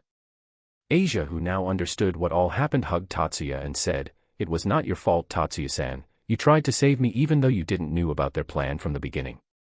Don't blame yourself for something that you have not done," and started crying. Tatsuya hugged her back and started to pat her back so as to console her. Soon he heard a snore and then looked at Asia, who was sleeping in his embrace. Tatsuya tried to remove her from his embrace in order to lie her down, but Asia was hugging him tightly and was not letting him go. Tatsuya sighed and then continued to hold her. He then used his clairvoyance to check on the devil's conditions and saw that all the devils except Diodora and the one which Asia healed were dead. But Diodora still received many injuries and have lost his left hand permanently. Diodora was wincing in pain and soon left by teleporting away by his magic circle after killing the devil whom he hypnotized before. Tatsuya gritted his teeth in anger on not being able to kill him because Asia was with her, but soon sighed in annoyance and decided to deal with him later and then fell asleep. The next morning Asia woke up when the sun's rays fell on her eyes. She then rubbed her eyes and tried to stand up but was unable to. She then looked at her surroundings and saw that it was not her room in the church, and soon all the memories about yesterday flashed in front of her eyes, making her feel sad. Her gaze then finally fell on Tatsuya, in whose embrace she was sleeping earlier. On seeing Tatsuya's sleeping face she blushed, but then soon she began to smile and then again hugged him back and said, "Thank you." Tatsuya suddenly woke up and said, "What happened? Who is there?" making Asia surprised. Tatsuya then looked at his surroundings and saw a panicking and blushing Asia, making her understand what happened. He looked at her and said, "Good morning," to which Asia replied as well. He then stopped hugging her and then stood up and stretched his body. He then looked at Asia and asked, "What will you be doing from now on?" Hearing him, Asia put her head down and said, "I will go back to the church to see if they are still willing to accept me or not." Tatsuya, who saw her sad expression, put his hands on her shoulder and said, "I will go with you as well," to which she showed a grateful smile. Both of them then went to the church, and just like in the anime, she was banished from the church because of healing a devil. Both of them then left the church in silence. Tatsuya didn't say anything to her and let her clear her mind. Soon she stopped walking and looked down. Tatsuya, who saw her, moved towards her and hugged her and said, "You can cry all you want, I won't leave you till you are fine, so just let it all out." Asia, who heard him, started crying loudly while hugging Tatsuya. Tatsuya just stood there and cursed her back. After a while Asia stopped crying and looked at Asia with red and puffy eyes. Tatsuya took out a wet towel and wiped her face, making her feel embarrassed. Asia then bowed her head and said, "Thank you, Tatsuya-san." Tatsuya shook his head and said, "It's all right, but what are you planning to do with your life now?" Asia, who heard him, got depressed and said, "I don't know, Tatsuya-san. I have never thought of a life that I would live outside the church." Tatsuya patted her head and said, "Then, do you want to join my team?" Asia looked up and asked, "What team?" Tatsuya looked at her and said, "You see, I have a team of sorts because faring in the supernatural world alone is very difficult and lonely. We too have similar conditions like yours, and we live together and depend on each other. You can also make a lot of friends there as well." Asia, when heard that she could make friends, was happy, but then her smile faded and she asked, "But won't I be a bother? After all, I am not strong." Tatsuya, who heard her, smiled and said, "Who said you would be a bother, and if you were, do you think I would have asked you? You have your healing powers, which are greatly needed in our group who only have attacking prowess aside from me, and regarding your lack of strength, you don't have to fear about that. I will make a tsunade out of you." Asia, who heard him, was wondering what tsunade is but didn't thought too much about it. She then asked, "And what about school?" Tatsuya looked at her and said, "Well, you can go to school, but like all of us you will be directly joining high school, but don't worry, I will teach you all the basics before that." Asia smiled and said, "Thank you, and please take care of me from now on." Tatsuya smiled as well, and then both of them went back to the hotel in which Tatsuya was staying, packed their things up, and later that day both of them went back to Japan. Chapter 71, so the plot finally begins. After returning back to Japan, Tatsuya introduced Asia to others, making all of them look at him with suspicion, but after Tatsuya and Asia explained her circumstances, they all welcomed her happily. After all that was settled, the first thing that Tatsuya did was dealing with Diodora. He hid his presence and became invisible before going to the Astaroth territory. Once he found Diodora, he reduced his natural healing greatly and filled his whole room with holy artifacts. He even changed the water supply for his room with very strong and concentrated holy water to make him greatly injured. He even made his resistance to holy objects almost negligible and hence further increasing the pain. And to make sure that Diodora didn't leave his mansion or throw away his stuff, he made all of them soul-bound, making them unable to be apart. Tatsuya also placed a genjutsu on him, making him dream of him being raped by various miltans and men wearing nun outfits, so that he doesn't try to harm any other nuns whenever he tried to sleep. And to further increase his suffering, he made sure to make his dick only to get an erection once a month. Why once a month? Simple, Tatsuya was being evil towards Diodora, not cruel, and having no erection till the next time he meets him will be simply cruel. Though he wanted to kill him on the spot but decided against it, as making him suffer would be better than giving him a painless death. After doing that, he noticed that the prosthetic arm that he was going to use was also there in the room, and he placed some magic stones filled with holy and corruption magic in it and hid their presence. Tatsuya could easily send the evidence of him being the one for banishment of nuns by sending a copy of his speech to Michael, but he knew that Michael would not do anything, as there was a risk of going on a war with devils, and them being without their god would mean a great disadvantage on their side.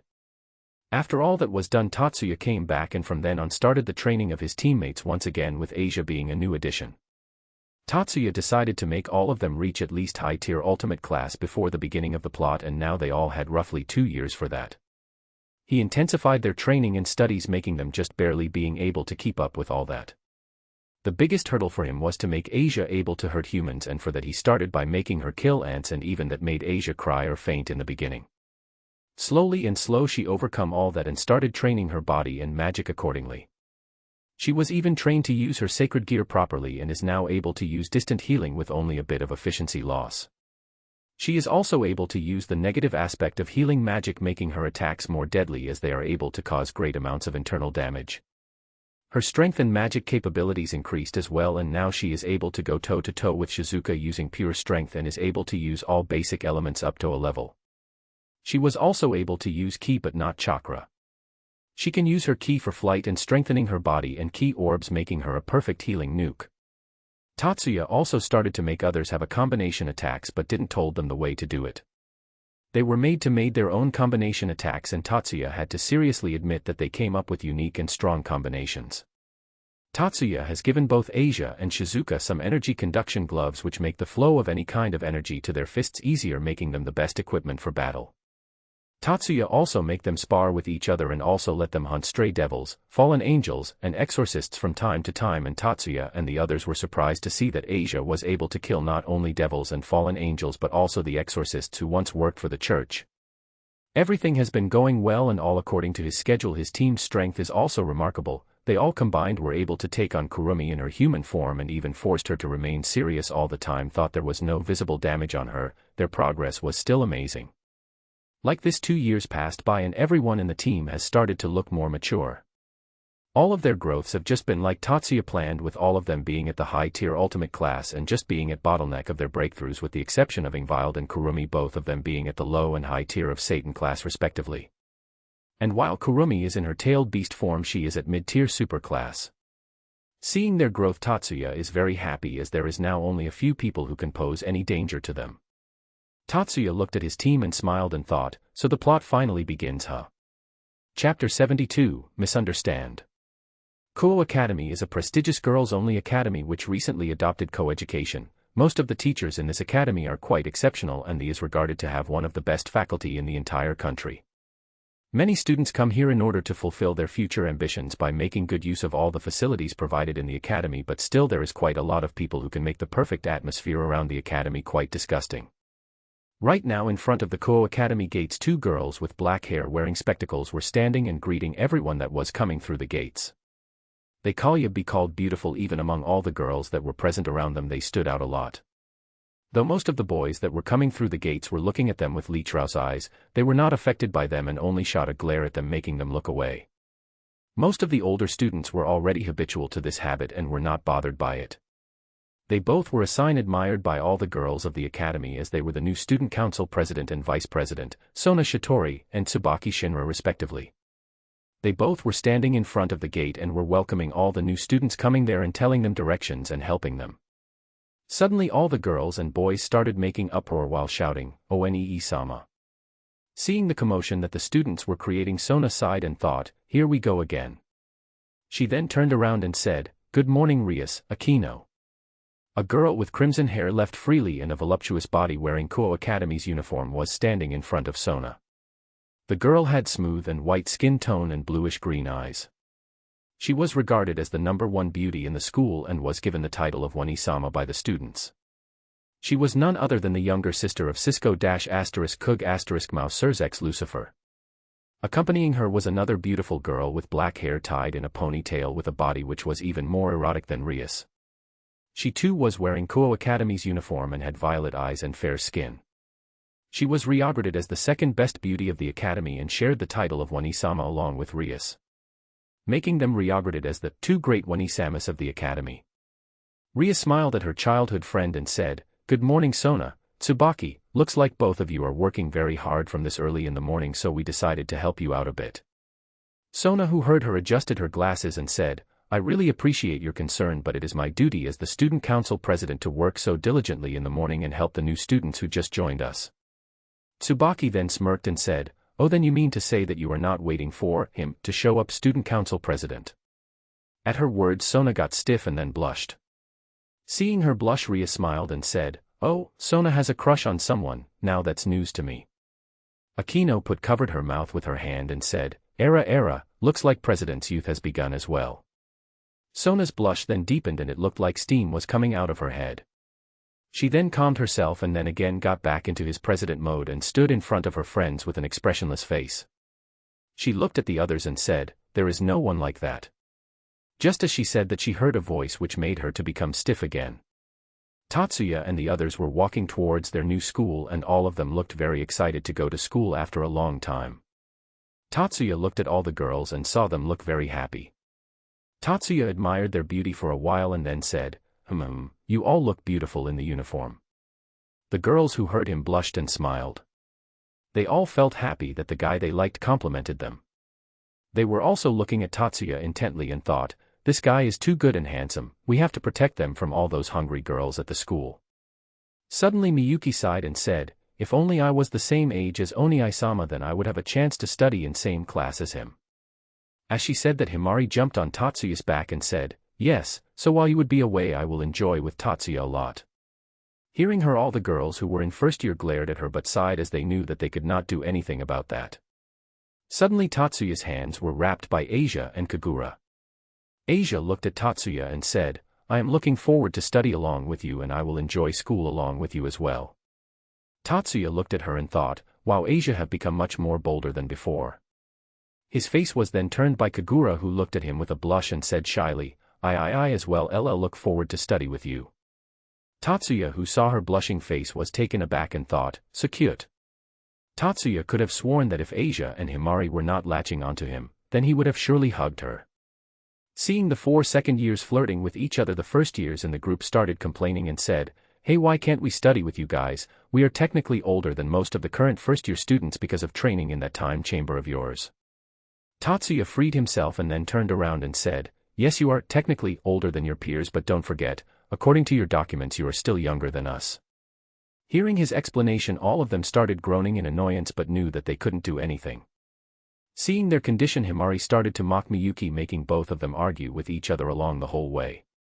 Soon the school came into their view and then Tatsuya noticed Sona and Tsubaki standing there with 2 other girls, whom he recognized by seeing their features. He then raised his hand and said, "Good morning Sotan, how have you been?" Seeing Tatsuya act like that, all the girls with him sighed and thought, here we go again. Sona, who heard his voice calling her by her nickname, made her very embarrassed. Seeing her condition, Tsubaki smiled and said, "And here is the one we have been waiting for."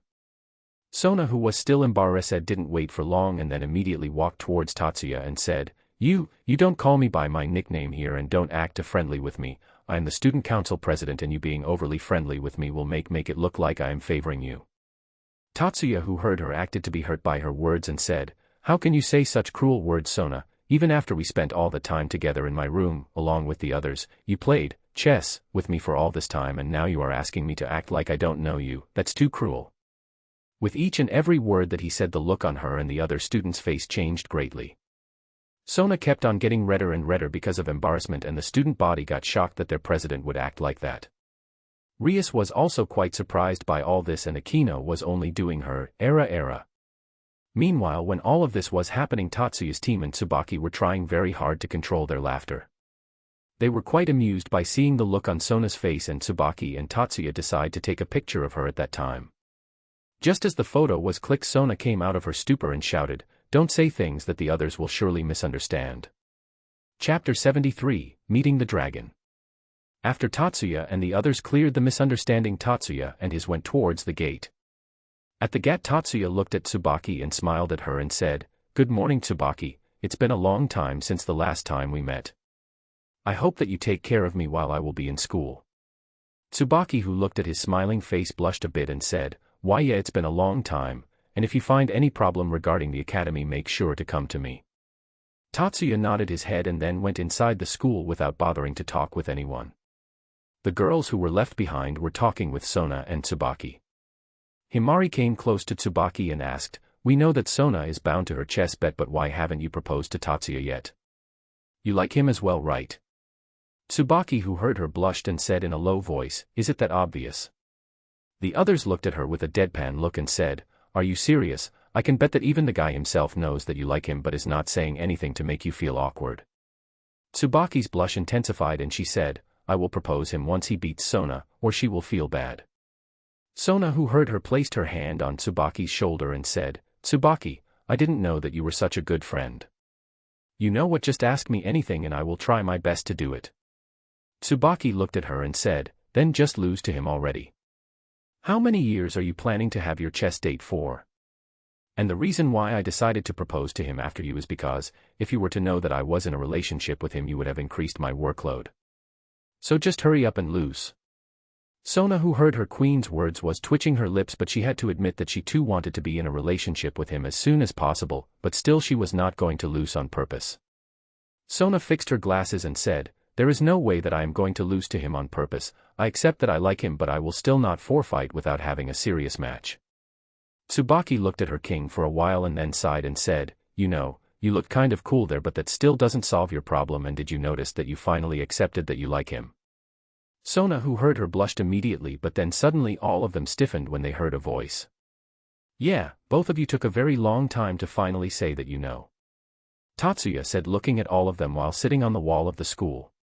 Tatsuya then smiled and said, "The school is about to start, so I came to call all of you, but I didn't expect to hear such a discussion." He then looked at his team and said, "Let's go." His team nodded their head and all of them looked at Sona and Tsubaki and said, "Good luck to both of you," and then left. On the side, Rias and Akino were looking at their friends with an amused expression, and they both were all rugged by Tatsuya, as he didn't even bat an eye to both of them. Rias looked at Sona once again and thought, "There is something about that boy Tatsuya. Does he possess a sacred gear? Well, let's do some spying and find the truth about him." Also, the girls that came with him also seemed to be something. "Looks like I am going to get a ton of new peerage members." She looked at Akino and said, "Find some information about all of them."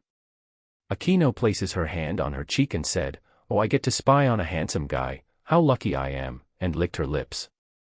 Ria sighed on seeing Akino's antics and then called Sona and Tsubaki to go back to the classes. Tatsuya, who was walking towards his class in between the uproar caused by the girls who were being all kyaa on seeing him, heard Rias's thoughts through his telepathy and muttered, "Try all you want, princess," and kept walking towards the class. Along the way he made everyone clear to not mess with either him or his team, especially the boys who were lusting after the girls. His one glare made them all stiffen up and drench in cold sweat. Tatsuya then entered his class and noticed that all the second years of his team were in his class as well. Tatsuya also noticed that he was in Issei's class after he found 3 guys sitting together and the girls having a good distance away from them.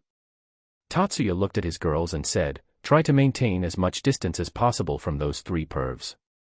The girls looked at the 3 of them and nodded their heads after seeing that they were openly reading an adult magazine. Tatsuya then took the protagonist seat and opened the window to let the breeze come in. The wind coming inside made his hair flutter a bit, adding to his charm, making all the girls and even some of the boys to blush. But still most of the boys who saw that clicked their tongues and said, "Damn, we got another Kiba here. We don't need any more guys, we just need more cute girls." Hey, but don't you think that the girls who came with him were all hot and cute? Yes, some of them had big tits as well. As Tatsuya heard them, he started to release some killing intent on those boys while he kept smiling. The boys who felt the killing intent started to sweat and got scared. They all looked at him, and once they saw his smiling face they all immediately froze up. Tatsuya looked at them still smiling. He then raised his hand, moved it towards his neck and then motioned his thumb to be slashing his neck. All of the boys nodded their heads and looked towards the board. Tatsuya stopped releasing his killing intent, making all of them take a deep breath simultaneously. All the girls who saw that were beyond amazed that he was able to control all the pervs in the class with ease and decided to give him the title of the King of Kuo, about which Tatsuya didn't even give a fuck. Soon the teacher came to the class, and after introducing themselves the classes begun. Soon after the classes began, the while Tatsuya team was beyond bored. They all had already studied all that they will be taught because of the grace of Tatsuya. They all soon stopped listening to the teacher and started to talk to each other through the mental links that he had created for his team. Tatsuya used his telepathy and decided to hear other people's thoughts and was very disappointed that most of the boys in the class were actually fantasizing about something perverted rather than studying. The most he was annoyed was with Issei, who was thinking about swimming in the sea of boobs while shouting OPPAI. Tatsuya sighed, but then he felt a presence inside Issei. He concentrated on it and knew that it was his sacred gear. He concentrated even more and soon entered inside the sacred gear's core and saw a land covered with flames. He then looked around and saw a huge red dragon sleeping there. He then walked towards the dragon and said, "You hop, you awake." The dragon grunted in displeasure but still didn't open his eyes. Seeing that, Tatsuya smiled maliciously and then used his magic to make Drake dream about him being fucked by Albion. Soon Drake woke up in cold sweat and shouted, "No, Albion, you cannot do that, and even if you want to, I will be the dominating one, as I am the dragon of domination, not you." Tatsuya looked at him with a sweat drop and said, "Bro, seriously?" Drake, who heard the voice, looked at Tatsuya and he wanted to explain himself but thought that it would only make matters worse. There was an awkward silence there and Drake decided to break the silence and said, "Who are you, human? Are you my new host?" Tatsuya shook his head and said, "No, I am not your host, I am just currently looking inside the sacred gear." Drake, who heard him, widened his eyes in surprise and said, "You know me?" Tatsuya nodded and said, "Yeah, Albion told me about you once." Drake was even more shocked and asked, "How do you know Albion? Are you his host?" Tatsuya again shook his head and said, "Albion's host is my friend and we have fought quite a few times, so in a sense you can say that I am Albion's friend." "Oh, by the way, I am Tatsuya, nice to meet you." Drake nodded his head and said, "Yeah, nice to meet you as well, I am Drake, the heavenly dragon of domination." Tatsuya then laughed and said, "Yeah, I heard just now when you want to dominate Albion in bed." Drake, who heard him, immediately glared at Tatsuya and said, "That's all happened because I had a nightmare." Tatsuya and Drake then began to talk to each other and Drake started telling him his adventures with his previous hosts and his life when he was alive. Soon a realization hit Drake and he asked, "By the way, do you know who my host is and how strong is he?" Tatsuya, who heard him, nodded his head and said, "Yeah, your host is the biggest pervert ever born, even more perverted than Azazel, and about his strength it would be better that you didn't ask." Drake, who heard him, looked at Tatsuya and said, "Hey, he cannot be that bad." Tatsuya looked at him and said, "He has been dreaming of swimming in a sea of tits while shouting OPPAI since before the time we started to talk to each other and is still dreaming about that." Hearing him, Drake didn't know what to say and kept his mouth shut. Chapter 74, Knight and Cat. After a while Drake calmed down and they again started to talk to each other. Soon the bell rang announcing that the break had begun. Tatsuya looked at Drake and said, "Well Drake, let's talk later, I would have to leave for now." Drake also stood up and said, "See you later my new friend, and let's have a spar the next time you come. It has been a long time since I met someone and by how you described my current host it does not look like he would be able to awaken my power anytime soon." Tatsuya only gave him a helpless smile and then left the sacred gear's core. He then came back to consciousness and saw that the teacher was leaving the classroom. He then stood up and was about to ask the others where to go to have their lunch, but before he was able to, he was suddenly surrounded by a lot of girls who started to ask him various questions. The other girls of his team who saw this sighed as they knew that this will happen. Tatsuya gave them a helpless smile and gave them a telepathic message to find a place and he would come later. Tatsuya then talked to the girls for a while and tried to answer most of the questions as possible. Soon he started to get a bit annoyed by them and decided to take shelter inside the men's restroom. Inside the restroom he met another person who seemed to have been experiencing from the same conditions as him. The boy looked at Tatsuya and gave him a helpless smile, to which Tatsuya replied with one as well. The boy who was with Tatsuya inside the restroom was also known to him. The boy was handsome and had short blonde hair complemented with his fair skin. He had a small mole under his left eye and his eyes were bluish-gray. Tatsuya had seen this guy countless times in the anime, and he had to admit that he lived up to the reputation of being called the Prince of Kuo. He was none other than Kiba Yudo, the Knight of Rias Gremory. Both of them introduces themselves and talk to each other for a while. Kiba also taught Tatsuya ways to evade most situations when the girls trouble him, to which he was very grateful. Meeting a person who have similar trouble as him made Kiba feel a bit of companionship with him, and they quickly became friends. Tatsuya was happy as well because he had only few male friends, and having one who is not perverted in a school full of perverts was a perk in itself. They soon left the bathroom together and walked in the corridor talking to each other. Most of the girls who saw them interacting with each other started to make weird fantasies about both of them, making both of them feel uncomfortable hearing to their comments. Tatsuya and Kiba then exchanged contact information and soon both of them parted ways. Kiba was going to the occult research club and Tatsuya was going to the rooftop where he felt that others were. Tatsuya opened the gate of the rooftop and saw all of them sitting there talking to each other, but they were not alone. To his surprise, there was also a wit-haired loli whom he recognized. The girl as mentioned was a cute loli with white hair and golden eyes. She looked quite frail and weak and gave the feeling of wanting to protect her, but she was quite a hard hitter, packing some immense brute strength and can pummel any human she wants. She liked sweets and hated perverts a lot. She was Kaneko Tujo, or Chiron as called by her elder sister Kuroka. Tatsuya approached them and greeted all of them.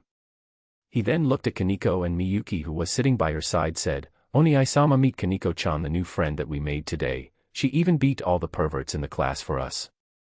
Tatsuya looked at her with a smile and said, "I am Tatsuya Shiba, nice to meet you. And I am very grateful that you helped my girls against perverts." Kaneko nodded her head and said emotionlessly, "Nice to meet you as well, I am Kaneko Tujo. I heard a lot about you from these four, in fact I only heard about you from them." Tatsuya looked at them, who looked away in embarrassment except Miyuki, who was puffing her chest and looked proud. All the others around her looked at her with sweat drop and decided to ignore it. Tatsuya then sat down and started to have lunch with them as well. Soon Himari and the others took out their desserts and placed it in between. Seeing the sweets in front of her, Kaneko's eyes brightened up. Tatsuya looked at her and chuckled, making her look away with a blush. Tatsuya then smiled and said, Sorry, you can have one as well, Kaneko-chan. Accept it as my apology." Kaneko, who heard him, gave a small smile and moved her hand towards the dessert, but before she was able to grab the one she wanted, it disappeared from its spot, making her widen her eyes in surprise and others sighing. Tatsuya was then seen standing with a coffee jelly in his hand, and he said, "Sorry Kaneko-chan, but coffee jelly is always mine, you can have something else," and started eating it. Kaneko, who saw the sudden change in Tatsuya's behavior, was beyond shocked. She then looked at others while pointing her finger at Tatsuya and asked, "Is he always like that?" To which they all replied, "Only when it comes to coffee jelly." Kaneko was looking at him weirdly, and Tatsuya, who saw her expression, sighed and then scooped out some coffee jelly and put the spoon in her mouth and said, "It's only the first and last time, don't expect me to share it from now on," and started eating again. All of them who saw him do that was shocked. Kaneko, who just ate the coffee jelly, put her hands on her lips and muttered while blushing, "It was an indirect kiss. It was an indirect kiss. It was an indirect kiss." The others looked at Kaneko with a shocked expression, and all of them shouted at once, "Onii-sama/Tatsuya/Tatsuya san shared his coffee jelly." As soon as they shouted that, they all heard Kurumi's and Shizuka's voice over the telepathic link, which said, "WHAAAT." Kaneko looked at the girls weirdly and said with her cold expression, "You all are shocked about that." Chapter 75, Yuri Harem. After that day his school life went forward. Every day he would enter the class amongst the uproar caused by the girls, and then went talk and spar with Drake inside his sacred gear. And during their spar, Drake was easily beaten by him, though he still didn't show him his true power.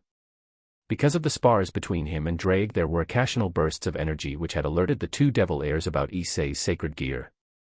After that he would spend his break either with Kiba or his girls and Kaneko. He also spars with Kiba sometimes in the kendo hall and easily overwhelms him, making Rias take more and more interest in him. Tatsuya also noticed that Akino had already started stalking him and it was too hard for him to control his girls to not take care of her and explain them what she was doing. Though they were displeased on being stalked, they still decided to follow his instructions and didn't mess with Rias and her group, and Kaneko was their friend as well. Kaneko has also approved of him being near him and did not act too cold in his presence. Seeing this, many of her male admirers also tried to get close to her only to be instantly shot down because of them being a pervert. Tatsuya also handled the pervert trio after they tried to peep in the changing room in which Miyuki and the others were changing and implanted fear in their hearts. Though they still tried peek around the rooms where none of Tatsuya's acquaintance were present. During all this time, Rias tried to approach him only to be blocked by the girls of his team. Tatsuya also felt the presence of many fallen angels in the town but decided to keep quiet about it as he was not responsible for the town and it was the work of the Devil Heirs. But from this he came to know that the events would be beginning soon. Today is their long-awaited weekend and right now Tatsuya is working inside his restaurant and suddenly the door opened and the customers who came were his acquaintance. Tatsuya looked towards his customers and said, "Oh, Sotan and Tsubaki. Nice meeting you on the weekend." Sona, who heard him call her by his nickname, blushed and said, "Tatsuya, as I remember I told you not to call me by my nick dash." But before she was able to finish, Tatsuya interjected her and said, I remember what you told me. You told me not to call you by your nickname in school, and by any way I look at it, we are not in school. Right so? Tan." Sona, who heard his reasoning, blushed even harder but was not able to retort. She grumbled for a bit and then went ahead to take her seat. Along with her, many more girls with her as well. Tatsuya looked at them and then at Tsubaki and asked, "And they are?" Tsubaki, who heard his question, pointed at the girls and said, "Oh, they're the new student council members. We came here to celebrate their joining the peerage." The girls, who heard Tsubaki telling Tatsuya about joining Sona's peerage, were shocked and whispered, "Is it all right, Vice President? Telling him about devils?" Tatsuya looked at them and smiled and said, "You don't have to worry about that. I know about the supernatural world from a long time, and I also know that she is the Citri heiress." After that, all of them introduced themselves to him and he did the same. He then eyed each of them and thought, "So Saji has not joined yet, huh?" Tsubaki, who saw him looking at each of the girls there, pouted a bit and asked, "What are you thinking, Tatsuya?" Tatsuya looked at her and said, "Nothing, just thinking that these are the new members of Sona's Yuri harem, that's all." Hearing his words, all of the team members other than Tsubaki got surprised and asked, "Do you mean Sona-sama is into girls?" Tatsuya, who saw them taking the bait, internally smirked and said, "Yes, don't you know, she is a massive pervert who plays around with girls from time to time. In fact, she has not even left her older sister and she even have her fun with her from time to time at my home, and she told me that she will make her peerage as a harem."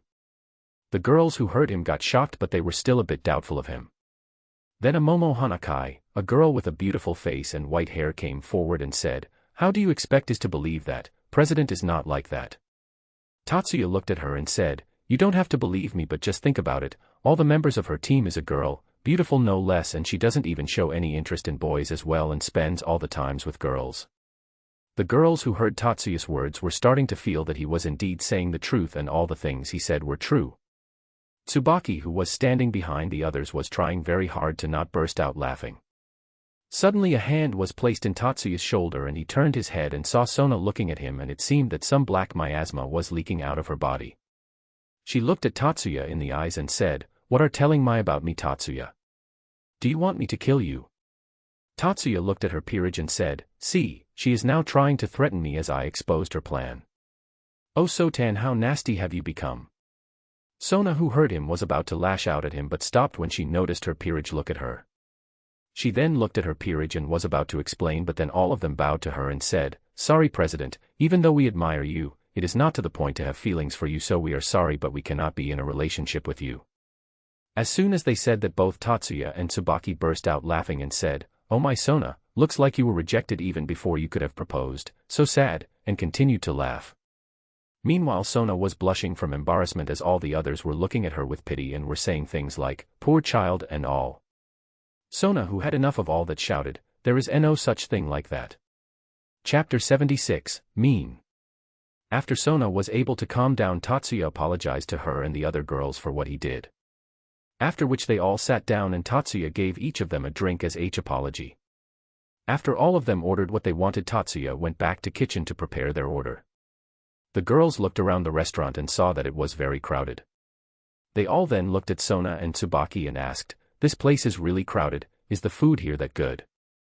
Sona and Tsubaki both nodded their head and Tsubaki said, "Yeah, when it comes to cooking even the Citri family chefs are even close to his skill." Hearing her they all got shocked as they had eaten with Sona in the Citri house and they all thought that the food there was very good, and now hearing that Tatsuya's cooking is even better than them, they were very excited. Sona then crossed her arms and closed her eyes and said with a displeased expression, "Even though his food is very good, he is still the meanest person in the whole world." The girls who heard her gave her a wry smile and then started talking to each other. Soon Tatsuya came out of the kitchen with their order and placed it on their table and left. All of them looked at the food served in front of them and were amazed by its appearance and the aroma it was giving. All of them then took a gulp and then started eating their food. After just taking the first bite all of them had a foodgasm, even Sona and Tsubaki who had eaten his food a lot of times were resistant to that. They all then kept on eating without even bothering to talk with each other and soon finished their food. After eating the food that they had eaten, they were still not satisfied and decided to order once again. Soon they all finished eating and sat back on the chairs comfortably with slightly bulging tummies. One of the girls named Rhea then looked at Momo and said, "That was the best food that I ever had." Momo smiled and nodded her head in approval and all of them began talking again. Tatsuya then came and said, "I hope that you enjoyed the food," and then placed the bill in front of Sona. All the girls then started talking to him and praising him for the food which made Tatsuya very happy. Sona took a glance at the bill and then started searching for her wallet inside her handbag. After searching for a while she was not able to find hers and thought, "Looks like I dropped it on the way." Tatsuya then looked at Sona and asked, "What happened, Sona? You look a bit pale." Sona who heard him gave a fake smile which was not able to convince any of them and said, "Nothing happened, I am all right." Tatsuya then placed his head on her forehead for a while and then said, "It doesn't seem that you have a fever." He then looked at her in the eye making her already blushing face even redder and said, "Tell me if you are feeling unwell." Sona who heard his worried voice blushed and said timidly, I am not feeling ill, it's just that I lost my purse and would not be able to pay." Tatsuya who heard her had a sudden change of feeling. Previously he was feeling worried but after hearing her his feeling immediately changed to that of mischievousness. He internally smirked and thought, "I can take money fro her later. But where is fun in that?" He then looked at her and then said, "No problem, you can pay me the next time we meet." Sona who heard him felt happy but her happy expression suddenly changed when Tatsuya said, "But to see the great Sona Citri owe some money to me, now that's a first." Sona who heard him went to her Citri mode and said, "There is no way I can accept that, I will rather work here to pay up than owe someone." Tatsuya who heard her declaration showed an evil smile and said, "I accept that the heiress of the Citri house will not go back on her word." Sona who saw his evil smile wanted to deny it but still nodded her head with a frustrated expression. Tatsuya then looked at them and said, "Wait for a bit and I will check what position to give you to work." Tatsuya then left them making all of them sigh. They all looked at Sona and said, "President, how can you easily fall for his tricks even after you are so smart?" Sona who heard them clenched her fists and then banged her head on the table and said, "I hate him." Tatsuya then went to the kitchen, took out his phone and called someone and said, "Hey, how have you been? See, there is something that I want to talk with you, can you come here?" "Oh, that's great, it's about business and I assure you that you will surely be happy to have business with me." "Okay, I will wait for you." Tatsuya then ended the call and smirked and said, This will be so fun." After waiting for a while the door of the restaurant opened again and came a black-haired two-tailed beautiful girl in a magical girl cosplay. The Citri group looked at her and immediately looked away. The person who came just now was none other than Seraphal Leviathan, the older sister of Sona. As soon as Seraphal entered she felt a jolt pass through her body and she said, "Sotan is nearby." My Sotan sense just tingled. She then started looking around and then her gaze fell on the Citri group's table much to their displeasure. She immediately rushed towards Sona and hugged her and said, "Sotan, I missed you so much." Sona, who was suddenly hugged by her sister, started to struggle and said, "Wani-sama, not in public, and what are you doing here?" Before she was able to answer, Tatsuya came and said, "I called her." She glared at Tatsuya and said, "Why?" Tatsuya looked at her indifferently and said, "Why?" "To help you, of course." Seraphal, who heard him, looked at Tatsuya and asked, "Help? What happened to Sotan? Is there someone who is being mean to her? I will kill that person." Tatsuya calmed Serafal and then told her what was the situation. Serafal, who heard him, nodded her head and said, "There is no problem, I can pay in her stead." Sona, who heard her, shook her head and said, "No, Wani-sama, I will not accept your help. I have already decided to work here to pay my debt on the Pride of Citri name." Serafal wanted to argue, but Tatsuya placed his hand on her shoulder and said, "You should not force her if she had already swore on her name, rather let's talk about the thing that talked about on the phone." Serafal, who heard him, finally remembered and said, "Yeah, what business you wanted to have with me?" Tatsuya looked at her and said, "I want you to sponsor an event in this restaurant." All the girls who heard him were shocked, and then Serafal said, "Even if I sponsor you, then how will I profit? As you know, I cannot put my name as advertisement in here, or others will know that I come here and will try something against me." Hearing him, Tatsuya smiled and said, "Oh, you will surely profit, because the theme of the event which I asking you to host would be magical girls." As soon as they heard him, the girls of Sona Peerage and Sona realized what Tatsuya was doing and were sweating. Sona looked at her sister and said, "Wani-sama, you should be get going, there is a lot of work that must be left right." Serafal ignored her and looked at Tatsuya and asked, "Then explain me, how will the event benefits me?" Tatsuya smirked and said, "You see, the great Citri heiress who was unable to pay her bill promised to work here to pay off the bill, and if you sponsor the event, I promise to make her work as a waitress wearing magical girl outfit, and you can click all the pictures and videos you want." Sona, who heard this, was pale and looked at her sister's back and said, "Wani-sama, maybe I will accept your money for now, after all you were a Citri as well." Serafal turned around and placed her hand on Sona's shoulder and said with blood coming out of her nose, "Soten, make sure to work hard," and then looked at Tatsuya and shook his hand, confirming the deal. Tatsuya looked at Sona with a smile on his face and said, "Which color would you like to wear?" Sona looked at him and said, "Why are you doing this?" Tatsuya made a confused face and said, Isn't this expected from me? After all, I am mean, aren't I?" All of the Citri group had the same thought. He heard her. Tatsuya then winked at her and said, "Checkmate." Sona, who heard her, looked at him and her nosebleeding sister and shouted, "I hate you both." Chapter 77, Lose. After the deal between Tatsuya and Serafal was done, much to Sona's dismay, all the other members of her peerage and Tatsuya's team decided to join her as well. Serafal was busy taking pictures and videos of Sona while also preventing perverts from anywhere being near them. Tatsuya, who was looking at the scene in his restaurant while his clones were working, was enjoying a lot. The magical girl dress that he had given them was looking good on them, and he was quite glad that Sona forgot her wallet. Sona was embarrassed wearing the magical girl outfit and was even more angry when she saw her sister taking pictures of her while blood dripped from her nose while she was walking around the restaurant. She then looked at Tatsuya, who was admiring all of them with a pleasant smile on his face, and felt quite complicated. On one hand, she was angry at him for setting him up, but on the other, she was happy that he was enjoying looking at her when she wore that costume.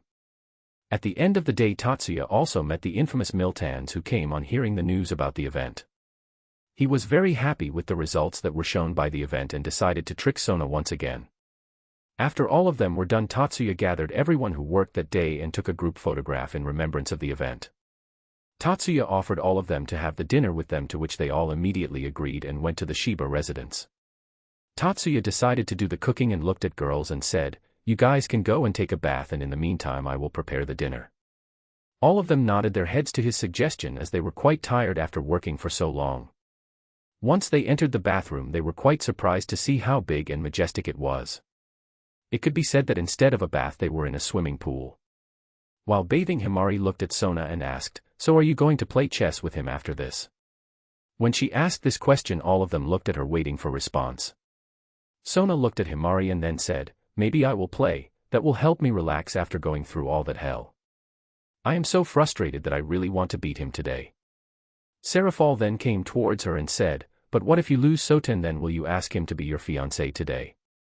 Sona, who heard her sister say that, immediately blushed and put her head under the water.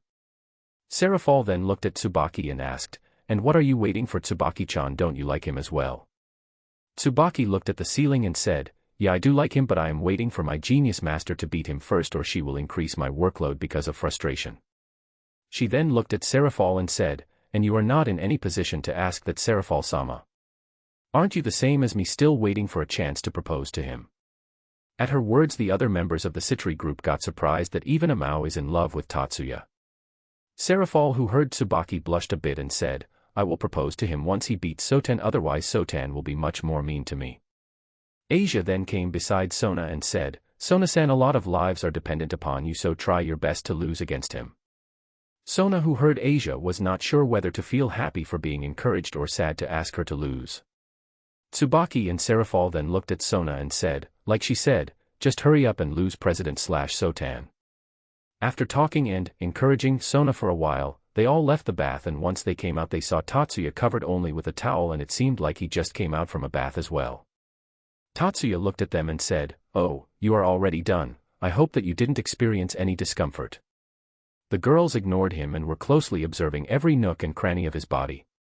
Some of them even had blood dripping from their nose, and when Tatsuya looked at them and then hugged his body and said, oi perverts, turn around. When he said that, all of them blushed and turned around, asked, what are you doing here naked? Tatsuya looked at her weirdly and said, just came out after taking a bath in the other bathroom.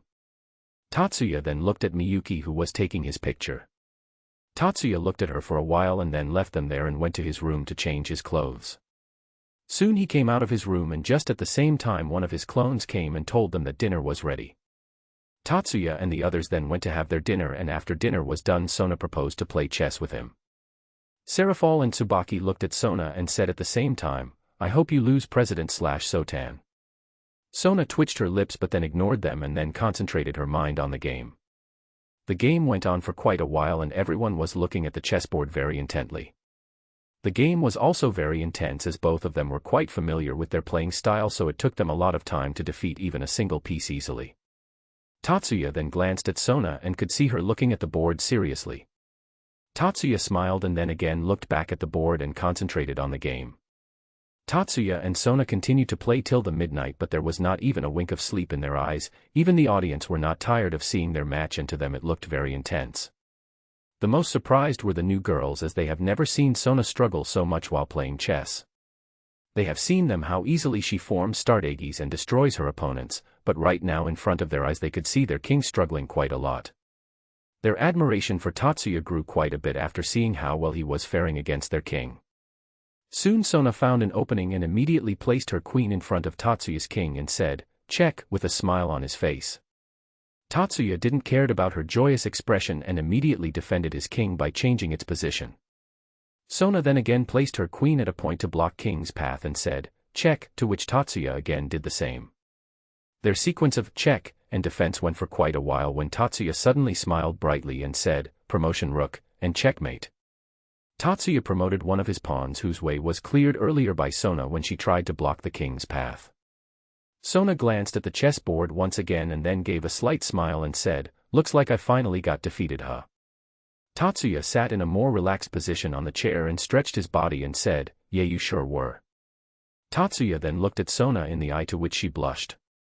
All of the new peerage members were looking at her intently and were waiting for their king to propose. Sona looked at Tatsuya and said, Tatsuya, will you dash? But before she was able to finish, Serafal and Tsubaki pushed her aside and said, Tatsuya/Tatsuya-chan, please be my boyfriend. Tatsuya was dumbfounded by their action and didn't say anything.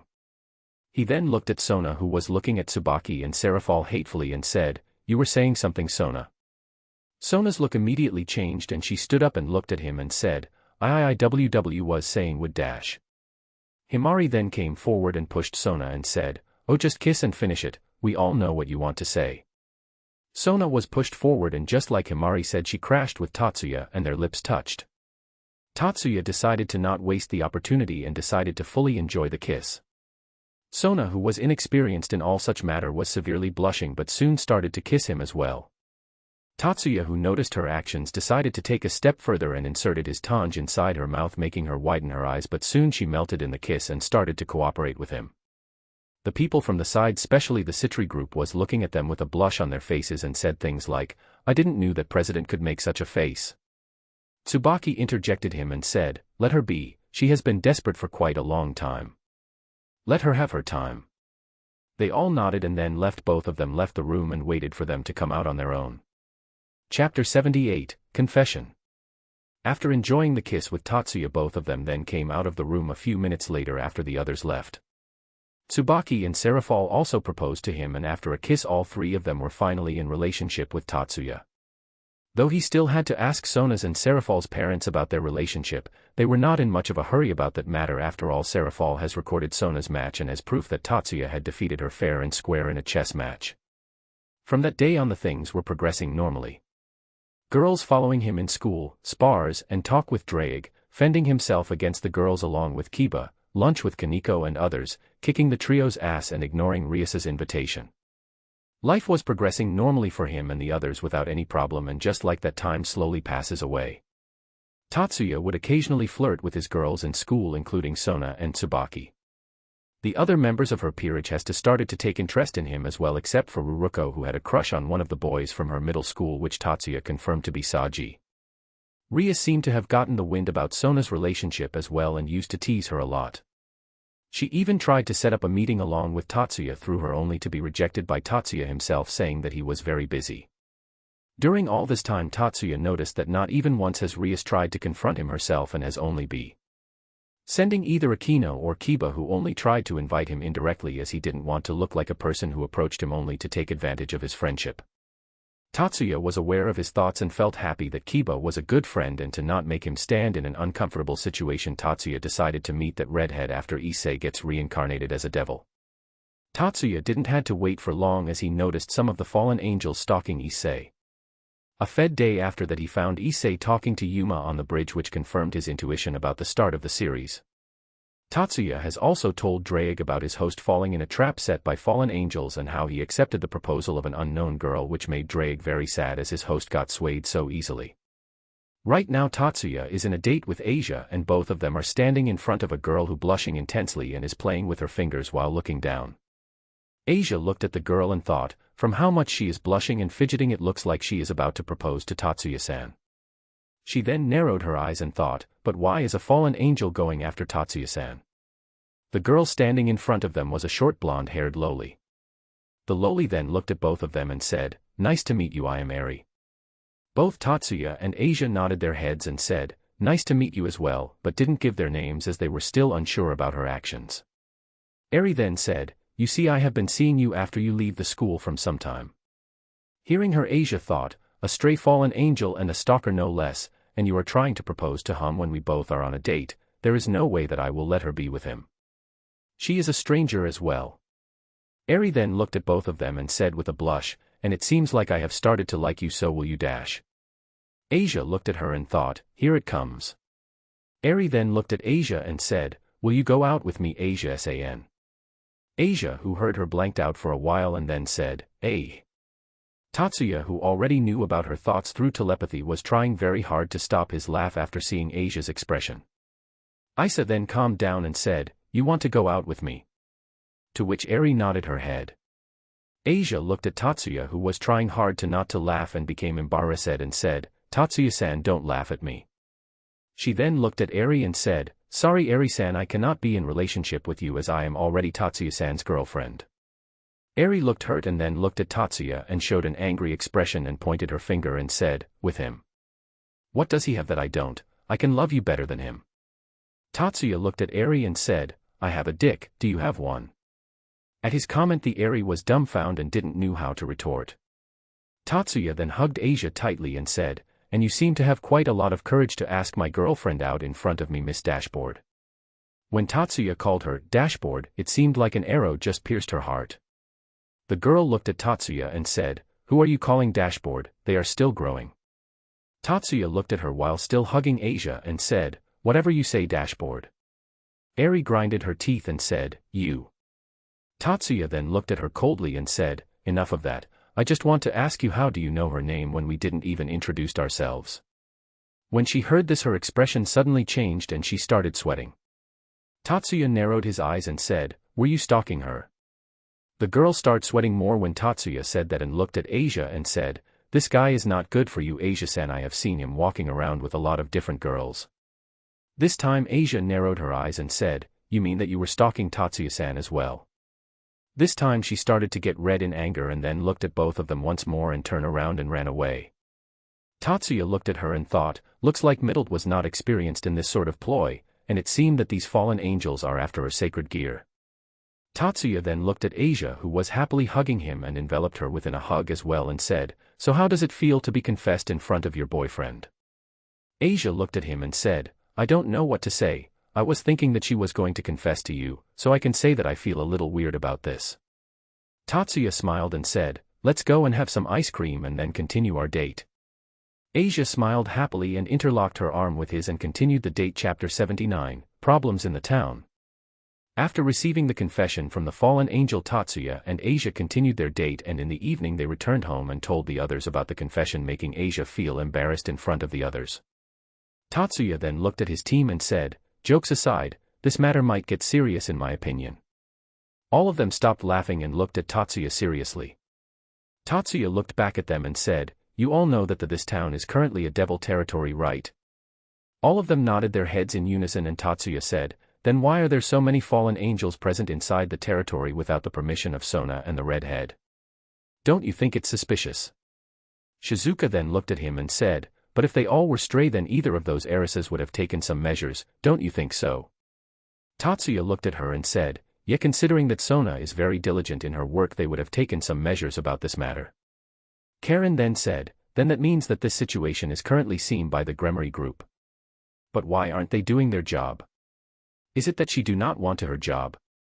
Tatsuya closed his eyes and said, I think it is not like that she don't want to do this. It is just that she is hesitating. Her group is not that large, and even if all of them are quite powerful compared to the fallen angels, they still outnumber them. Though I think they would be more than enough for them, they are hesitating as this job is a bit difficult and the reward might not be that great for them to do this. Tatsuya then stopped speaking and thought, in the original anime she only decided that it was worth exterminating the fallen angels only after she learnt that she might have a chance to recruit Asia to her peerage. All the other times she only said that it could lead to serious political matters and then lead to war. He then sighed and said, that girl is too troublesome.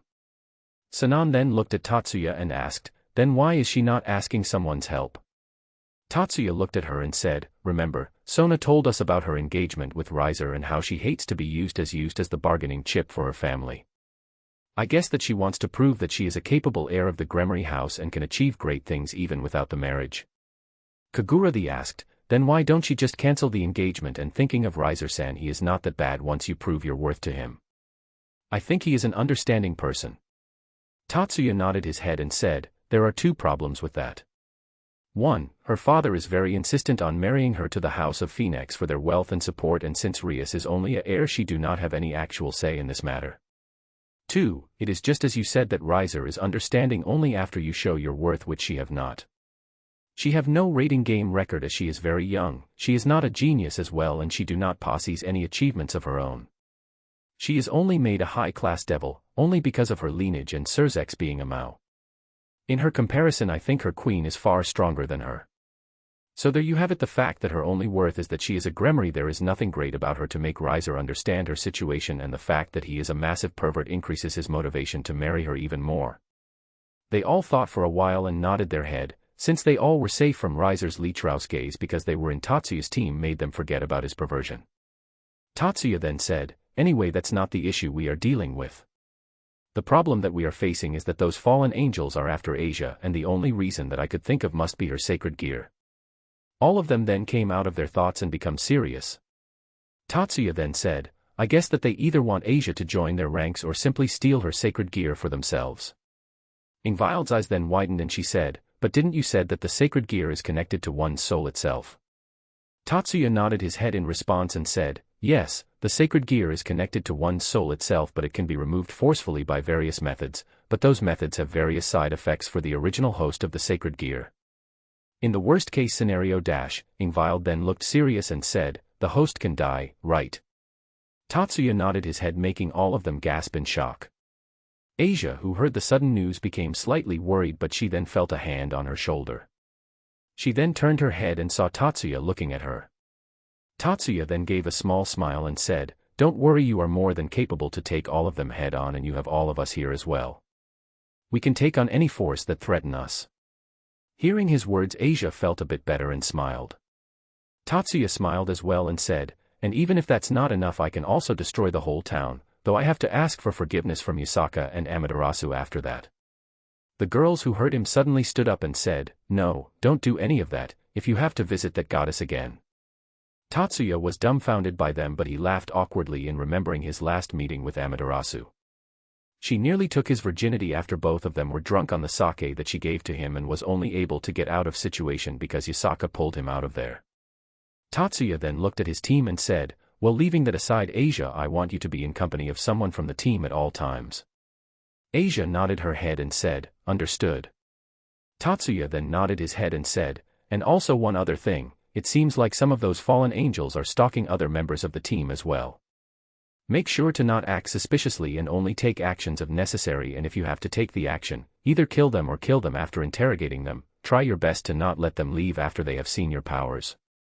All of them nodded their heads and Tatsuya said, "Okay, now go and have some rest, we have school in the morning," and all of them left to sleep.